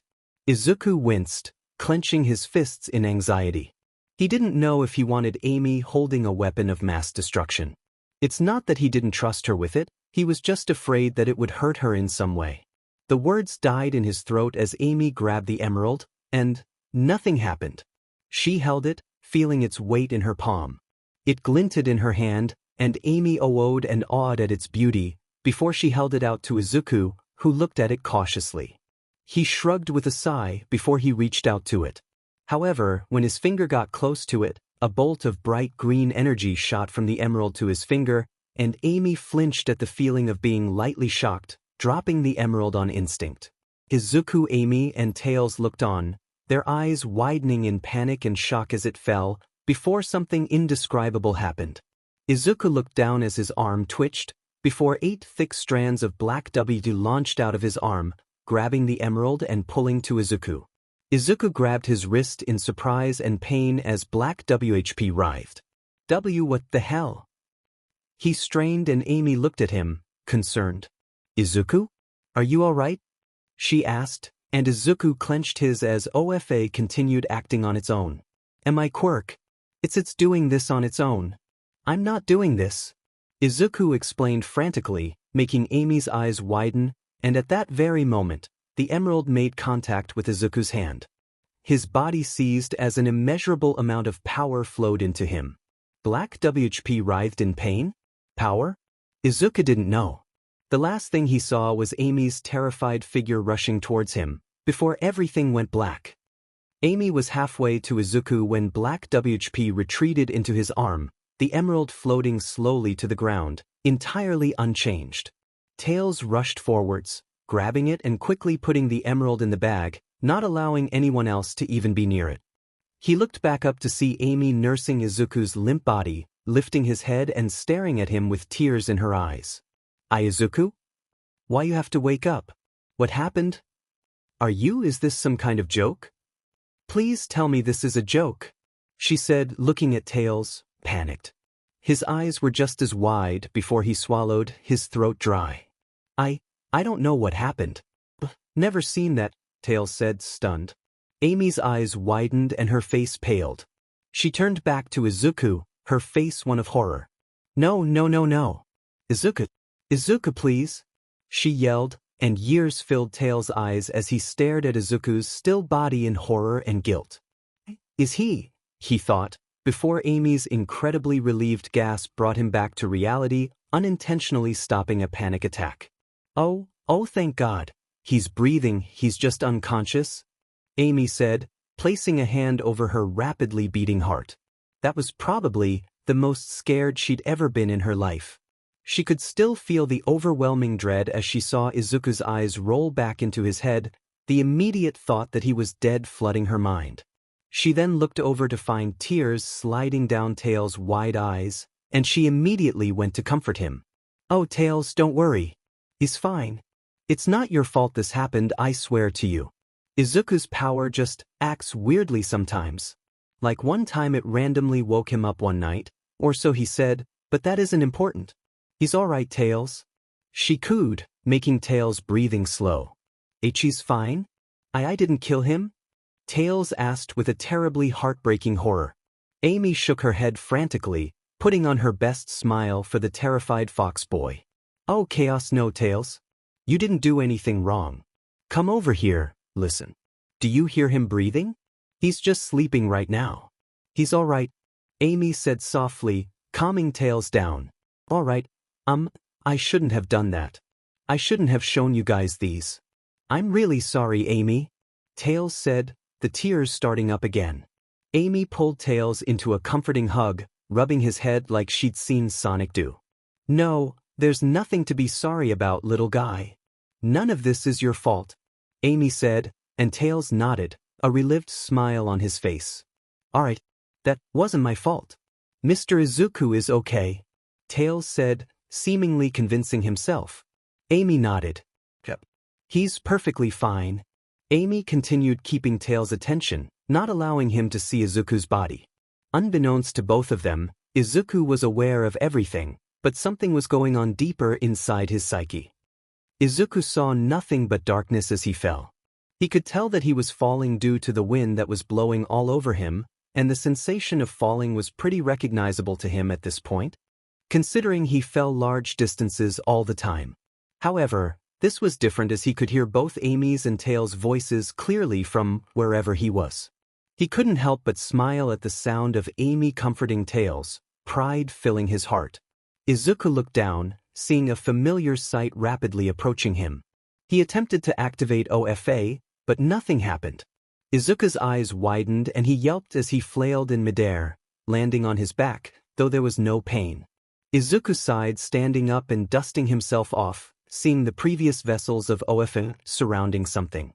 "Oh, there you guys are. I was wondering why it took you so long to communicate," Izuku said, alerting the 8 to his arrival. "Young Midoriya. Sorry about that, we've still been adjusting to the change. It's not every day that you go to another world," All Might's vestige said with an apologetic smile. Izuku nodded in understanding as he looked at what everyone was surrounding. Inside the ground was a bright green hexagonal tile, and it looked like the top of the Chaos Emerald that he had just touched. "Whoa, what did that emerald do?"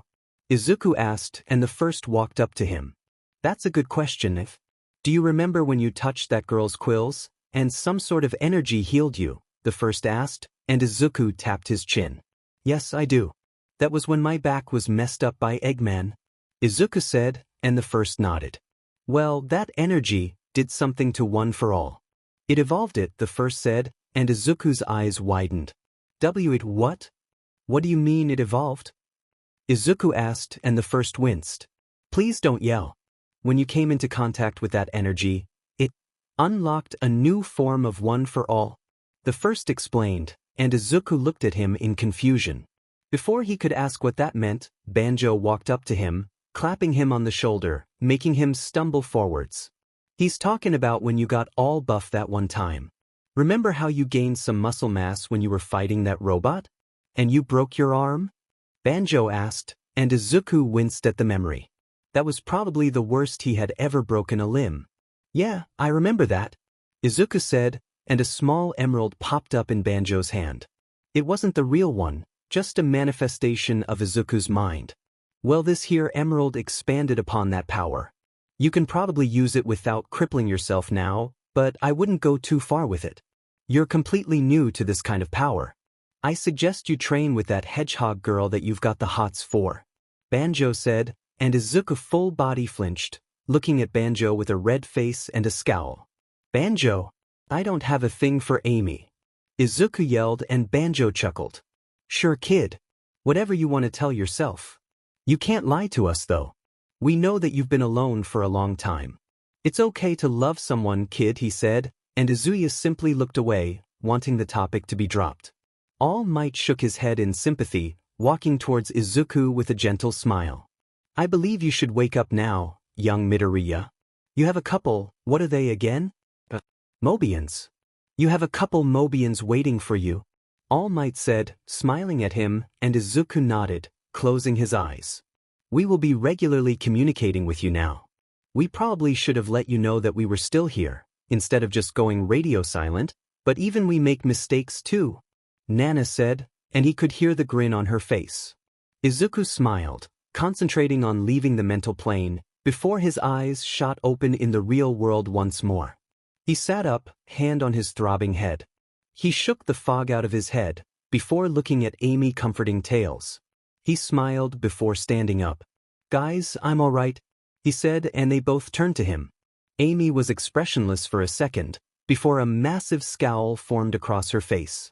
"Why, you idiot!" she yelled, summoning her hammer and running towards him. Izuku yelped, quickly running away from her as she chased him. "Do you know how scared I was?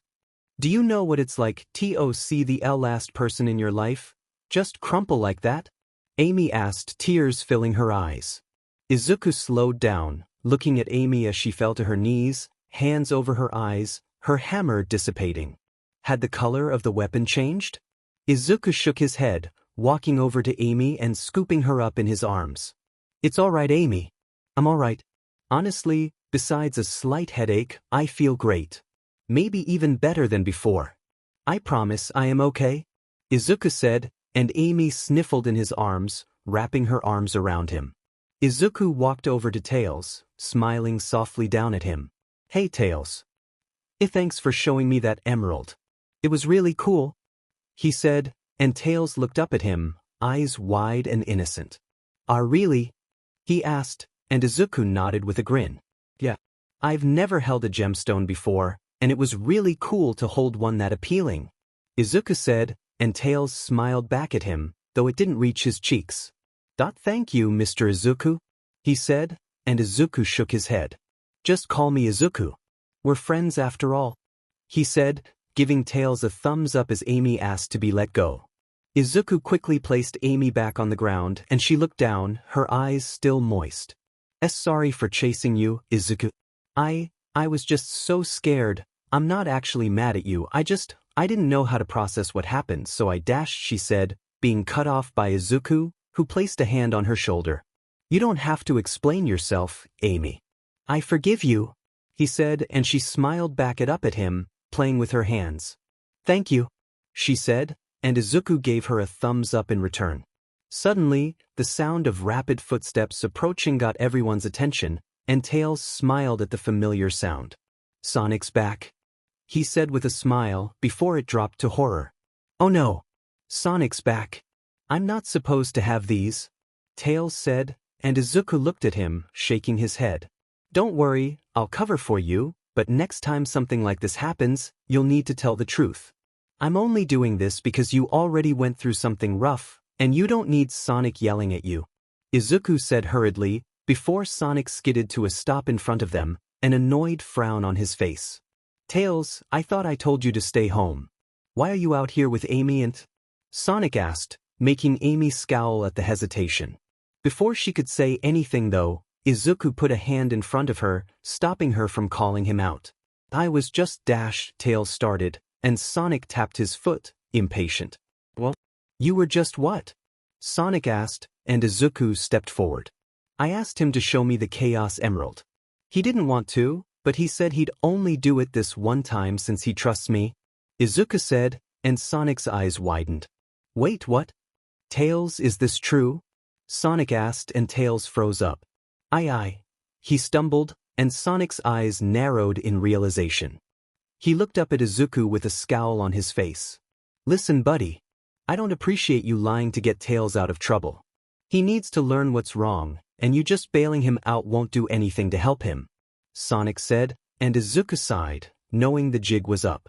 Normally, I'd agree with you, but Tails was already punished. Izuku started, but Sonic was already walking away, grabbing Tails by his ear and dragging him. Oh, Sonic, stop it? Tails whined in pain and discomfort, but Sonic shook his head. No, you're grounded, he said, and Izuku frowned, before shaking his head and running after them. Sonic, wait. Look, I know you don't trust me, but you need to listen to me. Something happened when I touched the emerald, Izuku shouted, and Sonic stopped, before he turned around, a suspicious look on his face. What do you mean, something happened? Explain, Sonic said, and Izuku sighed, quickly telling Sonic what happened to him. He left out the vestiges, but he did tell Sonic that his power was somehow altered by the emerald. Sonic's eyes widened, before he grabbed the bag from Tails' shoulder, opening it and looking inside. Which emeralds did you touch? Sonic asked. The green one, Izuku answered, and Sonic pulled it out, inspecting it closely. It's completely unchanged, Sonic commented, feeling the familiar thrum of power from the emerald. Izuku hummed, putting a hand to his chin. I know I took some power from it. Did one for all copy it? Is that even possible? Izuku asked himself, and a voice answered for him. Maybe the emerald has a self-sustaining power source? All Might proposed from within OFA, and a small smile overtook his face. That would make sense, Izuku said internally, and Sonic snapped in Izuku's face, taking him out of his head. Hey, geez, you spaced off immediately. I was trying to ask you why I shouldn't be punishing Tails for doing the exact opposite thing I told him to, Sonic said, and Izuku nodded. When I touched the emerald, I felt its power coursing through me for a second, before I passed out on the spot. I could still hear everything and, well, Tails thought he had killed me. He obviously didn't, However, he thought he did. You can probably imagine how strong that was for him. So, now I'm asking you. Do you really think Tails needs to be punished again? Izuku asked, and Sonic looked down at Tails in surprise. It was so obvious now. The slight tremble in his movements. The terrified lines under his eyes. He had originally thought that Izuku had done something to him, but he knew that if he tried, Tails would immediately bolt and get him. It all made sense now, and Sonic understood why Izuku was so adamant in not punishing the poor boy. "You make a good point, I have to admit," Sonic said with a frown. Izuku nodded, before turning and walking away. "Wait, Izuku," Tails said, before he struggled out of Sonic's arms. Izuku was about to turn around, only to feel Tails wrap his arms around his waist. "I'm glad you're all right," he said, before rushing back to Sonic. Izuku was suddenly very glad that he wasn't facing the two, as his eyes filled up with tears immediately. Izuku simply gave Tails a thumbs up without looking at him, before continuing walking towards Amy, who was holding her hand over her grinning mouth. "Oh my god, that was so adorable," Izuku said, wiping his eyes. "See the look on your face when he hugged you." "Oh, I wish I had a camera. Oh, that was gold," Amy said, calming down, and Izuku shook his head, trying to seem unamused. He obviously failed horribly. Sonic watched Izuku and Amy enter their house, before he turned to Tails, his frown a lot softer than before. "But, so you aren't grounded, but if you touch the Chaos Emeralds without my permission again, you can't go past our front yard for a month," Sonic warned, and Tails cringed at the punishment. "Yes, Sonic," he mumbled, and Sonic lightly grabbed Tails' hand. "Let's go home, buddy. I dropped some chili dogs off, and I got us a movie I'll think you like," Sonic said, and Tails gasped. Is it the movie based off your first adventure?" he asked, and Sonic nodded, trying not to cringe. He knew it was going to be absolutely terrible, but he didn't want to spoil the kids' fun. "Yep. I can't wait to watch it with you, bud," Sonic said before they raced home. Back with Izuku, he looked around the house, feeling like he was forgetting something. "Weren't we gonna do something today?" he asked Amy, who looked at him for a second, before her eyes widened. "You were gonna train me," she said, and Izuku snapped, smiling at her. "Right? Do you want to do that later, or now?" he asked, and she paused for a second. "Let's just do it later. I'm still a bit shaken up by that whole Chaos Emerald jazz," she admitted, and Izuku nodded in understanding. "That's fair. I honestly have some training that I'm gonna need to do as well. That emerald, it changed OFA," Izuku said, his face set in a strong stare, and Amy's eyes widened. "It changed it? How?" she asked, confused. Izuku looked down at his fist, clenching it. "You remember when we were fighting Metal Sonic, when I got bulkier?" Izuku asked, and she nodded, remembering the sight of Izuku stomping towards Metal Sonic and hitting him with the force of a super-powered train. "Well, apparently that emerald expanded upon that power, whatever that means," Izuku said, and Amy lifted an eyebrow. "Whatever that means. Shouldn't you know? You're acting like someone told you that," Amy said, and Izuku froze. Amy watched him closely, examining his strange body language. "Izuku, did you somehow speak to the emerald when you passed out?" she asked, and Izuku looked at her, completely still for a second. "Yes?" He tried, and she immediately put her hands on her hips, staring him down. "Okay, so if it wasn't that, then what was it?" she asked, and Izuku looked away. "I don't really want to talk about it right now. I will tell you, just not now," he promised, and Amy was about to argue, when her apology from yesterday echoed throughout her head. "What am I doing? This is exactly what I did last time. I need to learn how to control myself," she thought to herself, before she nodded at Izuku. "All right. If you don't want to tell me right now, I understand," she said, and Izuku exhaled, relieved. If she kept budging on it, he probably would have told her. He didn't want a repeat of yesterday after all. He smiled at her as she stretched and walked away. He was glad they had made up. He didn't know if he could handle her hating him. "Is that because you like her, young Midoriya?" All Might asked, and Izuku blushed. What? "I already told you guys I don't like her," he replied mentally. "Oh, but you have to admit she's cute," Those big old eyes of hers sure are doing her some favors, Nana said, making steam billow off of Izuku's face in droves. Shut up. Amy's not cute. Well, she's not cute, but it doesn't matter. I'm not crushing on her. I barely even know her. Izuku responded, and he heard a hum from the first. Well, you were referring to her when you said you'd felt like you've known someone your entire life, right? He asked, and Izuku groaned internally. Yes, but she thought, and Banjo laughed. Just admit defeat, kid. You ain't winning this one. Banjo proclaimed, and Izuku shook his head, ignoring him. He walked into his room, opening his closet, and frowning at his costume. He really needed some more clothes. Izuku then had a realization. If Amy was going to be training with him, then she needed some clothes other than dresses and skirts. She would need some proper shorts, a t-shirt or tank top, and some better shoes as well. Izuku hummed, tapping his chin, before he nodded. Amy, we've got to run some errands. I'll be waiting at the front door. Izuku said across the house, before walking to the door and leaning against the wall. After a minute, Amy walked out to the front door, a questioning look on her face. So, why do we need to go out? What errands do we need to run? She asked. Well, first of all, you need to get some new clothes, he said, and she looked down at her threads before looking back up with narrowed eyes. What's wrong with my clothes? She asked, and Izuku chuckled nervously, putting hands up. That's not what I was saying. However, if you're gonna be training, you can't wear that. Trust me, you're gonna thank me, Izuku said, and Amy sighed. If you say so. You clearly know what you're talking about, Mr. Muscles, she said, winking at him playfully.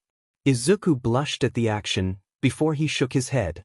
Oh, I can't wait, Amy said, opening the door, and Izuku raised an eyebrow. Really? It's not that big of a deal, we're just shopping for clothes, Izuku said, his face slowly shifting to that of realization. He was going clothes shopping. With a girl. Oh God, what have I dragged myself into? Izuku asked, looking up. If there was a god, then they had surely abandoned him. Amy rolled her eyes with an amused huff. Drama queen, she said, walking off. He further proved her point by dragging his feet as he walked, sulking. This is gonna Izuku, he mumbled. Poor guy. Izuku sat on a bench, bored out of his mind. Amy was trying out one of the many dresses she had found, and he had nothing to do but wait, and it was slowly killing him from the inside. He leaned his head back, groaning silently. I'm so bored, he whimpered, and Amy responded, now out of the changing booth, wearing an overly frilly dress. Gosh, how do I look? She asked, doing a little spin.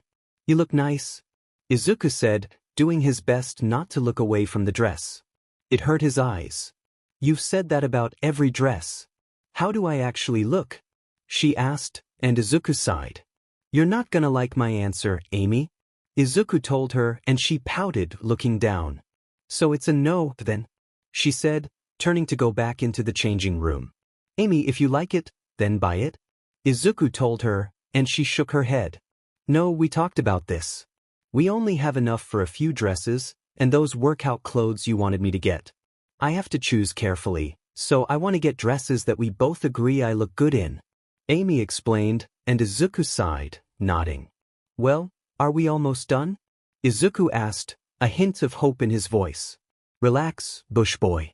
I only have a few dresses left, she said, walking back into the changing booth, where another dress awaited her, and Izuku whimpered. But you said that an hour ago, he muttered, and Amy poked her head out. I heard that, she said, glaring at Izuku, who straightened in his seat. Sorry, he said, and she nodded, entering the changing booth again. Nana, you got an 8? Banjo asked, and he heard Nana click her tongue in her head. Are you guys playing Go Fish in my head? Izuku asked the vestiges. We've got to find some way to entertain ourselves while your little girlfriend dolls herself up, the fourth said, and Izuku paused for a second. Can I join? He asked before Amy walked out of the changing booth, a small smile on her face. Izuku turned to face her, and his jaw dropped. She was wearing a one-piece dress, with thin shoulder straps. The skirt was fairly thin, making it a bit more flexible than a normal dress. It was dark green with black highlights, and Izuku had to admit, he really liked the way it looked on her. "Whoa," Izuku muttered, and Amy blushed. "I take it you like this one?" she asked, and Izuku nodded. It looks amazing, Ames," Izuku said, still a little stunned. Amy blushed once more, looking down and twiddling her thumbs. Thank you, Izuku," she said, walking back into the booth. Izuku smiled to himself, before it disappeared. A feeling that he was being watched washed over him, and he looked around, seeing a group of men simply standing there and staring at him blankly. He simply stared back, not allowing the group of strange men to intimidate him. If need be, he could simply take them all down with his quirk, but that would risk leaking his identity, and he didn't want that. He heard Amy walk back out and immediately stopped staring, looking back at her with a small smile. He didn't want her to worry after all. This time, she was wearing an all-black dress, and Izuku nodded, tapping on his chin. It was frilly, but not overly so like the other one. Overall, he thought it was a good choice. Amy agreed, before changing back to her normal clothes and deciding on the black one and the green one, placing them in the bag that also had her new workout clothes in it. Izuku grabbed the bag, standing up. "Oh, finally," Izuku groaned, stretching. They then paid for the clothes with some rings that Izuku had scrounged up on the way here, carrying them out with a hurry. Izuku frowned, still feeling like eyes were on him. He turned as he walked, seeing the strange group of people following him and Amy. He huffed, leaning down slightly towards Amy as he walked. "Don't look behind us, but there's a group of people following us. Follow my lead," Izuku said, and Amy's eyes widened, but she continued moving as normal, not doing anything outwardly suspicious that could give her away. Izuku turned into the nearest alley, with Amy joining him. Once they were completely out of sight, Izuku scooped Amy up, making her yelp lightly, before he jumped atop the building to his right. He landed, letting Amy go, who immediately checked the bag that Izuku was carrying, sighing in relief when everything was still there. Izuku then walked to the edge, looking down and expecting to see the group of men looking around, confused. Instead, he saw them looking up, before their shoes opened up and rockets started propelling them upwards. Izuku's eyes widened in surprise as he jumped back, activating OFA quickly. "Amy, get behind me," he ordered as the 5 men all landed. Now that Izuku got a closer look at the men's expressionless faces, he could see the metallic sheen. These weren't men at all. They were robots designed to look like normal citizens. "Give us the rose." The robots all said in unison, their voices entirely monotone. Izuku scowled. Of course, it was Eggman again. "Why don't you take her, Eggman?" Izuku said, scowling at the robots. He didn't know if the doctor was listening or not, but he meant the sentiment nonetheless. "Resistance detected. Lethal force required," the robots said, bursting forward with their rocket shoes. They were fast, but Izuku was far faster. Izuku blocked a hydraulic fist with his own wrist, before another hit him in the jaw. He stumbled backwards, surprised at the power of the hit, before he was immediately attacked with a shoulder tackle that sent him flying off the edge of the building. Amy yelled his name as he was sent careening through the air, before she turned nervously to the robots surrounding her. Izuku flailed in air for a second, before using float to stabilize himself, and shooting back upwards, and landing in front of Amy, cracking the rooftop around him. He glared at the robots, power pulsing through him. The nearest robot swung at him, and Izuku simply stood there, taking the punch. His head was tilted to the side by the blow, but he pushed against the fist with his cheek, glaring the robot in the face, before grabbing the robot's wrist and crushing it in his grip. Izuku then jumped up in the air, taking the robot's arm with him, and throwing it down, embedding it into the robot's head. Izuku landed behind the robot, before danger sense warned him of something flying towards him. He ducked under a robot, and looked behind him to see Amy holding her hammer and looking at him with a wince. "Sorry, Izuku," she said. "Ames, your hammer. Change colors. It's matching your clothes," he said, and she inspected her hammer for a second before she smiled, an excited grin on her face. She twirled her hammer in her hands, grinning at Izuku. It changes colors with my clothes. That's awesome, she said, running forward and slamming her hammer into another one of the robots, crumpling its head into its body. The robot shuddered, and Amy used the malfunction to jump on top of the robot's head and slam her fists down into its head, immediately shutting it down. She hopped off the falling robot, shaking her hands slightly. Oh, that hurt. Are you supposed to put your thumbs under your fingers when you punch? Amy asked Izuku as he chopped a robot in half with his bare hands. No.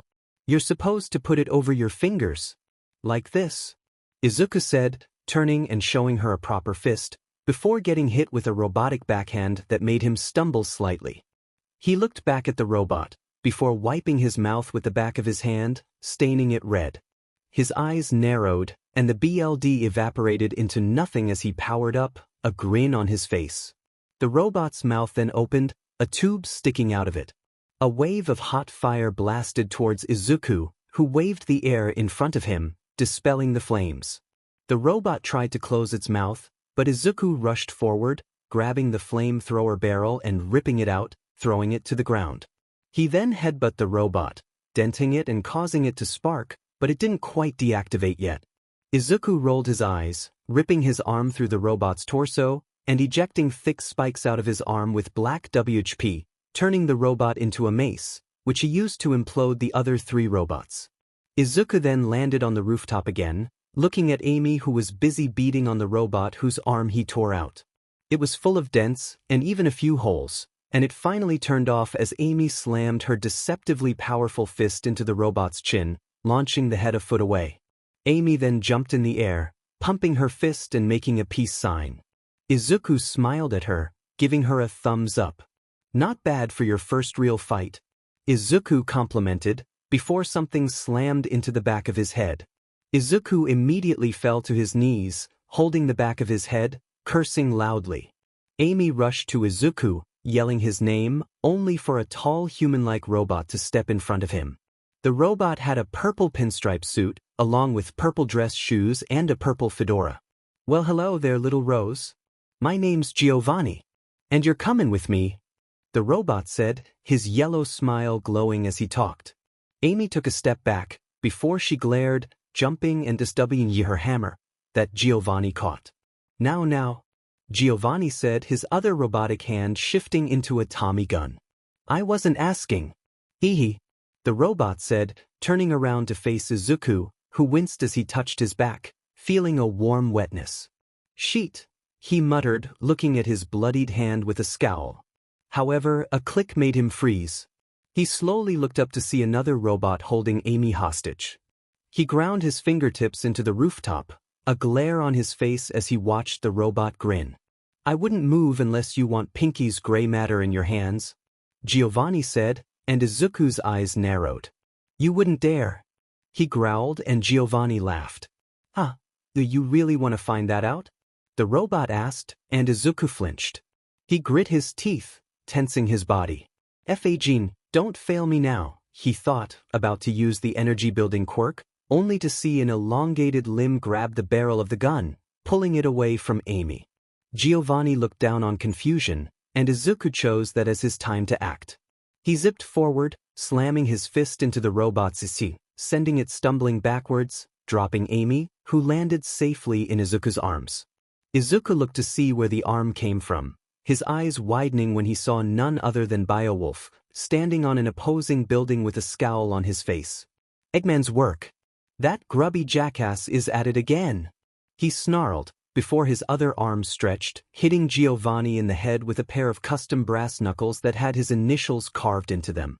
Izuku set Amy down, before jumping and spin-kicking Giovanni's head, sending him off the rooftop. The show must go on, he said, his shoes opening up just like the other robots. Izuku watched with a glare as the robot flew away, and Amy struggled in Izuku's arms, throwing up her fist and flipping the robot off as it flew away. And stay away, coward, she yelled, and Wolf looked at them, an inquisitive look on his face. He stretched his legs over the gap between buildings, his eyes locking onto Izuku with a glare. Oh, it's just you.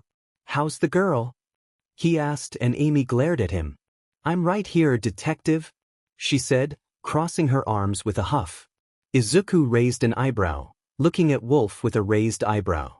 Detective? Wait, you two know each other? Izuku asked, and Amy shook her head. No, not really. We've met a few times, but I don't really know anything about him other than his name and job, she said, and Izuku looked up, nodding at Wolf. Good to see you again, Wolf, Izuku said, and the Mobians scowled at him. Don't act like we're friends, human, he said, narrowing his eyes. Amy then looked at them, her eyes narrowed. Wait, you two know each other? She asked, and Izuku blinked at the absurdity of the situation. He's the guy who wouldn't stop bothering us at that diner? He said, earning a growl. Sorry, I wasn't the most focused that day, she said, and Izuku smiled softly at her. No need to apologize, Amy, he said, and Wolf glared at the two. Disgusting, a Mobian such as yourself fornicating with a human? What a disgrace to the Mobian race, Wolf said, and both Amy and Izuku stared at Wolf, faces crimson. Fornicating? They both yelled simultaneously. Wolf glared, before he walked to the edge of the building. I'm out of here, he said, jumping off, using his stretching powers to swing from building to building. I can't believe that grumpy old detective said that. Amy stuttered as Izuku practically overheated. Fornicating? He repeated, and Amy raised an eyebrow. That, she said, and Izuku flinched, snapping out of his stunned state. Oh, did you say something? You kind of spaced out there for a second, he said, and Amy looked at him, unimpressed. No, I didn't say anything, she said with a sigh, and Izuku nodded, face still red. All right, I set the clothes down over there, and they're fine, Izuku said, grabbing the bag. He then looked over at Amy. Anything else you want to do in the city before we head back home? Yes, and she winced. Isn't your head bleeding? We should probably go home and check that out, Amy said, and Izuku's eyes widened in surprise. How did I forget about that?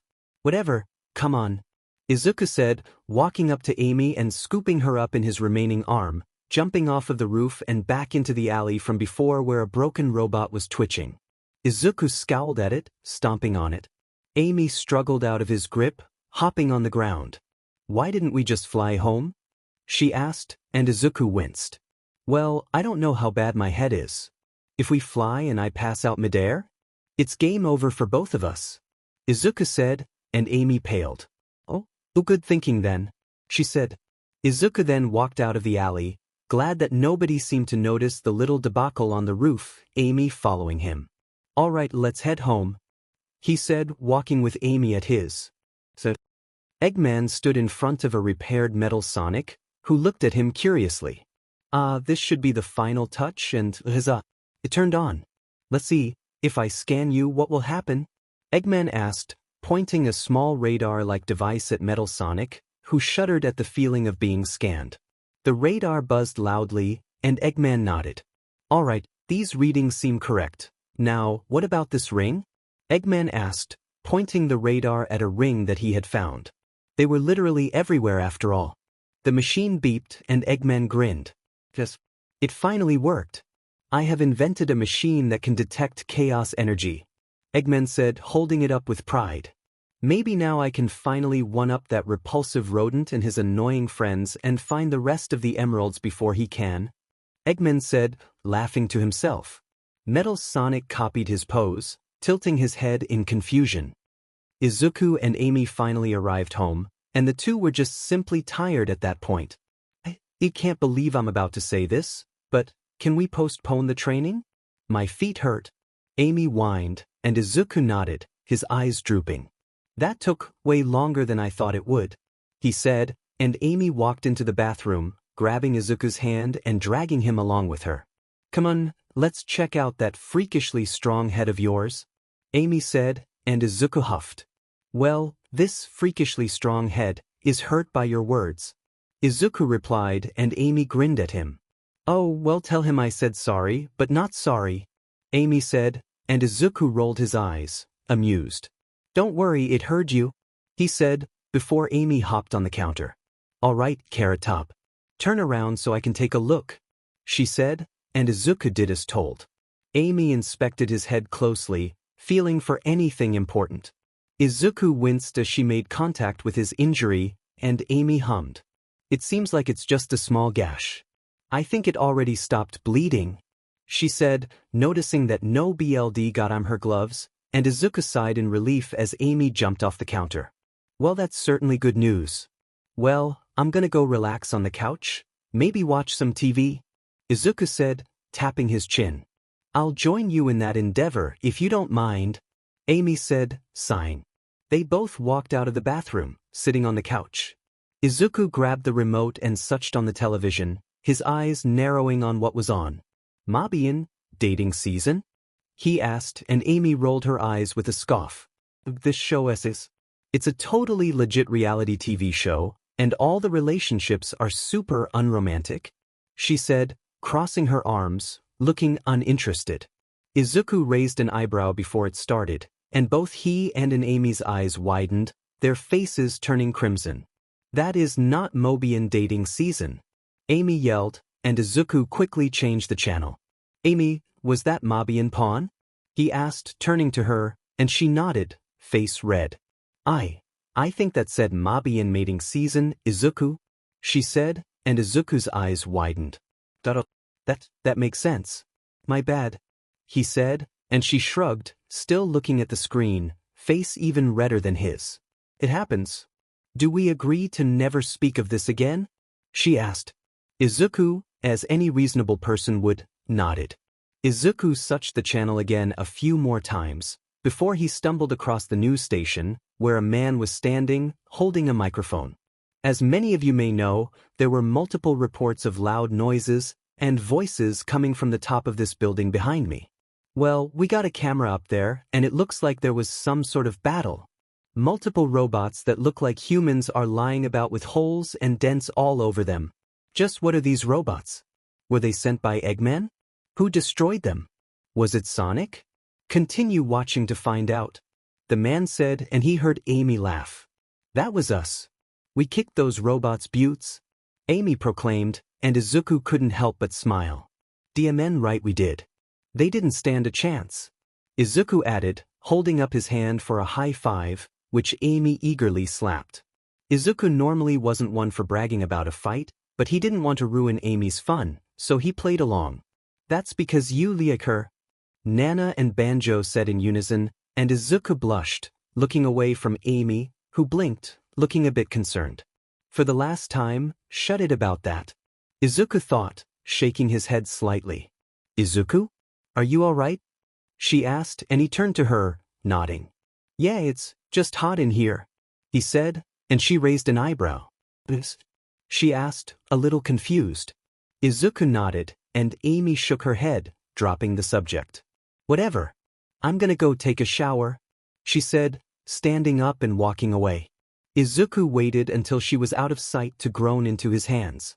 That was so stupid, he murmured, and it seemed Nana agreed with him. Yes. You should have at least tried to say something suave. We need to teach you how to get laid, kid, she said with a grin. I am going to strangle you, he replied. Stop teasing the boy on his crush, Nana, All Might said, and Izuku groaned again. Not you too, he whined inwardly, standing up. He walked to the fridge, opening it to see that they were beginning to run low on ingredients. I should probably buy some canned food for when we don't want to cook, Izuku muttered, walking away from the fridge. He sat back down on the couch, grabbing the remote and rapidly flipping through channels until he found what looked like a soap opera. He deadpanned, about to change the channel, only to remember something about Amy. Amy's favorite genre is romance. I remember she told me when we were still trapped in the cell together, she'd probably love this. He said, looking to see what channel this was. Number 183. Alrighty, let me write that down, Izuku said, walking over to the notepad and writing down channel 183, soap opera. Well, now I'm just bored, Izuku huffed before he heard the shower stop. Izuku straightened out for a second before he sighed, walking back over to the couch. He stretched, lying across the couch. After a minute, he heard the bathroom door open and quickly covered his eyes. Amy saw him almost immediately and giggled at him. Thank you for covering your eyes, she said, walking over to the bag that held her new clothes. He heard her fumble around with the bag before she turned back to the bathroom, entering it and closing the door. After a minute, the door opened and Izuku peeked through his fingers, seeing that she was wearing her new workout gear. Simple shorts and a pink t-shirt, along with her gloves and brand new running shoes. Izuku grinned at the sight. "How do you like them?" he asked, and she gave a thumbs up. "It's really breathable. I also put my quills in a ponytail to keep them out of my face, if that isn't a problem," she said, and Izuku smiled at her. "Nope.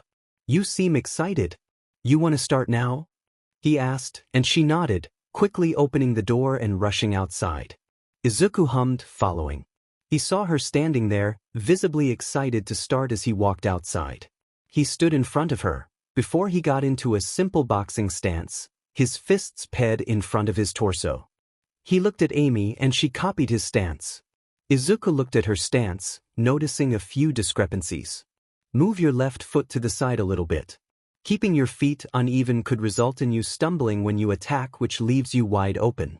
It might be a bit annoying to do at first, but it'll come naturally to you after a while," Izuku said. She nodded, looking down and straightening her feet before nodding with a determined look in her eyes. "Good. Now lower your fists. They're a little too high up. If your arms are too high, you could block your sight with them a little bit by accident.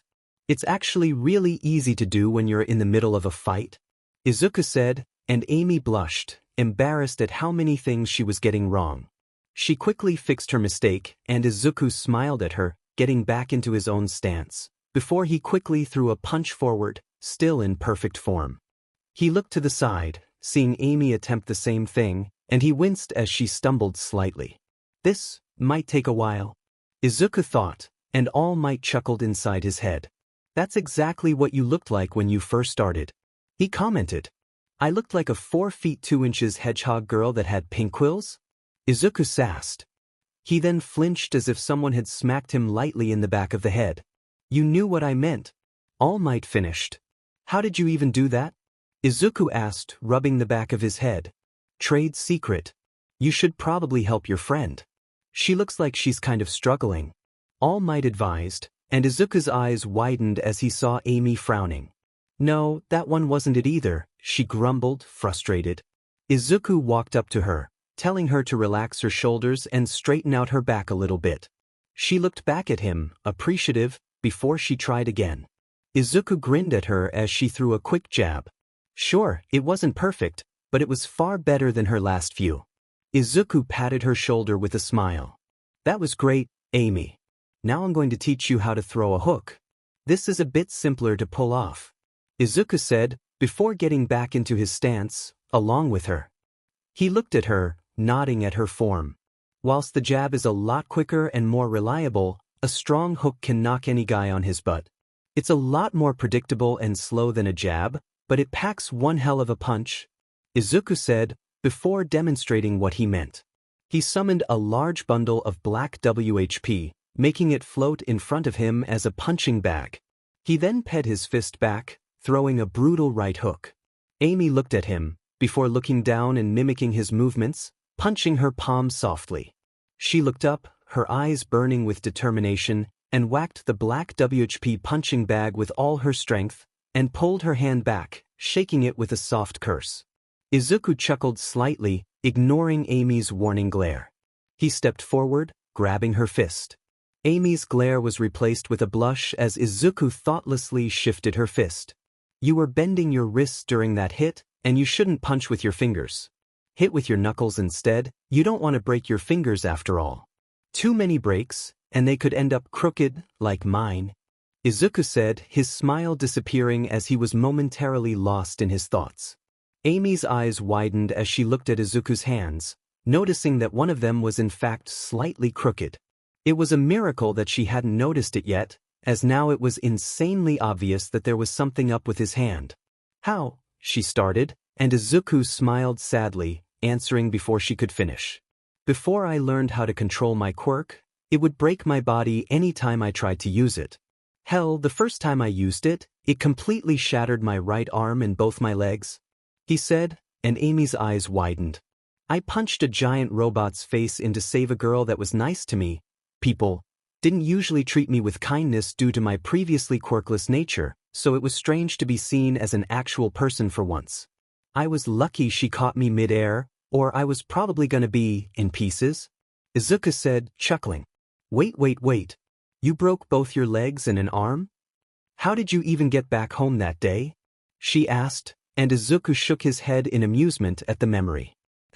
I passed out from the pain, and after that, an old woman healed me with her quirk by embracing me on the forehead, he said, and Amy crossed her arms, staring at Izuku with an unamused look.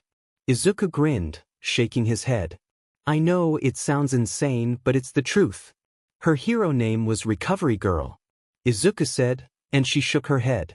You could give me irrefutable evidence, and I still wouldn't believe that an old woman healed you by smooching your forehead, Amy said with a small smile. Izuku rolled his eyes with a smile, before he shook his head, refocusing on the task at hand. Sorry, I got sidetracked. As I was saying, make sure to hit with your knuckles, and not your fingers, Izuku advised. Amy nodded, before pinning her fist back and throwing a decent right hook. Not bad, but it could use some work. Certainly better than last time though. Good job, Amy, Izuku congratulated, giving her a thumbs up, which she excitedly reciprocated. Izuku then grew more serious, and looked down at her with a small smile. Alright, now, I'm going to take a few steps back, and when I say go, I want you to try and hit me. I won't attack back or anything, I'll just be avoiding your attacks. One more thing, you can't use your hammer, he said, and she winced, looking uncertain. I don't know, Izuku, you're way more experienced than I am. I don't know if I can hit you, she murmured, and Izuku shook his head. Your opponents aren't just gonna stand still, Amy. I won't use my quirk, so I'll be as fast as a normal person. Does that sound good? He asked, and she took a small breath, pumping her fists. Alright, I'll try my hardest, she said, and Izuku nodded, taking a few steps back. Alright, go, he said, and Amy immediately rushed forward, throwing a punch at his stomach. Izuku sidestepped the attack, along with the following punch. Izuku nodded lightly at her acceptable form. It obviously wasn't the best, but it worked. Good. Your fast dash, Izuku started, before jumping over Amy, avoiding a left hook.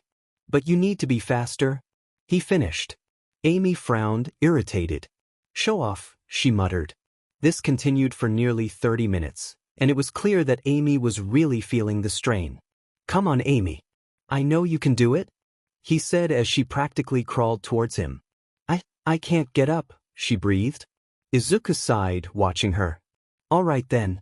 We'll take a break, he said, and Amy clenched her teeth. I need to do this, she said, still crawling forward. Izuku frowned sympathetically at Amy. Amy, it's okay to take a break, dash, he started, only for Amy to slam her fist into the ground. You don't get it? She yelled, making Izuku stop. Do you know how much it still hurts? To know that my parents were killed, and that I still can't do anything about it? My mother, my father, they're both gone. Forever, Amy yelled, fingers digging into the ground as she pushed herself up. Izuku just watched, eyebrows knitted in sadness. I hate this. I hate pretending like my parents weren't slaughtered mercilessly by the man that kidnapped me. I hate Eggman and everything he stands for, and I hate myself for allowing any of this to even happen, she yelled, tears building up in her eyes as she clenched her teeth. If I had never followed Sonic like the stupid girl I was, then none of this would have happened. I would still have my family, my friends, my home. But no, I just had to be an idiot fangirl who wanted her hero's attention. Amy cried, curling up into a little ball and sobbing. Izuku watched, his eyes wide and mouth slightly open. He reached his hand out, before hesitating. He stopped before he took a breath and walked over to her, lying down next to her. He just laid there in silence for a minute, letting her cry. After a few minutes, the sobs had turned into sniffles, and Izuku decided to break the silence.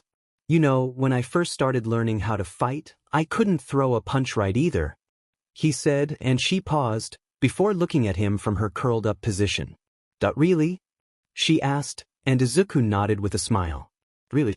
I got the stance wrong too. It took a few days to even get the stance right? Izuku told her. It took you 8 minutes? All Might corrected inside his head. Shush. Let me help Amy. He told him, nodding at Amy who looked surprised. So, you're actually doing way better than I was. Honestly, I think I might have been a bit too strong on you. I only taught you how to punch and now I'm making you try to hit me. That's my fault and I'm sorry. We're going to take a break and then I'm going to teach you more moves, alright? Izuku asked. Amy was silent for a second, before she uncurled.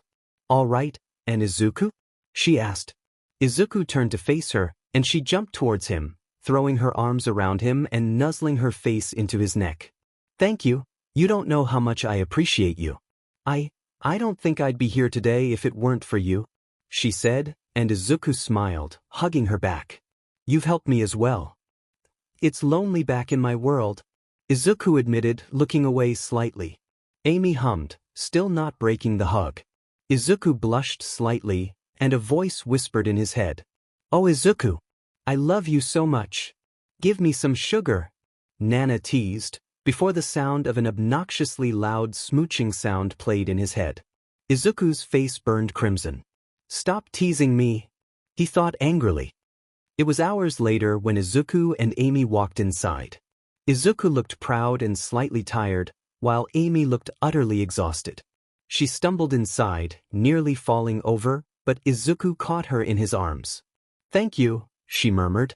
Izuku set her down lightly, and she blinked wearily. Alright, you need to hop in the shower. It's important to bathe after working out, Izuku said, and she hummed, walking over to the bathroom. Izuku nodded, before he sighed, stretching with a grunt. She had made great progress today, and he was proud of her. She had learned a lot of basic attacks like the many ways of how to kick, elbow, knee, even headbutting enemies. Sure, she wasn't ready yet, but it was amazing progress. Izuku yawned as he heard the shower turn on, before he sat on the couch. He didn't really have much to do other than wait for the shower to open, so he simply waited, thinking to himself. She's a fast learner, just like you? All Might said, and Izuku nodded with a smile. Yeah. It's honestly impressive. She surprised me with how fast she picked up on it.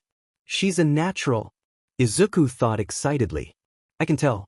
You seem excited to train her, Nana said, and Izuku's smile dimmed. She's out for revenge. I know what it's like to get swallowed by vengeance, so I'm going to make sure it doesn't happen to her. She's just going to be depressed if she can't fight, but I'll make sure to keep her in check when she does, Izuku explained, and he heard a collective hum in his head. Good answer, Twife. The first said, and Izuku blushed in embarrassment. Thank you, first, he replied. After another 15 minutes, he heard the shower turn off, and he placed his arm over his head as Amy walked around, getting dressed. After a minute, he heard her mumble that she was dressed. He opened his eyes and gasped at the dress that she was wearing. It was the green one she picked out, and she was smiling bashfully while wearing it. That looks amazing on you, Amy, he said, and she blushed, her eyes widening. The next thing Izuku knew, he was leaning off the couch, a small bump on his head. Don't just say that, idiot, Amy said, holding her mallet. That-ow, Izuku whimpered, and he heard Nana cackle in his head. Oh, Izuku. I'm sorry. I didn't mean to do that. Are you all right? Amy asked, dropping her hammer which dissipated, and rushing to Izuku, who was feeling a bit woozy. Amy? Why are there two of you? He asked, and Amy's eyes widened. That doesn't sound good, she said, looking around. She looked down at her hand for a second, before gulping. This is gonna hurt, she warned Izuku, before slapping him across the face. Izuku grunted, before blinking, looking normal again. What the hell happened? And why does my face hurt? He asked, touching his face and wincing. Oh, no reason? Amy asked, and Izuku looked at her for a second before he stood up and walked to the bathroom. Amy followed nervously, and Izuku's eyes widened at the comically large slap mark on his left cheek. God damn it, he said, looking at the massive handprint. Amy looked at it, her eyes widening as she finally noticed it. She then looked down at her own hands, a deadpan look appearing on her face. I have really big hands, she said. Izuku looked over to her, noticing that her hand fit the size of the slap mark.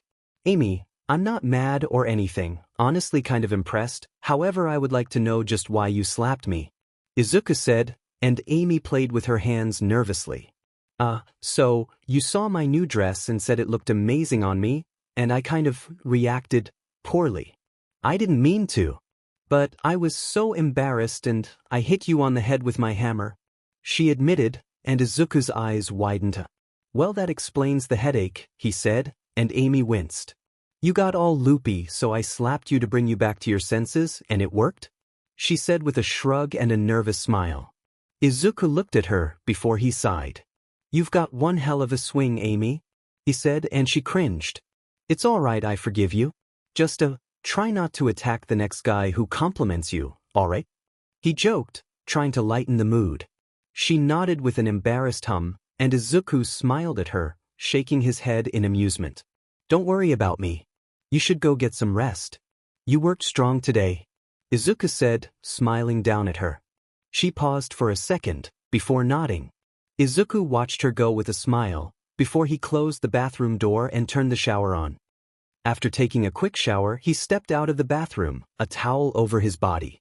He quickly grabbed his costume and a clean pair of boxers, putting on the base of his costume. He then put his other clothes in the washer, along with Amy's workout clothes. He hummed, grabbing a few towels and putting them in as well. He then put on his boots and his gloves before taking a look at his belt.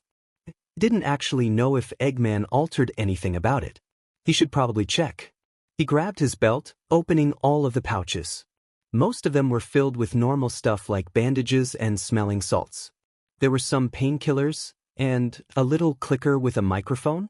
He looked closely at the clicker before pressing the button. He then heard a dull fuzz from behind him. He turned around quickly, OFA activating only to see nothing there. He paused, looking down at the clicker. What? He asked, before pressing the button. He paused, hearing the same fuzz behind him. However, he simply spoke into the clicker, and he heard his voice behind him. He grabbed his mask, slipping it over his head, and pressing the button, smiling at the sound. It was coming from his mask. This was a communicator, and the other side was built into his mask. I hate to say it, but Eggman's a genius when it comes to practicality, Izuku muttered, before he got an idea. He walked into his room to see Amy lying down, dozing off but not quite asleep. Amy? He asked, and she hummed, turning to face him, her eyes bleary. Izuku? She mumbled, and Izuku smiled at her. Can you sit up for me, please? He asked gently, and she slowly shifted, rubbing her eyes. I'm listening, she murmured, yawning. All right, Amy. I'm going to give you something, and I want you to always carry it around with you. All right? Izuku asked, and Amy got a little bit less drowsy. Izuku, what is this about? She asked, and Izuku handed her the clicker. This is a communicator. Apparently Eggman put this in my belt, probably planning to use it to keep in contact with me. However, since we aren't working together, I'm going to give it to you. Click on that button and say something into the little holes on the front. He directed, and she gazed at it warily for a second, before pressing the button. Izuku is a dummy. She whispered, and Izuku frowned at her. What? No, I'm not, he said, crossing his arms. Amy giggled, placing the communicator on the nightstand next to the bed. Izuku huffed in amusement, before he looked at her, a serious look in his eyes. If you're in any danger, press on this button and call me for help. I'll drop whatever I'm doing to come help you. Got it? He asked, and she nodded, yawning again. All right, I'm heading out. Sorry for waking you. I should be back before morning, but if I'm not, don't worry, he said, and she nodded again, lying down. Good night, Amy, Izuku said, leaving the room. He smiled as he heard a soft reply, before he opened the front door, quickly leaving.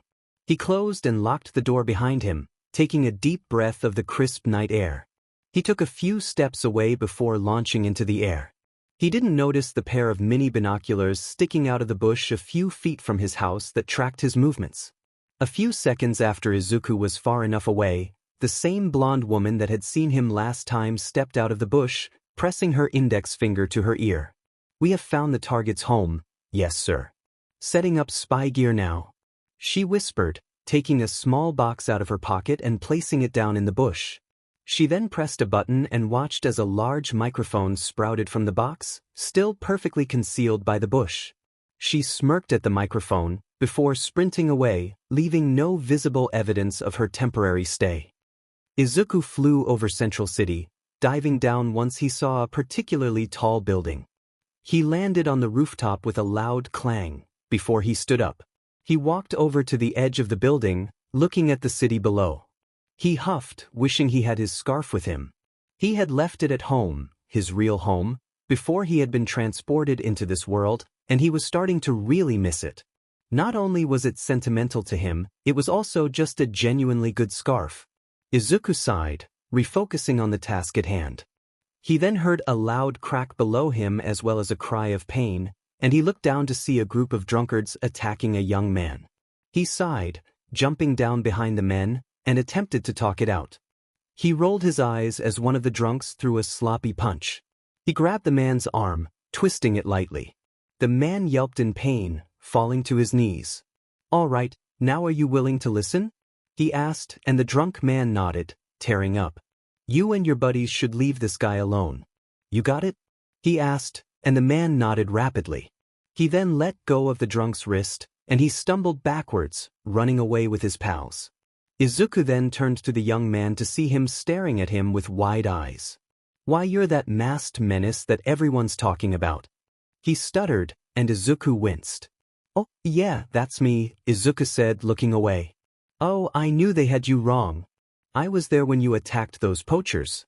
You're a good guy for beating those racist lunatics. I can't believe one of them pulled a gun on a Mobian. Say, I've been curious, are you and that hedgehog girl friends?" the young man asked, and Izuku shrugged. "Maybe. You should go back to your house. It seems to get pretty dangerous around here at night," Izuku advised, and the man nodded. "Oh right. Thank you, sir. I won't forget this," he said, rushing away. Izuku sighed as he watched him go, before jumping up back to the roof and launching away, looking around for any other danger. A few hours later, Izuku hummed while on a rooftop. A nice rabbit woman and her adorable little daughter had thanked him by buying him a nice plate of meat buns after he saved them from a few poachers. He tried to deny the gift, but they hadn't taken no for an answer, and he was sure glad they did. "Oh, these are delicious," Izuku murmured, popping another one in his mouth. He looked down into the box, sighing sadly when he found that there weren't any left. He stood up, grabbing the takeout box and folded it into a small square, before he stuck his tongue out slightly, putting his finger behind the little folded square. He then flicked it with a tiny percentage of OFA, watching it fly through the air and land in a recycling bin. He pumped his fist in victory, grinning. Before he could actually celebrate his victory though, the sound of gunshots rang out brought the city. Izuku's face immediately grew serious, and he slipped his mask over his face, launching himself towards the sound. Within he had spotted a group of men in police gear shooting at their own car. He ascended a bit, getting a better look. His eyes widened as he saw what they were actually shooting at. There was a bat Mobian hiding behind the car, nursing her wing, which had a bullet hole in it. She was clearly out of her depth and needed assistance. Izuku dove down, landing in front of the police car, which made the policemen stop firing. "Oh, calm down guys. Can someone explain what's going on here?" he asked calmly. He narrowed his eyes when danger sense pinged in his head, and he created a large shield out of black WHP, blocking the incoming fire. "Please, hold your fire. I'm not going to hurt anyone," Izuku yelled, but he was simply ignored. He slowly backed up towards the police car as his grip on black WHP began to strain. If they kept shooting, then it would lash out on instinct, which would probably kill the men, and he couldn't allow that. Izuku then flipped over the car, sighing in relief as he retracted black WHP. He then looked at the Mobian woman who was simply staring at him with wide eyes. Izuku took a small step forward, and the woman's eyes narrowed, untrusting. She appeared to be holding something close to her. and she raised her sharp heels towards his face. You get any closer and I won't hesitate to slit your throat? The woman threatened, and Izuku blinked in surprise at the threat. Jesus, he just tried to help her, and now she threatens to kill him? How's your wing? He asked, and the Mobian scowled at him. Oh, it's just fine. Thank you for asking. Oh, what's that? There's a effing hole in it? What? I didn't notice. The woman sassed, and Izuku deadpanned. Alright, I get it. I'll try to get these guys off your tail. Can you still fly? He asked, and she flapped her wings, wincing in pain. Yes, but not nearly as fast, and it'll hurt, she said, more to herself than anything. Izuku nodded. I could carry you out if he started, only to be cut off by the Mobian's glare. I'm not some damsel. Just go distract those pesky policemen so I can fly away without being turned into a pincushion, she ordered, and Izuku sighed, before jumping high in the air, landing in front of the officers. They immediately fired at him, and Izuku dashed away, leading their shots away from the police car. He couldn't attack any of them, or else even more people would think that he was just some maniac. Having a good relationship with the public was a very important part of being a hero. He didn't care about fame or anything like that, but having a deeper relationship with the city meant they were more trusting of him, and it made them feel safer when he was around, which was his main goal when it came to his reputation. However, most people were afraid of him, which is the exact opposite of what he wanted, and even touching one of the officers would skew his rep even more.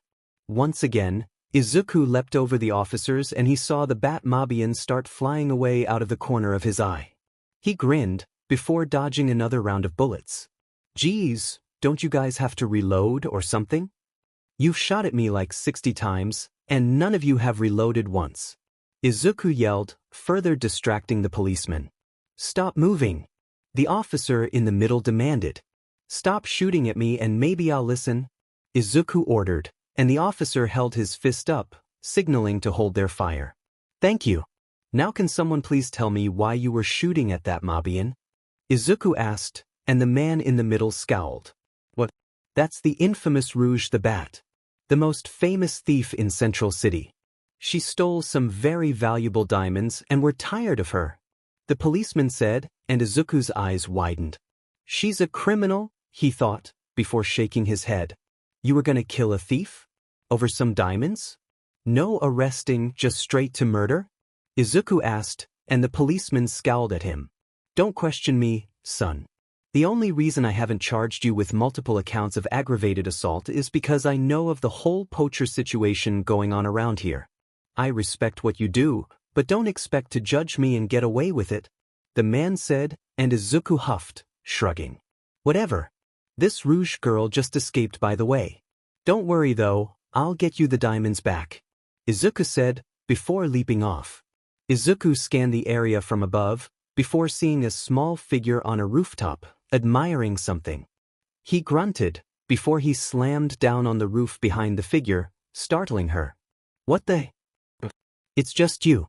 If you're expecting anything in return for helping me, you're sheet outta luck, Rouge said, facing him with a smile. Izuku simply glared back, ignoring the slight blush that crept up his face.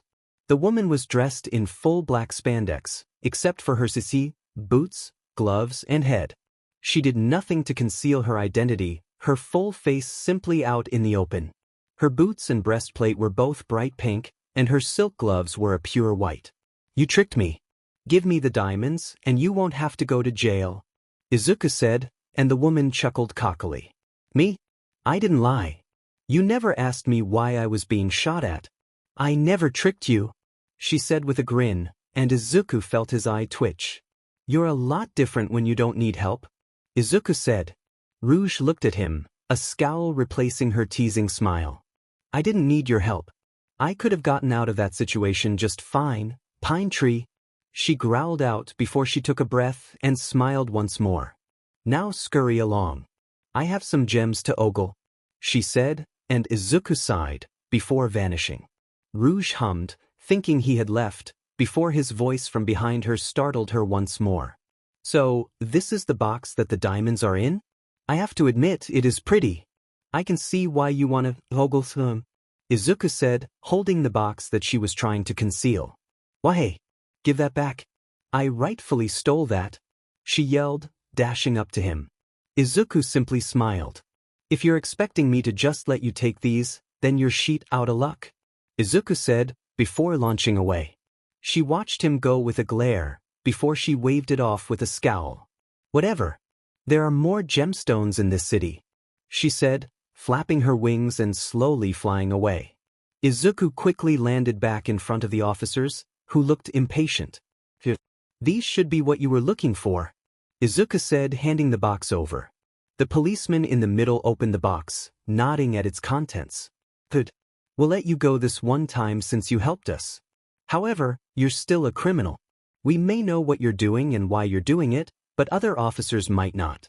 I can contact my superintendent and let him know that you helped us, but that most likely won't do much, the officer said, and Izuku nodded, a grateful smile on his face, though the officers couldn't see it. Thank you, officer. I'm gonna leave now. I hope the three of you have a nice night, Izuku said before he launched away. The officers watched him leave, before the one that spoke to him sighed. He looked to the other officers, taking out a cigarette. I'm gonna go have a smoke. Drive home if you want, I can walk, the officer said, and the other two nodded, before realizing that they had shot their car. It's probably fine, the one on the left said as they entered the car. The single remaining officer watched them leave, before he walked into an alley, making sure that nobody was watching him. He then clicked a hidden button on the cigarette, and the orange bit popped open. He then placed the cigarette up to his mouth, and started talking into it. Wilson to home base. I have acquired new info on one of the primary targets. He is not like how the media portrays him. He wants to help people. Continue watching him? Alright. Officer Topaz planted the spy gear already? Alright. Officer Wilson out. The policeman then took his hat off, brushing any dust off of it with a sigh. He then placed his hat back on, before he left the alley, a policeman once more. Izuku landed softly in front of his house, before powering down. He walked to the door, opening it, cringing at the creaking. It wasn't too loud, but he did not want to wake Amy. He did not want her having the same sleep schedule as him. He was used to staying up for days on end, fighting crime. She wasn't. He tiptoed across the house as he slipped his mask off, peeking his head into his room to see Amy cuddling with her pillow, snoring softly. He sighed in relief, before he tiptoed back to the couch, slowly taking his shoes and gloves off. He placed his shoes next to the couch and his gloves on the table. He laid down on the couch, checking the clock above the door. 4:42? I only need a few hours of sleep, he thought to himself, quickly drifting off. Amy groaned as the sun attacked her eyelids, making her turn over. However, the damage was already done. Stupid sun, waking me up from that nice dream, Amy murmured, looking around blearily. Her eyes widened slightly when she saw that she was alone in the room. Izuku still isn't back yet? She muttered before she stretched, her quills flexing with her. She realized that she had been cuddling her pillow in her sleep and blushed in embarrassment. I thought I stopped cuddling things in my sleep, she muttered. She knew she hadn't done it in a while. Oh, she would be ghostly pale if she woke up to herself cuddling Izuku. That was a terrifying thought to have. What would he think of me, she asked herself internally, before she deadpanned. He would immediately forgive me. Yeah, that's no doubt what he would do. Though, he would blush the entire way through it, hee. She whispered, standing up. She quickly walked out of the room, ready to take a shower, when she spotted Izuku lying on the couch, his arm hanging off the side. She looked at him in shock, before realizing what happened. He must have come home ages ago and slept on the couch so he wouldn't wake me. Oh, Izuku, you don't need to do that, she thought to herself, shaking her head. She tiptoed around, grabbing a towel and some clothes. She had to start dressing herself inside the bathroom after a shower. She often forgot that Izuku was a guy, only to realize when they caught each other in an embarrassing moment. Amy sighed as she turned on the shower, wincing as she rubbed her shoulders. Geez, I'm so sore. I guess this is what happens when you work out, she murmured, annoyed. A little pain wouldn't stop her from this, but it was certainly annoying. Amy felt the water, satisfied at its heat, before she undressed and stepped inside. After cleaning herself, drying herself, and getting dressed inside of the bathroom, Amy stepped out of the bathroom, running a brush through her quills. She had to find out what to do with them. She couldn't just leave them there like that. That was so ugly. She hummed as she thought about how she should style her quills. I want something cute, but I also want it to be practical. Maybe I should ask Izuku? He probably knows the practical way to style his hair. I don't know though, his hair is way different from my quills. She thought before she noticed his boots and gloves. He had obviously taken them off before he had fallen asleep, but to just leave them there? Amy huffed, grabbing his boots, tapping into her monumental strength to lift them. Geez, these are heavy, she thought, carrying them over to the front door, where she gently placed them. She had remembered a few of the customs that he had told her about Japan, and keeping your shoes near the front door was one of them. She was just glad that she didn't have to follow those rules. Taking her shoes off in front of anyone was deemed an extremely NTMT action among Mobian, and she did not want to come on to Izuku. Sure, he's strong, handsome, endearing, cares about me, helped me through the worst time in my life, saved me, is handsome, can hold a conversation with me without calling me weird or boring, has great muscles, and did I mention that he's handsome? She thought, going on a mental tangent. She froze as her thoughts really registered in her head, and her face turned crimson. Whoa, where did that come from? She asked herself internally. She turned to look at Izuku, watching him snore softly. Her face heated up even more as she stared, and a startling realization made itself known in her head. Oh no, I can't have a crush on him, right? She thought to herself. She thought of all the time they had spent together, from him telling her about his world, to him embracing her and telling her that she's all he had left, even to him lying on the ground, Metal Sonic's claws to his throat. She paused for a second, before she groaned softly. That this is way more than a crush, she whimpered. Izuku yawned as he woke up. He stretched, his body cracking in all the right places.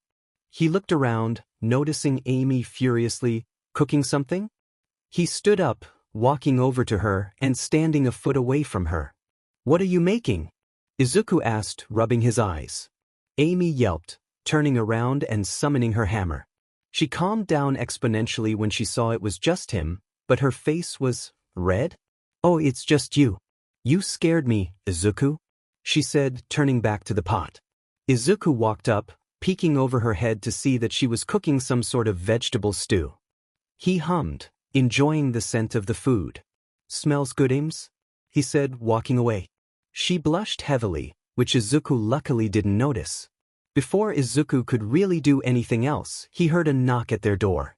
Izuku sighed, shaking his head. It feels like every other day someone wants something from us, he muttered, walking to the door. He opened it, ready to talk to Sonic or Tails, only to freeze at what he saw. Standing in front of the door with an irritated grimace, dressed in black clothing and wearing his familiar white scarf, was Shota Aizawa. Aizawa-sensei? He asked, his eyes wide and jaw dropped.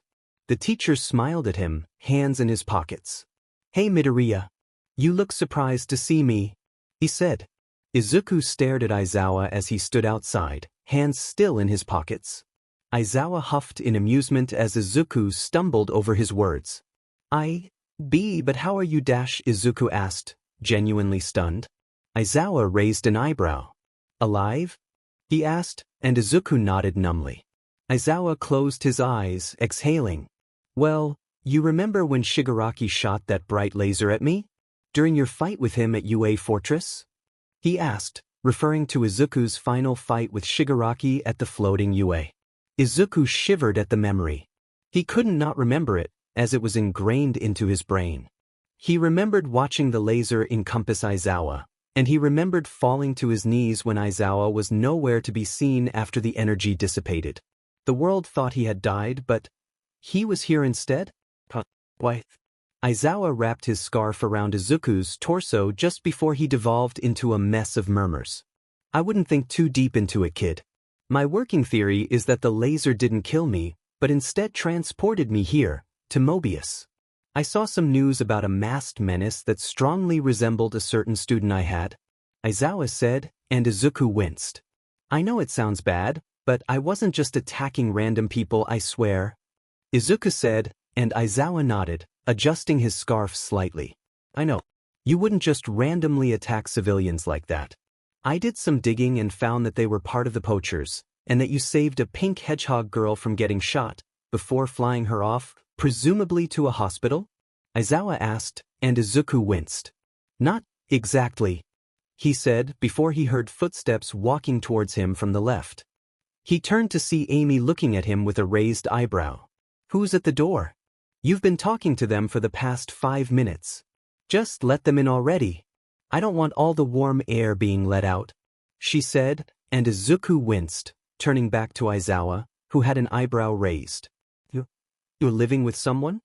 He asked, and Izuku rubbed the back of his head. Just come in. It'll be much easier to explain inside, Izuku said, opening the door even further. Amy walked back to the kitchen, keeping a close eye on the stew, which was just about finished.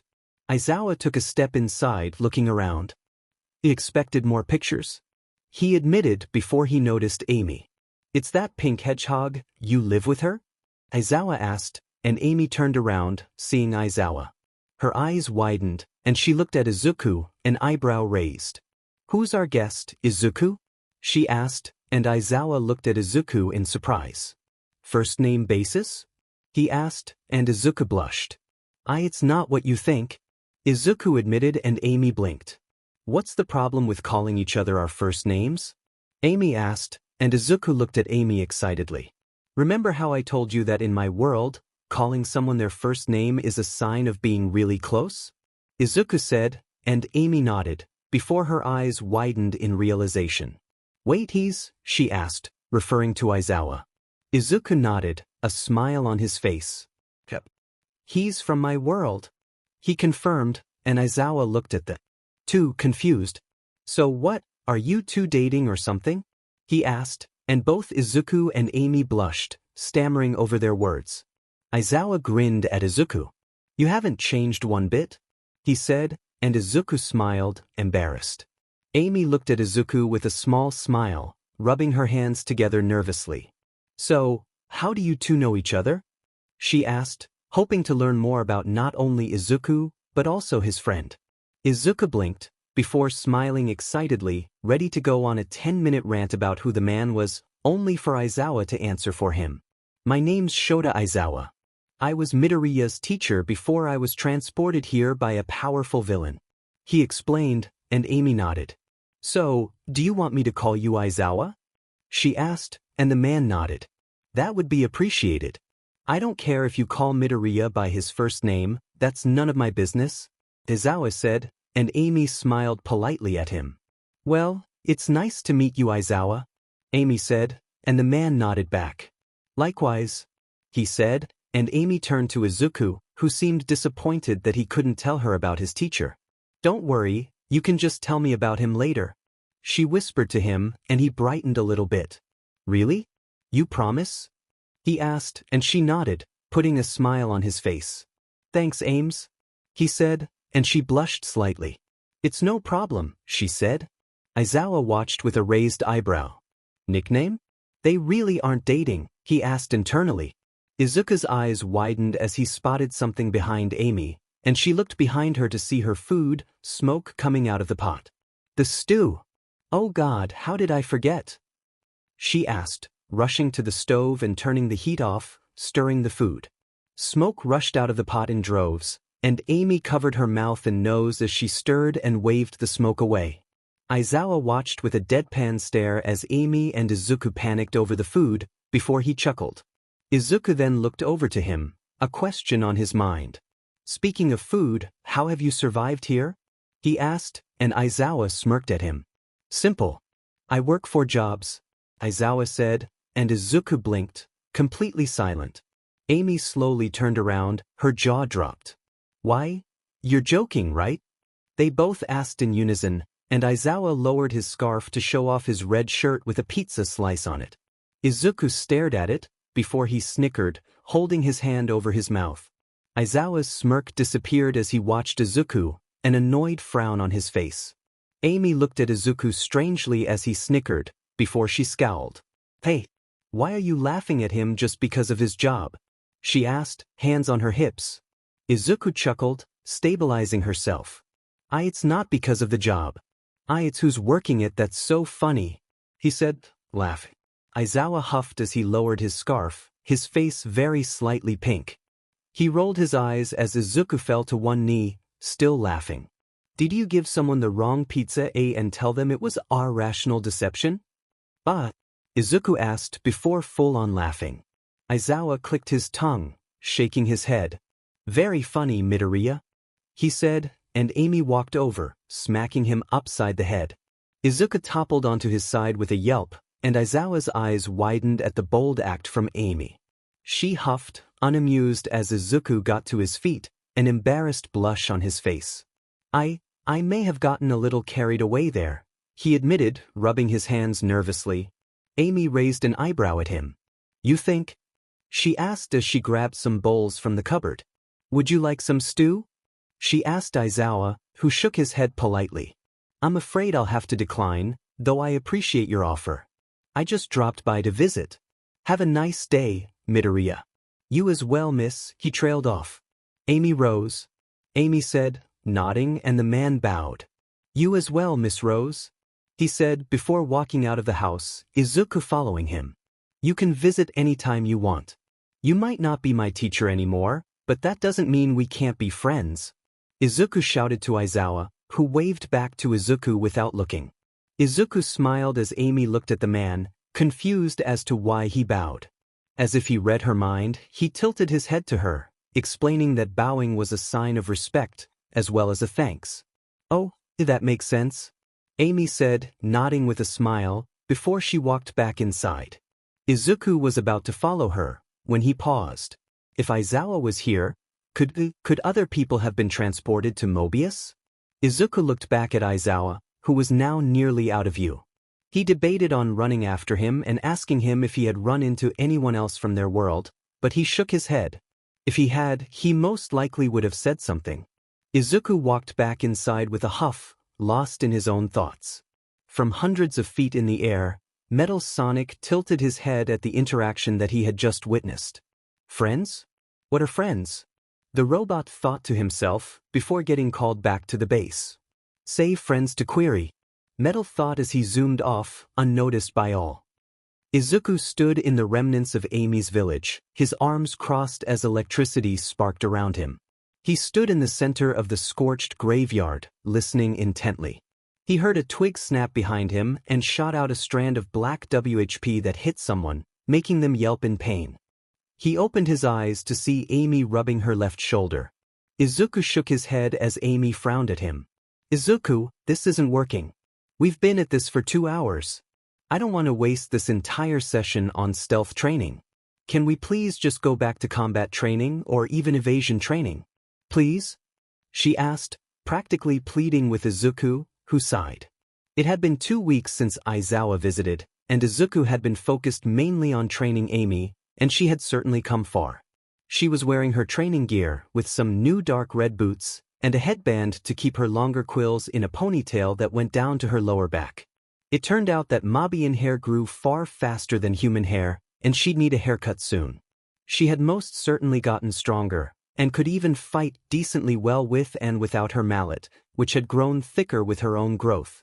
She looked mostly the same, but she had grown more with the training. Now standing at 4 foot she had a bit more muscle visible on her arms, but it wasn't much.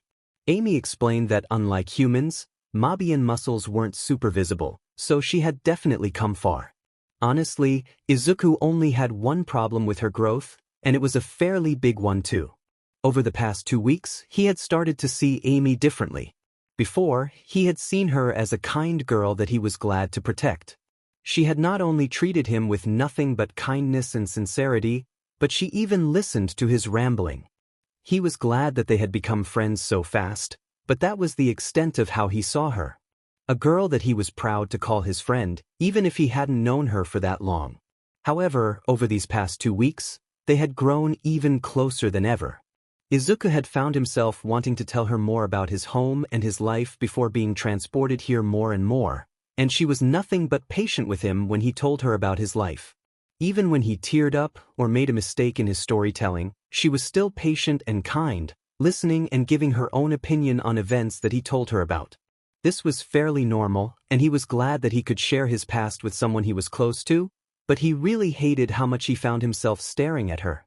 Oftentimes, his thoughts would drift to her, and he would be staring at her, admiring her little quirks, the non-superpowered kind, like the way she put her hands on her hips when she was angry, or how she would pump her fist and throw a peace sign when she was proud of herself. He couldn't help but smile when she did these things, and it scared Izuku. He turned to see her leaning on her hammer, wincing as she rubbed her shoulder. She looked up at him, her eyes pleading, and Izuku blushed, turning back and closing his eyes once more. This was bad. She wasn't just a girl in his eyes anymore, and he didn't like it. The last time he had felt this way for someone was, Izuku sighed, turning around and looking at Amy as she stabilized herself. "All right, combat training it is," he said, and Amy smiled, relieved. "Oh, thank God. I hate stealth so much," she muttered, and Izuku snickered. "I felt the same way when I first started stealth training." "You'll get better at it, I promise," Izuku said, and Amy winced. "Yeah, I don't see that happening," she said, and Izuku shook his head in amusement, before he rolled his shoulders, placing his arms in front of him, signaling that he was ready. Amy took a breath, before twirling her hammer in her hands in a show of skill. Izuku smirked at her, rushing forwards. He threw a quick jab that Amy sidestepped, before he performed a rising knee, jumping off the ground.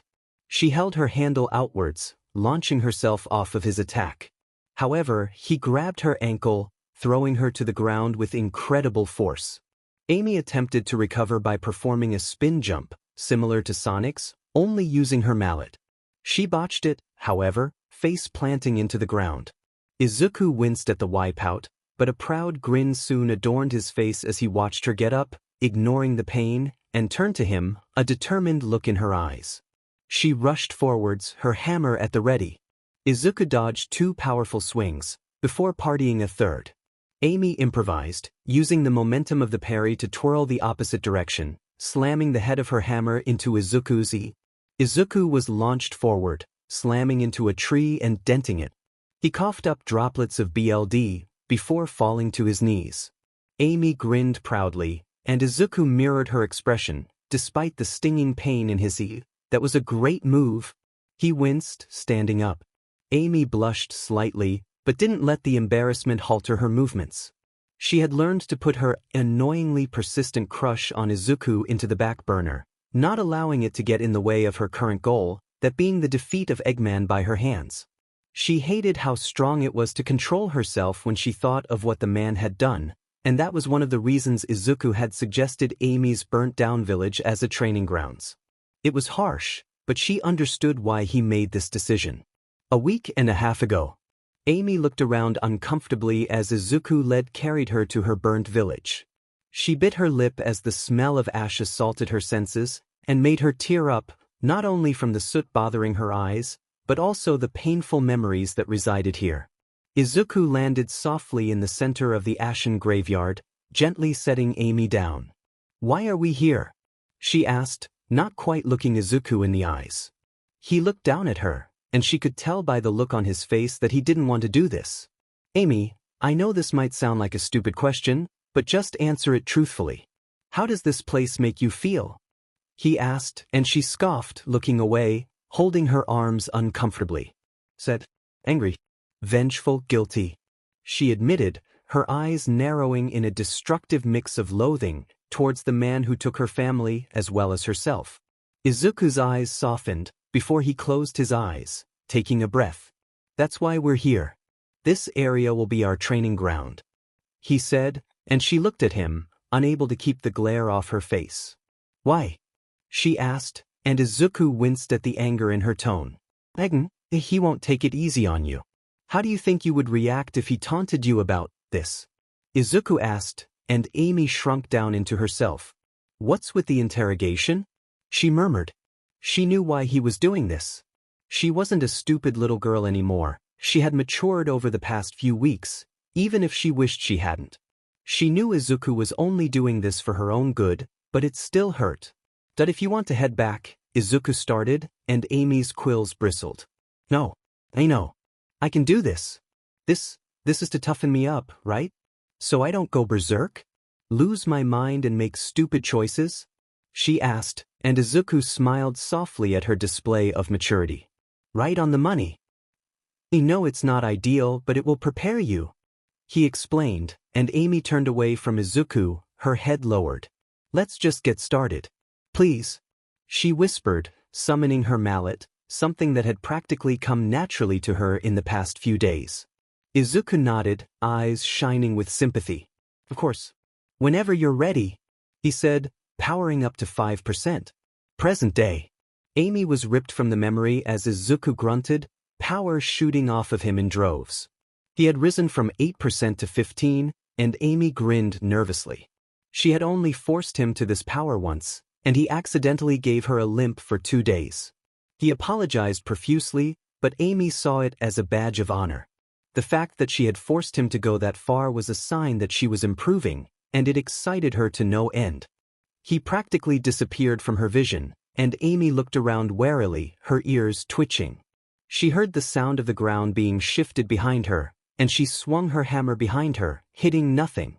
A shadow was casted over her, and as if in slow motion, she looked up, seeing Izuku's electric green eyes staring down at her, and she suppressed the shudder in her spine, holding her hammer above her in a defensive position.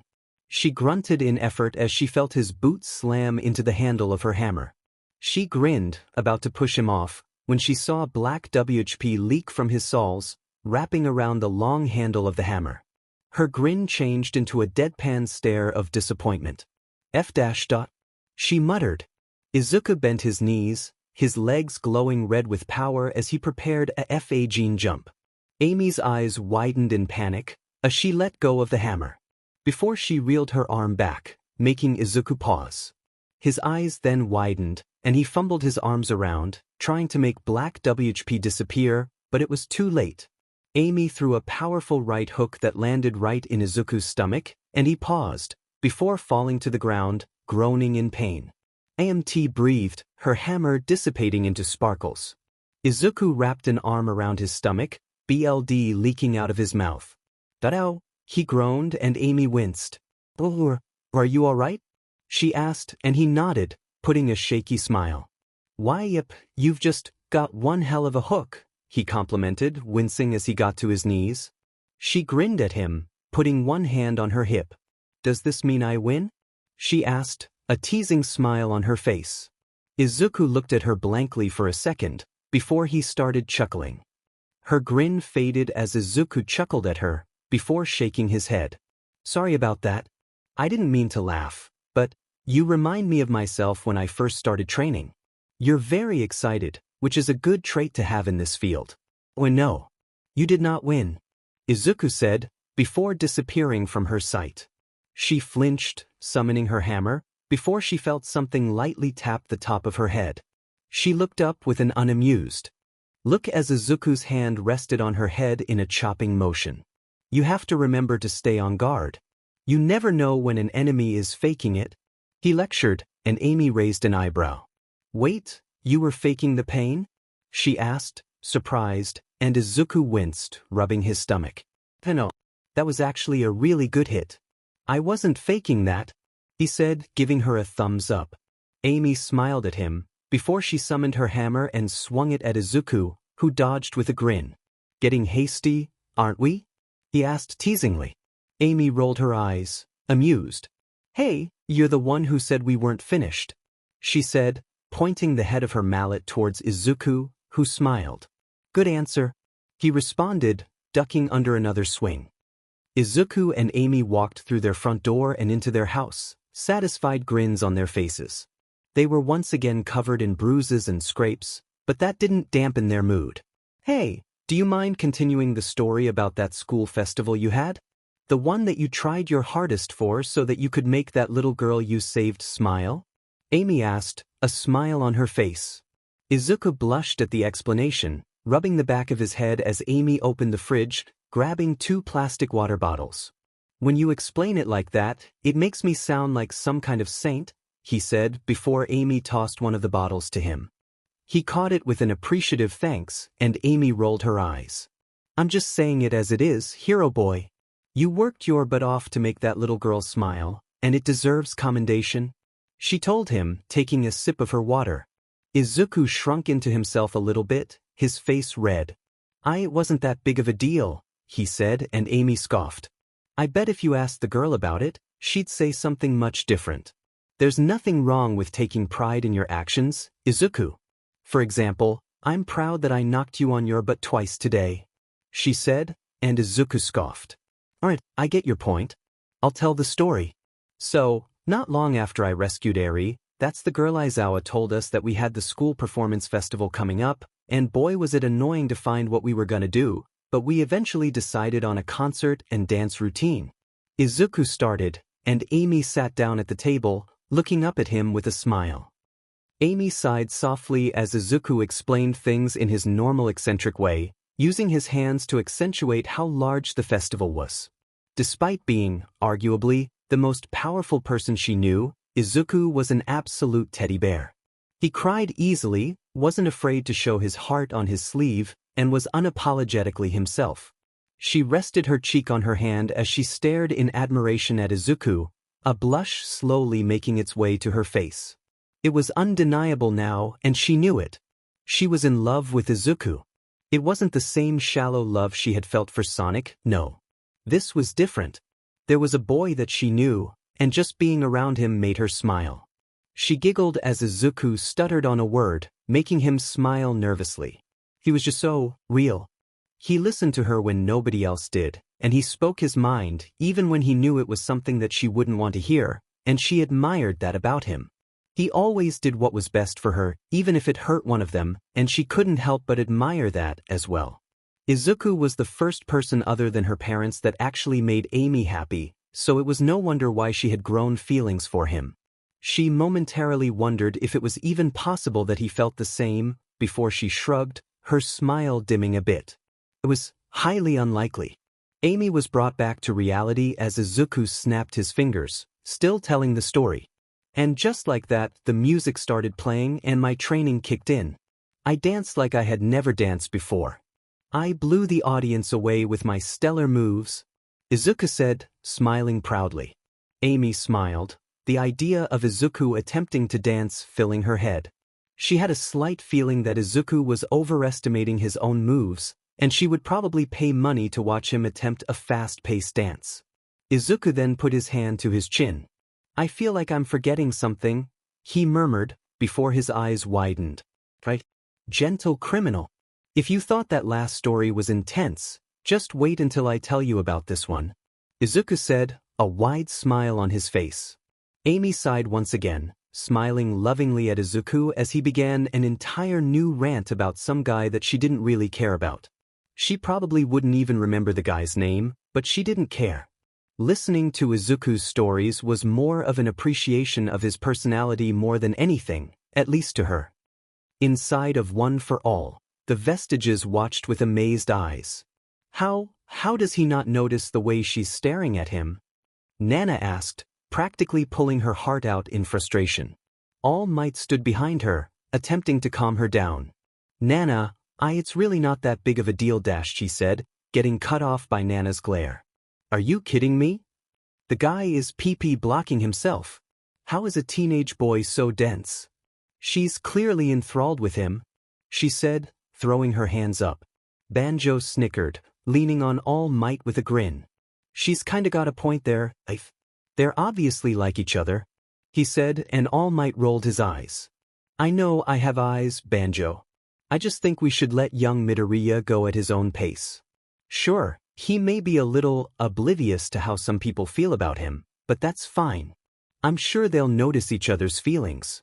Eventually, probably, All Might said, and Nana deadpanned at him. Sure. Izuku will notice that a girl has feelings for him. That'll happen, she said with no small amount of snark, and All Might winced, not even being able to defend Izuku. Even you admit it, Banjo said, noticing the look on All Might's face. Okay, I get it now. Still though, just let him do his thing. I'm sure he can pull it off.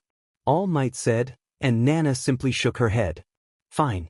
I won't do anything, but if this goes on for too long, I'm telling him, she said, and All Might winced. We both know he won't believe you, he told her, and Nana paused for a second, before she slouched slightly.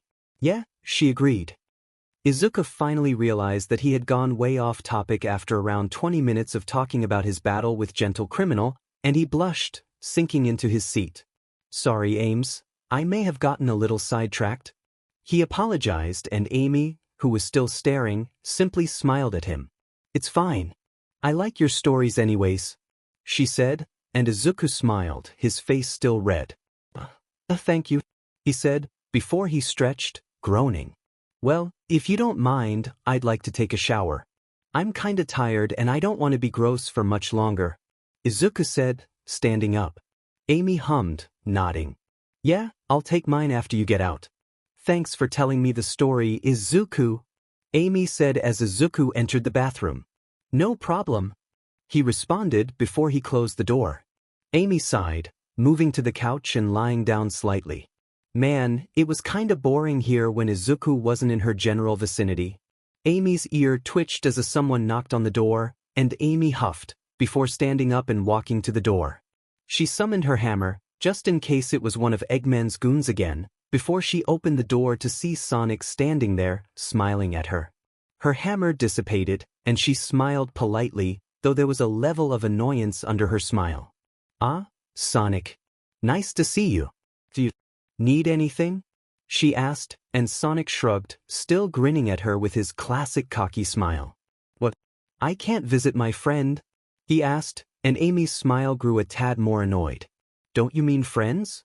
She asked, and Sonic shook his head, his own smile shrinking a bit. I meant what I said, Amy. Can I come inside? He asked, and she rolled her eyes, stepping out of the way. Whatever. Just don't touch what isn't yours. You don't want Izuku tearing you apart because you breathed on something of his? Amy mocked, and Sonic looked at her, unamused. I don't talk about the guy like that, he said, and Amy crossed her arms. Coming from the person who's heard you say shit like that, yeah. You do, she said, looking at him unimpressed. Despite anything she said, no matter how many times she told Sonic that Izuku wasn't the ticking time bomb that Sonic thought he was, the blue blur just would. In the past 2 weeks, Sonic had tried to convince Amy to abandon Izuku 6 times, each of which was a monumental failure on his part. Is there a reason you're here, or did you just want to slander my friend in his own house? Amy asked, tapping her foot. Sonic watched her foot tap with a grin. Copying someone, eh? He asked, and she answered immediately. Yep. My father. Stop stalling. What do you want? She asked, and Sonic winced. Geez, Ames, stop being such a stranger, he murmured, and Amy bristled in shock, before she glared at Sonic. You don't get to call me that, and I won't stop being a stranger until you stop calling my best friend a danger to my health. In case you haven't noticed, I'm fine, she said, and Sonic raised an eyebrow. You're covered in bruises and scrapes, he pointed out, and Amy scoffed. Yeah. From sparring. Izuku's got some bruises too.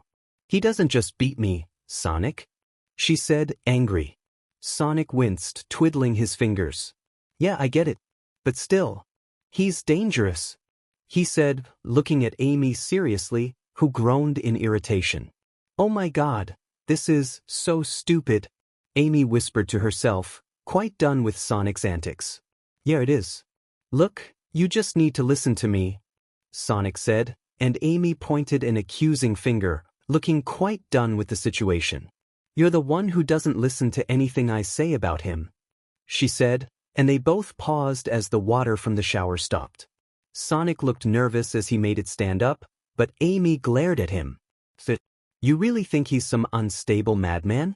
I guarantee he heard all of your words. Let's see how he reacts to you, she said, and Sonic looked at the bathroom door nervously.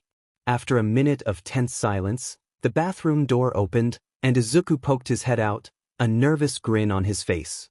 Hi, Sonic. I heard you come in, so I don't really want to walk out there, being dressed in only a towel and all, so Could you close your eyes for a second or something?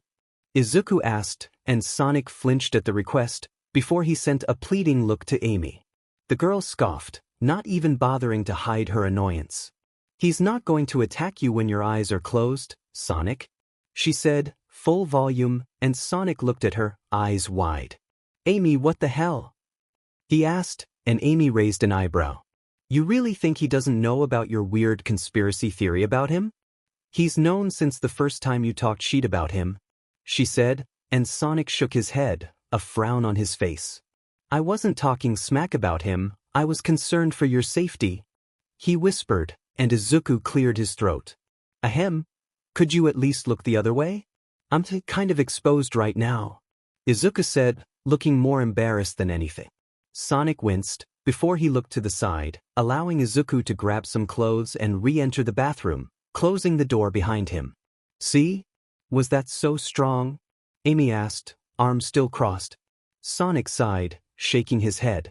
You don't understand, he started, and she rolled her eyes. No, you don't understand. All right, here's my point of view. I get captured by following you, and soon after I meet Izuku. We bond as cellmates, and he tells me about his home. He saves me, we escape together, and he risks his life to keep me safe. We move in together, I get captured again, and he saves me once more. Then, you start talking about how he's a danger to me. The guy who just saved me. For the second time. A danger. You picking up what I'm putting down? She says, and Sonic groaned, holding his head in his hands. He paused for a moment before he looked at her, seriously.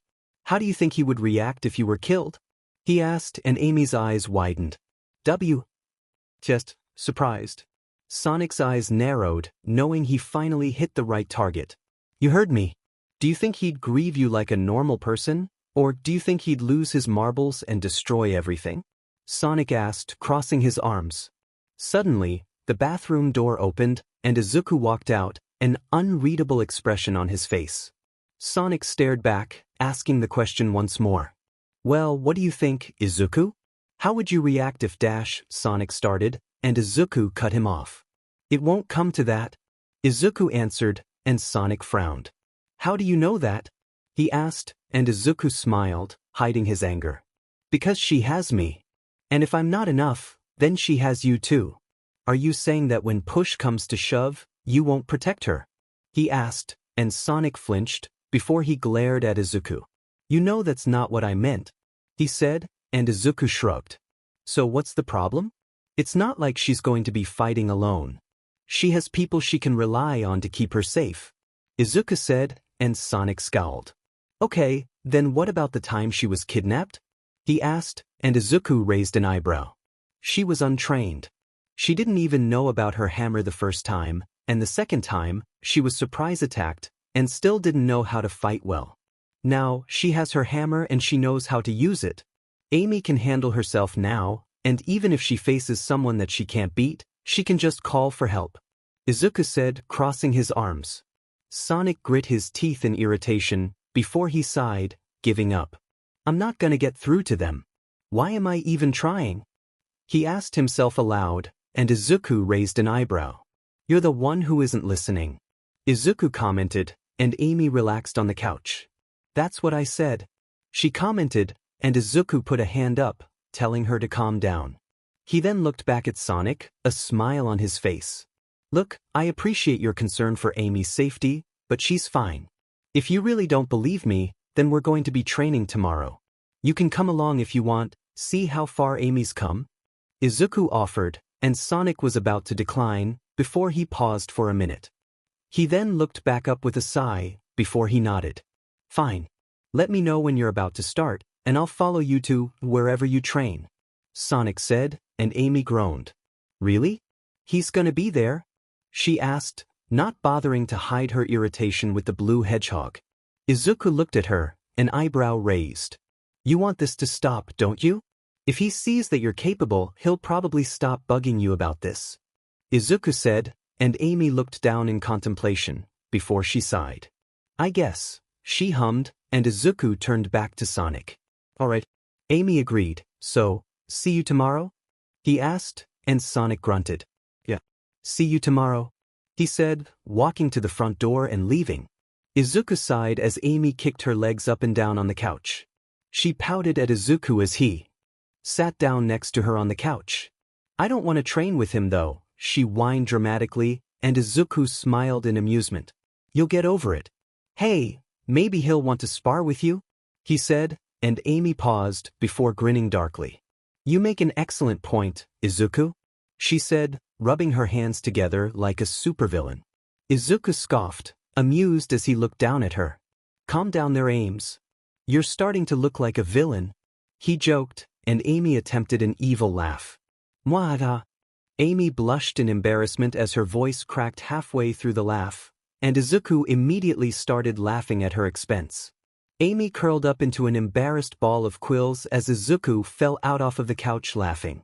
Amy then laid down, taking up the full couch.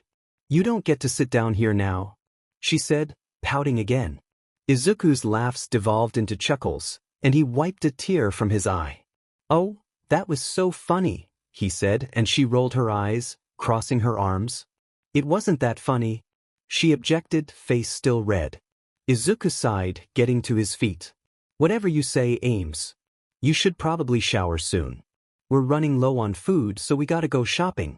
I've been collecting rings for the last few days, so we can splurge a little bit, Izuku said, and Amy nodded, stretching a little bit on the couch. Izuku looked away with a slight blush, before she stood up, walking away. Izuku sighed once she closed the bathroom door. He had a problem, something worse than all for one. Something worse than a report card with 2 Ds on it. Even something worse than his frighteningly serious feelings for Amy. It was worse than all of them combined. Amy's 16th birthday was in a week, and he had no idea what to get her. Izuku followed Amy nervously as she hummed, grabbing another item from the grocery store shelves, putting it in her basket. He was really only here if she needed someone taller to grab anything, as she usually wanted to do the shopping on her own. He was lost in thought, thinking of what he could do. Should I throw her a party? No, I doubt she would want anyone to come. Maybe Tails? I could send him an invite, but I doubt Sonic would allow it, he thought to himself. Maybe you could buy her something nice, young Midoriya? All Might asked, and Izuku tapped his chin, muttering softly. No, well maybe? Jewelry? That's a little cliché. I could make her something, but I don't know what I would make. Izuku muttered, drawing Amy's attention. She looked at him, confused. Izuku? Is there something you want to get? She asked, and Izuku jumped from being addressed so suddenly. Oh, no thank you. I was just thinking out loud, Izuku said, smiling nervously at her. Amy hummed in contemplation, before she shrugged and refocused on shopping. Izuku exhaled silently, annoyed that he had let himself get so absorbed in his own thoughts. He continued following Amy, helping her grab what she couldn't reach, and carrying what couldn't fit into the basket. After around 20 minutes, they were finished, and went to the register to pay for all the food. Izuku winced at the high price of anything, before digging into his wallet and pulling out a large stack of tiny rings, placing it on the counter. They bagged their groceries, and Izuku carried the brunt of them, with Amy snatching a bag or two herself. I don't want you carrying everything, Izuku. I don't want you doing everything for me, she said, smiling at him. Izuku couldn't help but feel lucky that this was the person he was living with. She was so kind to everyone, which made gift shopping for her so much harder. She truly deserved the best, but Izuku didn't know what the best was. Hell, he didn't know anything about what girls liked. It's not like he could just ask a girl what she liked without it being weirdo. Nana. Hey, Nana, he said, uncertainty coursing through his voice. I guess. What's up, kid? She replied, and Izuku prepared himself to ask the question, as well as the subsequent teasing. What do girls like? He asked, and when he didn't hear a response for a few seconds, he sagged in defeat. He knew what was coming. Well, girls like plenty of things. Why exactly are you asking me this now? He heard, and he did a double take, before taking advantage of this PRD of seriousness. I want to get Amy something nice for her birthday, but I'm fresh out of ideas. Can you help? He asked, and he heard the vestige hum. I mean, I know some ideas, but don't you think it would mean more if it came from you, idea and all? Nana proposed, and Izuku paused. What? Who cares? Get the girl a fancy schmancy dress or something. Banjo argued, and Izuku shook his head subtly. No, Nana has a point. I want this to be important. Izuku told them, nodding his head in resolution. Amy, who was walking beside him, raised an eyebrow at his behavior. Looked like he was having a mental conversation. Suddenly, she saw Izuku stop in his tracks, his eyes wide. She looked to where he was staring, and saw that he was looking at a clothing store. She looked back at him, seeing a smile on his face, and he continued walking down the sidewalk. She looked back at the clothing store, seeing nothing of interest, besides that dress. A red shoulder-strap dress with a white skirt and collar sat on display inside the window, along with some red and white boots. And, oh my God, it came with a red headband. She clenched her fists in excitement at the dress, but that dress was way too nice. She sighed sadly, shaking her head as she followed Izuku. Once they got to a secluded spot, Izuku secured all the bags with black WHP before grabbing her and taking off. When they arrived, Izuku helped her put all the groceries away before he went back out. He told her that he had some special errands to run, whatever that meant, and that he was going to be back soon. Amy watched him go before she sighed, sitting on the couch and flipping the TV on. Not like there was much more she could do right now. Just then, she heard a knock on the door. She scowled, thinking it was Sonic. She got up off of the couch, walking over to the door and opening it. I already told you, Sonic dash, she started, only to see someone she hadn't seen before. He was a Mobian like her, but unlike any she had ever seen. He was taller than most Mobians, standing at just barely 4 foot. He was covered in red fur, except for a white crescent patch of fur over his chin, and he had red quills that hung down his shoulders like dreads. Most interestingly, though, were his gloves. Instead of wearing normal gloves, he wore large white mittens that had 2 large spikes sticking out of them. Amy tilted her head, looking at him, confused. Can I help you? She asked, and the stranger glared at her with a frightening amount of determination in his eyes. Stay away from the MSTR Emerald. This is your first and last warning, he ordered, and it was then that she saw a sight that made her BLD boil. Dr. Eggman floated down slowly in his Eggmobile, grinning devilishly at her, a smile on his face. For else? The doctor finished, and Amy immediately summoned her mallet, ready to annihilate the doctor. The moment she showed a single sign of hostility, she felt something slam into her stomach with the power of a car. Her eyes immediately widened as she shakily looked down to see the stranger's fist implanted into her stomach. She spat up a small amount of BLD before she dropped her hammer, which dissipated. Before she could fall to the ground, unconscious, a robotic arm wrapped around her waist, carrying her limp body. The stranger looked at Dr. Eggman, particularly the girl he was carrying. Are you sure that she was one of the people that has been terrorizing you and wanting to steal the MSTAR Emerald, Dr. Robotnik? He asked, and Dr. Eggman's devilish grin was quickly such to that of an innocent man. Oh, I promise you, Knuckles. Ms. Rose here is quite the asinine little girl, he said, and Knuckles frowned at Eggman. I do not know what asinine means, but I trust your judgment. We should go look for the others before they cause any more pain to you, Knuckles suggested, never dropping his serious tone. Dr. Eggman shook his head, his mustache twitching. Patience, my friend. We will stop those meddling miscreants with time, he said, and Knuckles nodded. I see.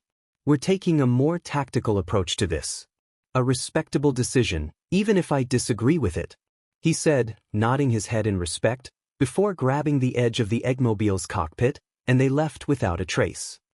Izuku landed on a rooftop, looking around to see if anyone saw him, before he looked down into the alleyway, sighing relief at seeing it was empty. He hopped down, before he simply walked out of the alleyway, blending in with the crowd of civilians. He walked around town, clenching his fists nervously, before he walked up to the clothing store from earlier. He looked at the dress in the window, smiling. It was perfect for Amy, and he knew it would make an amazing gift. He quickly opened the door, walking inside. He was surrounded by genuinely amazing dresses that blew him away with their complicated seamwork. He then looked around, spotting a short purple cat Mobian, sitting at the counter and reading a book. The Mobian was obviously quite old, as he had a fuzzy gray mustache that hung down to his torso. He wore a small purple suit that seemed to be tailored to his body. He seemed to run the place, so he walked up to the counter, and the Mobian looked up, a smile on his face. "Oh, hello young man. I apologize, but I only make suits for Mobians. There's a business right down the street that tailors to humans," the cat said, and Izuku's eyes widened. "He made all of these by hand?" The cat nodded, a proud look on his face. "Yep. This is the family business. Been making clothes since I was around your age," the catman said, and Izuku blinked. "That's incredible. I have to admit, these dresses are absolutely incredible," Izuku said, looking around, before he shook his head. He was here for a reason. He looked at the cat, pointing to the dress on display, and the cat looked at him, surprised. Izuku rubbed the back of his head, quickly explaining that his best friend's birthday was in a week, and the cat smiled at him, seemingly genuinely happy. "Ah, it's so nice to see when humans and Mobians get along. I've been around for a while, and seeing the way we and humans treated each other, it wasn't right. I'm so glad that's changed," the cat said, and Izuku smiled along with the kind old man. "I know what you mean. How much is the dress?" he asked, and the cat looked at him, an innocent smile on his face. 1,000 rings, he said, and Izuku's own smile disappeared. He slouched, pulling out his wallet, which felt far too light for a purchase of this magnitude. He opened it, looking inside, counting his currency. He then looked up, a desperate look in his eyes. "Does 162 work?" he asked hopefully. He winced at the look of pity he was given. Izuku sighed as he left the store, empty-handed in his endeavors. He was about to head home, when he saw a woman trying and failing to lift a few boxes from the inside of her truck. He decided he could wait to head home for a little bit, and spare the woman a bit of help. He walked over, easily lifting what she couldn't, and she looked at him in surprise as he easily carried the box. "Where do you want this, ma'am?" he asked, and she inspected him, up and down, a little weirded out. "So, do you just grab other people's stuff on the regular?" she asked, and Izuku flinched. "Oh, sorry ma'am," he said, about to place it down when she stopped him. "Hey, I didn't say I didn't want your help. Here, just carry it inside," she said, opening the door that the truck was parked in front of. Izuku almost smiled at the irony of the situation before he stepped inside. He placed the box in the nearest corner before helping the woman with the rest of her luggage. After nearly 20 minutes, they were finished, and Izuku stretched as the woman walked out of the house, smiling at him. "Thanks, kid. You earned it," she said, handing him a small bag. He looked down at it before opening it and seeing a large pile of rings. This is dash," he started, before being cut off by the woman. 300 rings. You earned him, kid. I'm not as strong as I used to be. Believe it or not, I used to be an Olympic swimmer," she bragged, flexing her tanned arms. Izuku nodded, definitely believing her. She was in great shape for her age, and he had seen that there was already a large stack of boxes inside the house, so he must have carried a large amount in before he arrived. He waved at her as she went inside and closed the door, a grin on his face. He made up what he spent at the grocery store in just 20 minutes. Izuku then looked around, seeing if anyone else needed his help. "Do you still have a visual of the target, Agent Topaz?" the blonde woman who had been spying on Izuku heard. She grabbed her walkie-talkie, binoculars still in hand, as she watches the boy find an old man with a cat stuck in a tree.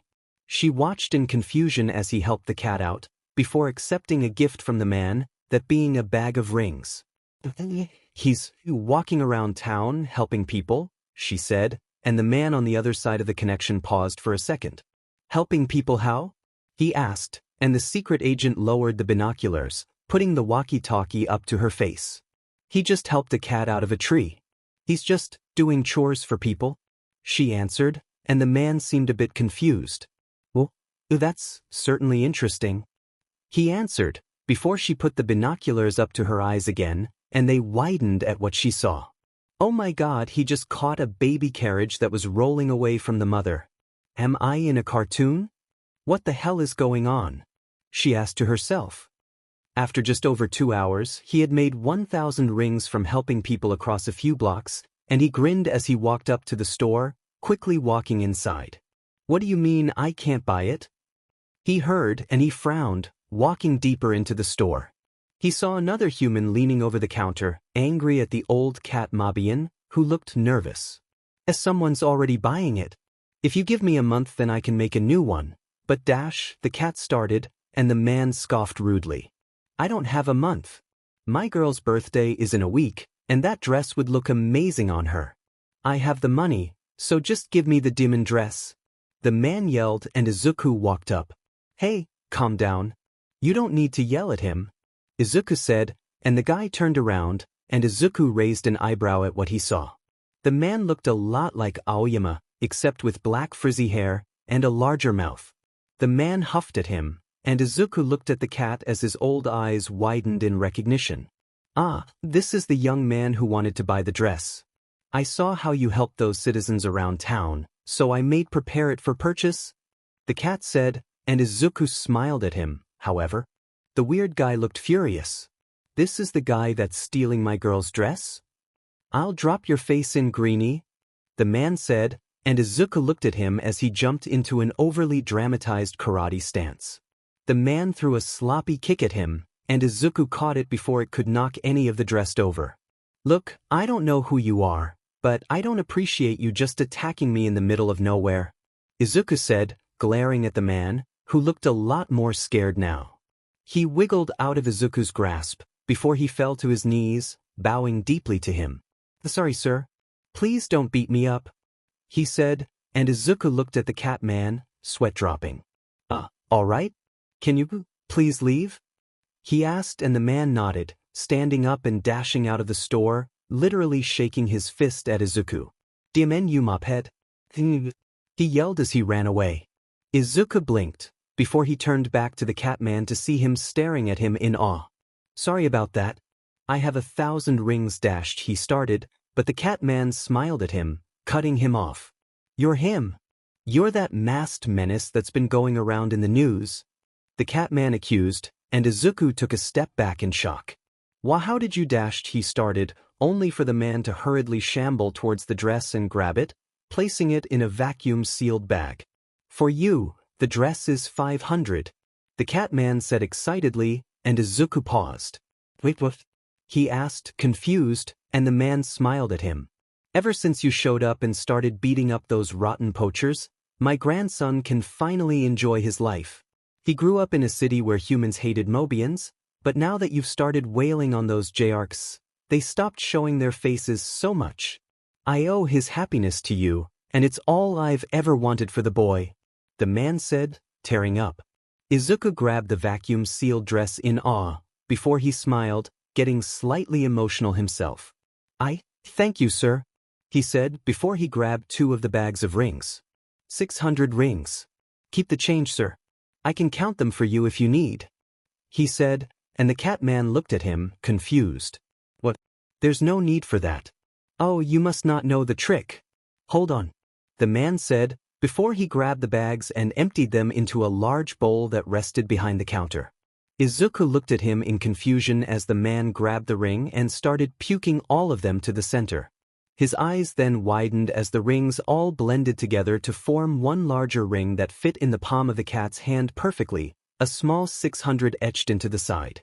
Izuku's jaw dropped as the cat held the ring, stumbling over his words. How did you do that? He asked, and the catman smiled at him. I see. So you don't know of chaos energy, he said, and Izuku paused. Chaos energy? He asked, and the cat nodded. Chaos energy that derived from the great god of destruction, Chaos. Legends say that Chaos watched over the legendary emeralds, only to get trapped inside one. From then on, the powerful energy that emitted from the emeralds were labeled as Chaos energy, and any excess that poured from the emeralds solidified into these rings. They might look like brass, but they're actually made out of energy, the man explained eagerly, and Izuku nodded. It makes sense why they just appear around and float in the air. Izuku said, and the man nodded. Yep. You've got it, lad. If you ever have a large amount of rings that take up too much space, just smush them all together to make a super ring. It's really convenient. The cat man explained, and Izuku hummed, nodding at the man. Here are your ring pouches back, the man said, placing them on the counter. Izuku grabbed them, nodding in appreciation. Thank you, sir. Could I get a bag or a box? This is supposed to be a surprise, he said, and the man smiled at him, taking a small box with a purple cat logo on it. Izuku gently folded the vacuum-sealed dress, before putting it inside the box, as well as the boots and headband, before smiling at the man. Have a nice night, sir, Izuku said before he left the store. The sun was setting in front of him, and that's when he realized that he had been gone for way longer than he wanted to be. He cursed silently, before he quickly found an empty alleyway, jumping out of it. He secured the box to his yi as he jumped, quickly flying towards his house. Minutes later, he landed, smiling at the house. He walked up to it, his smile changing to a confused look as he Tails standing in front of the house, looking at him nervously as he approached. Tails? What's going on? He asked, and Tails rubbed his hands together nervously, his tails completely still. Where was the energy that the kid had so often? Tails' eyes welled up with tears as he started speaking rapidly, and Izuku kneeled down, using black WP to keep the box away from the grass. Whoa, Tails. Calm down, take a deep breath, and start explaining a little slower, Izuku said, and Tails did as he said, before he finally got the words out. I got some seeds earlier today, and I wanted to ask Amy if she would plant them for me, but when I showed up, the door was open and there was BLD in the doorway. Tails explained, and Izuku's eyes widened. He stood up, taking a step back in shock. What?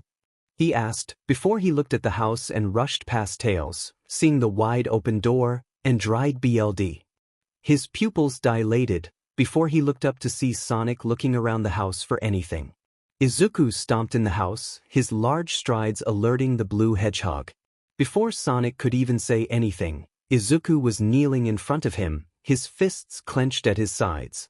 A strand of black WQ wrapped around the box, placing it gently on the table, before slithering back into Izuku's wrist.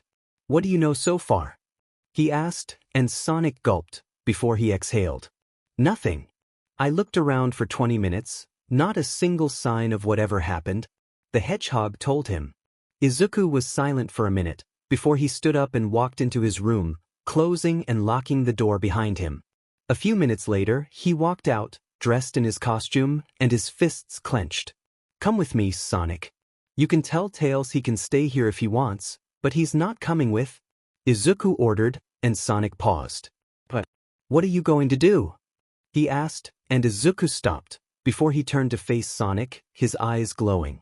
I'm going to hire a detective. You can wait outside if you want, I don't really care, Izuku said, turning back and leaving the house. Sonic clenched his own fists, looking down at them.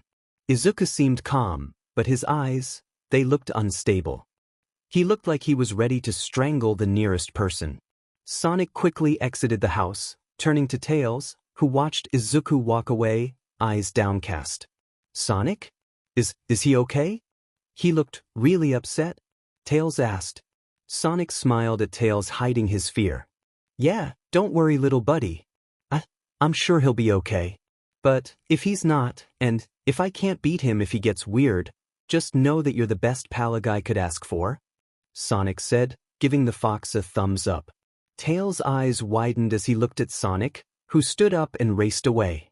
He quickly started to follow after, yelling out to him. Sonic, what does that mean? He whispered as the hedgehog was already out of sight. Izuku flew close to the ground as Sonic ran next to him, both of them zooming to Central City. Tell me more about this detective, Sonic said as he ran, but Izuku simply ignored him or didn't hear him. Sonic didn't know which was the truth. Izuku, however, was a bit preoccupied to answer questions, as the vestiges' voices all echoed in his mind, the loudest being Banjo. Calm down, kid. We can feel that anger boiling inside you, and it's not good. You should take a few breaths and relax, the vestige warned. Izuku didn't even respond, and he heard Nana's voice next. Izuku, you need to calm yourself. Listen to Banjo, he's right, she said, and once again he ignored them. Young Midoriya, she's going to be alright. He started, and Izuku scowled under his rebreather. Do you remember how you reacted to Katsuki being kidnapped? Izuku asked the vestige, who was silent. You tried to hide it, but you were furious. That's how I feel right now. If that mutt doesn't want to help us, I'll he said internally, before he heard All Might speak once more, angry now. Young Midoriya, you need to calm yourself now. I understand how you feel, but intimidating someone into working for you is a Yakuza tradition, not a heroic one. All Might scolded, and Izuku paused for a second, before he took a breath. You're right, All Might. I'm really angry, but I can't blame it on Beowulf, he said, and he heard All Might hum in his head. Ask the guy. Or pay him. You still have around 400 rings, do you not? All Might asked, and Izuku nodded, making Sonic look at him strangely. They then stopped, making it to the center of Central City, and Izuku looked at Sonic. Ask around if anyone knows where Beowulf is. He told the blue blur, who nodded, quickly zipping around and asking for directions. Izuku looked around, but it seemed that everyone was too busy running away to help him. Izuku grit his teeth in irritation as everyone he tried to ask just ran away in fear. He was debating on just grabbing someone, but he knew that it would only do more harm to his reputation. He then looked behind him as Sonic led someone to him. He turned to see a small rabbit girl with long ears that flopped down her back. His eyes widened in recognition. This was one of the Mobians he had saved from the poachers. She looked up at him, unafraid as he knelt down, and she smiled at him. Hi, Mr. Green. It's nice to see you again, she said, and Izuku smiled back. Hello, Cream. Staying out of trouble, I hope? He asked, making sure to not let any of his anger leak into his eyes or his voice. The little girl shook her head, her ears flopping around adorably. Nope. I've been good. You were looking for the detective, right? Sonic told me that you guys needed help finding him, she said, and Izuku nodded. I would really appreciate that, Cream, he said, and she started leading them down a series of alleyways to a lone door with a mail slot in it. It kind of reminded Izuku of his shared cell with Amy. Both he and Sonic watched as the girl knocked on the door 3 times in a song-like rhythm, and the slot opened, 2 eyes staring outside and looking at Cream.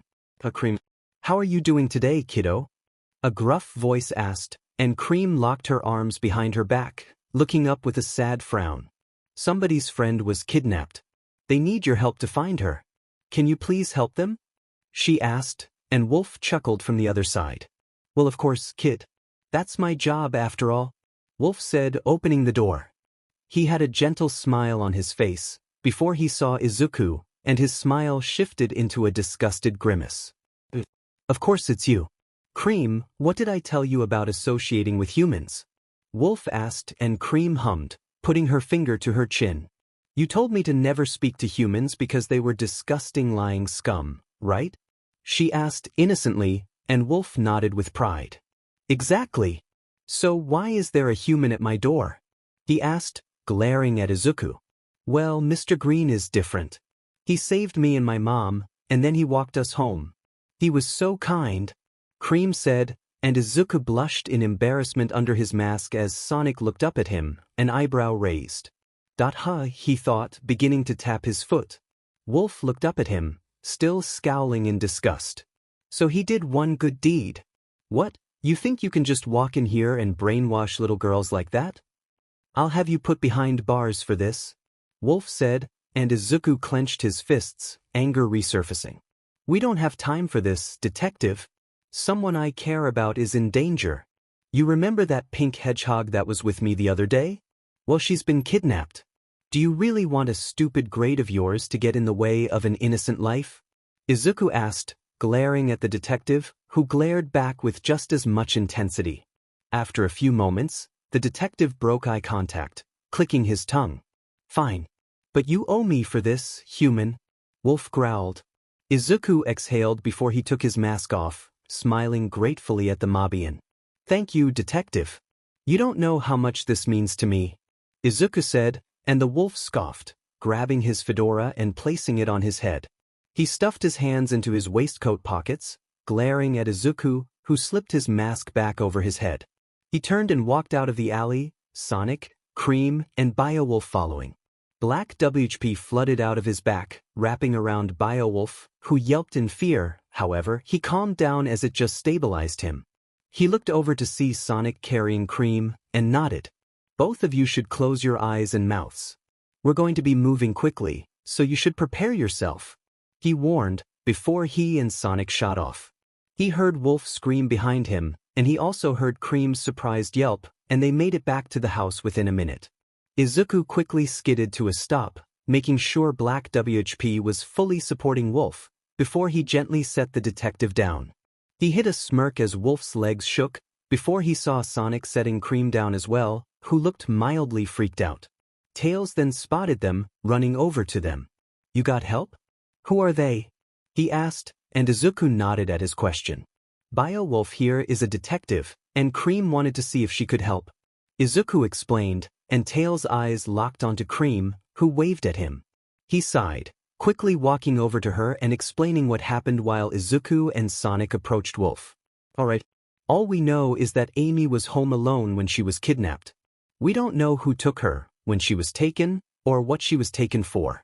Sonic explained, and Wolf hummed, having calmed down. He walked over to the house, immediately spotting the BLD. He got onto his knees, getting close to it and sniffing the stain, before pausing. At least 3 hours old. I'm going to step inside, see if I can find anything, Wolf said, his demeanor changing.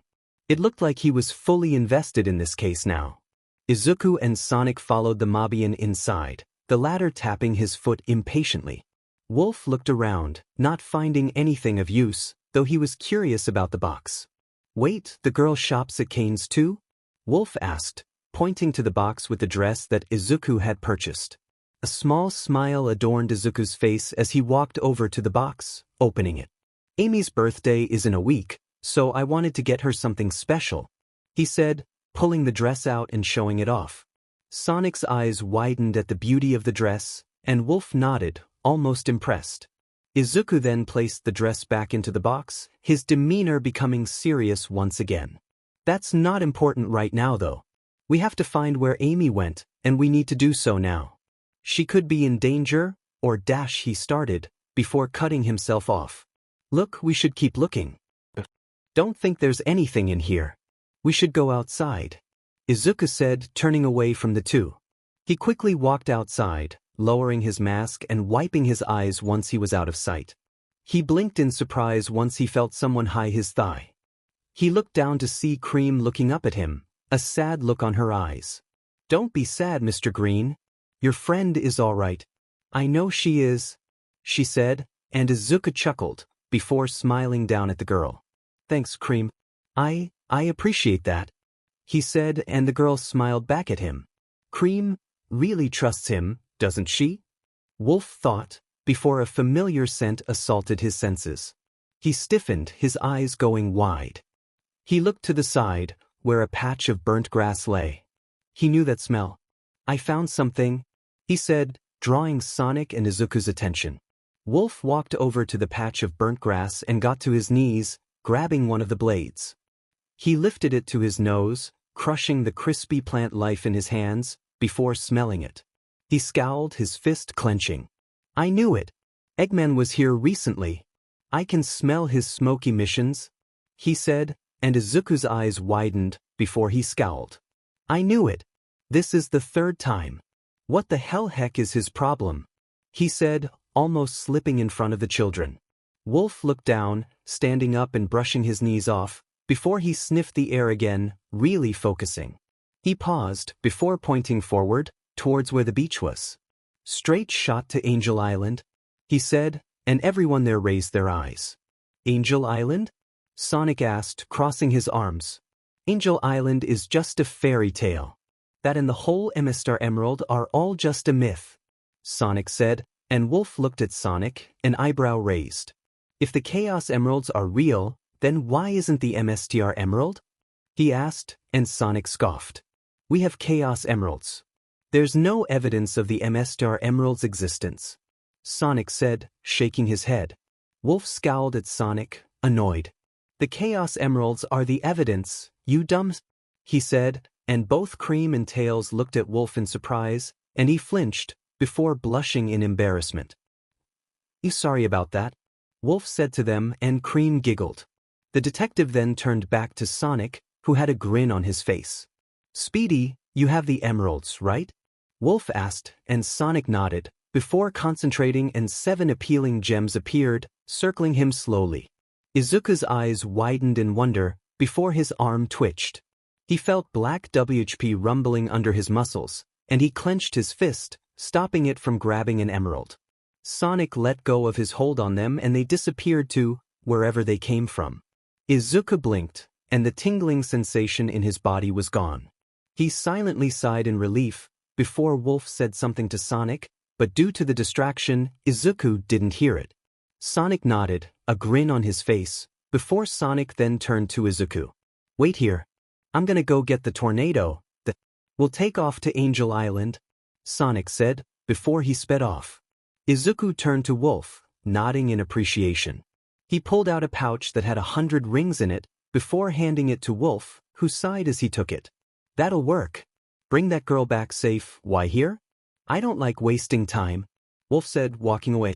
Izuku paused for a second before he spoke up. "Thank you, Detective. We couldn't have done this without you," he said, before he heard the sound of a roaring engine approaching, grabbing everyone's attention. Sonic moved the tornado slowly, before he slapped the side and smiled at Tails, a small helmet and goggles in his hand. Tails smiled at Cream, waving as he dashed to the plane as Sonic hopped out of the seat and onto the right wing. Izuku looked at him in surprise as Tails put his flight helmet and goggles on, before giving Sonic a thumbs up. Tails then flicked a few levers, and Izuku flipped his mask back over his head, looking over to Wolf, only to see that he was walking Cream home. Izuku turned back to the plane to see it slowly moving forward. He huffed, before he started levitating, floating towards the plane. "So, when did you collect the rest of the emeralds?" Izuku asked, and Sonic looked down at him, a smile on his face. "I've been hunting for them for the past 2 weeks. What have you been doing?" he asked, and Izuku looked forward, his arms crossed. "I've been training Amy. She's come really far. I just hope she's okay. I don't know if I could dash," he started before he paused and shook his head. "Never mind. Does your plane usually take this long to take off?" Izuku asked, and Tails looked at him, his goggles raised. He had an apologetic look on his face as he spoke. "She usually runs just fine, but she's been having some trouble taking off lately," Tails explained, and Izuku shook his head, before powering up. He walked behind the tornado, and Sonic stumbled as it was lifted into the air. He looked back to see Izuku effortlessly lifting the vehicle, before he started to run. Izuku then jumped, and Sonic nearly fell off the plane, but he held onto the wing, catching himself just in time. Izuku flew for a while, until Tails told him that he was good. Izuku slowly backed away, still flying as they reached the beach. Izuku then sped up, before he landed on the other wing, smirking at Sonic, who finally stabilized himself. "That was crazy," Sonic shouted, and Izuku shrugged. "I want to get there as soon as possible." "Speaking of, how are we going to navigate our way to the island?" Izuku asked, and it was Sonic's turn to smirk. He looked at Izuku, rubbing the underside of his nose. "You'll see. You haven't seen what the emeralds can really do yet," Sonic said, and Izuku raised an eyebrow, turning to Tails to see him smiling. "You really haven't, Izuku. It's amazing," he said, and Izuku hummed, nodding to himself. "If you say so," he said. Amy awoke to the feeling of being watched. She slowly looked up, her vision blurry. She tried to wiggle her arms, but found them bound to something. She tried to move her legs, but they too were bound. She blinked groggily, looking around, before she spotted a familiar grin. Her eyes widened, before she scowled with vitriol at the round man that stood with his arms crossed. "Ah, it seems that you're awake. You've been out for hours," Eggman said, and Amy struggled in her bindings, attempting to use her incredible strength to destroy whatever held her down, only to pause in shock. Whatever was holding her down was strong. Her quills bristled and she scowled at Eggman as he walked towards her. "Oh ho! Those chains were made for your traitor of a boyfriend. You aren't going anywhere, young lady," Eggman said, and Amy struggled again, rattling the chains that held her to a thick pole. "Where am I?" she yelled, and Eggman chuckled at her. "Patience, little Rose. Your friends will come for you," and when they do, Eggman started, but Amy spit at him, cutting him off. The spit landed on the bridge of his nose, and Eggman paused, before he wiped the disrespect off of his face, taking off his glasses with a sigh. He then backhanded Amy across the face with a surprising amount of strength, giving her a red welt on her cheek. She looked back, scowling at him, but she noticed him looking at her wrists, a vile grin on his face. "Ah, what pretty rings. Although, I swear I've seen them before," Eggman said, placing his glasses back onto his large nose. Amy's pupils dilated, and a few sparks of pink energy surged around her. Eggman stared at the energy curiously, before he turned to face Amy, whose quills were standing on end from the power. "Don't you dare," she started, and Eggman grinned, a faux look of recognition spreading across his face. "Oh yes, I remember now. They were your mother's." "Ah, I remember the look on her face as I set her on fire."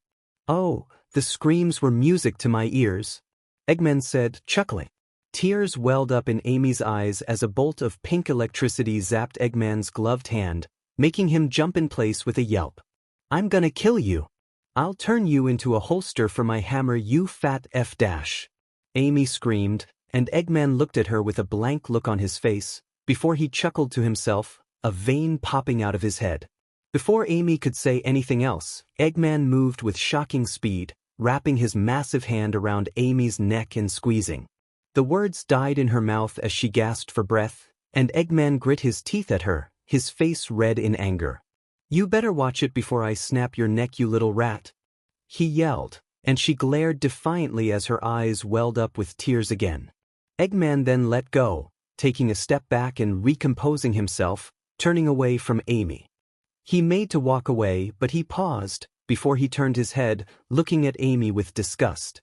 "You're lucky you're interesting enough to keep alive, or else you would have burned with the rest of your family, wretched hedgehog ware." Eggman spat, and Amy grit her teeth, but stayed silent. The round man then left the room, and Amy looked down, tears finally falling. "I know you can't hear me, Izuku, but I'm sorry for not being strong enough. Even after your training, I still couldn't win. Please save me, Izuku," she prayed. Elsewhere, Izuku's eyes shone with a determined glare, his arms crossed as he stood on the wing of the tornado. "I'm coming, imps. Just hold on,"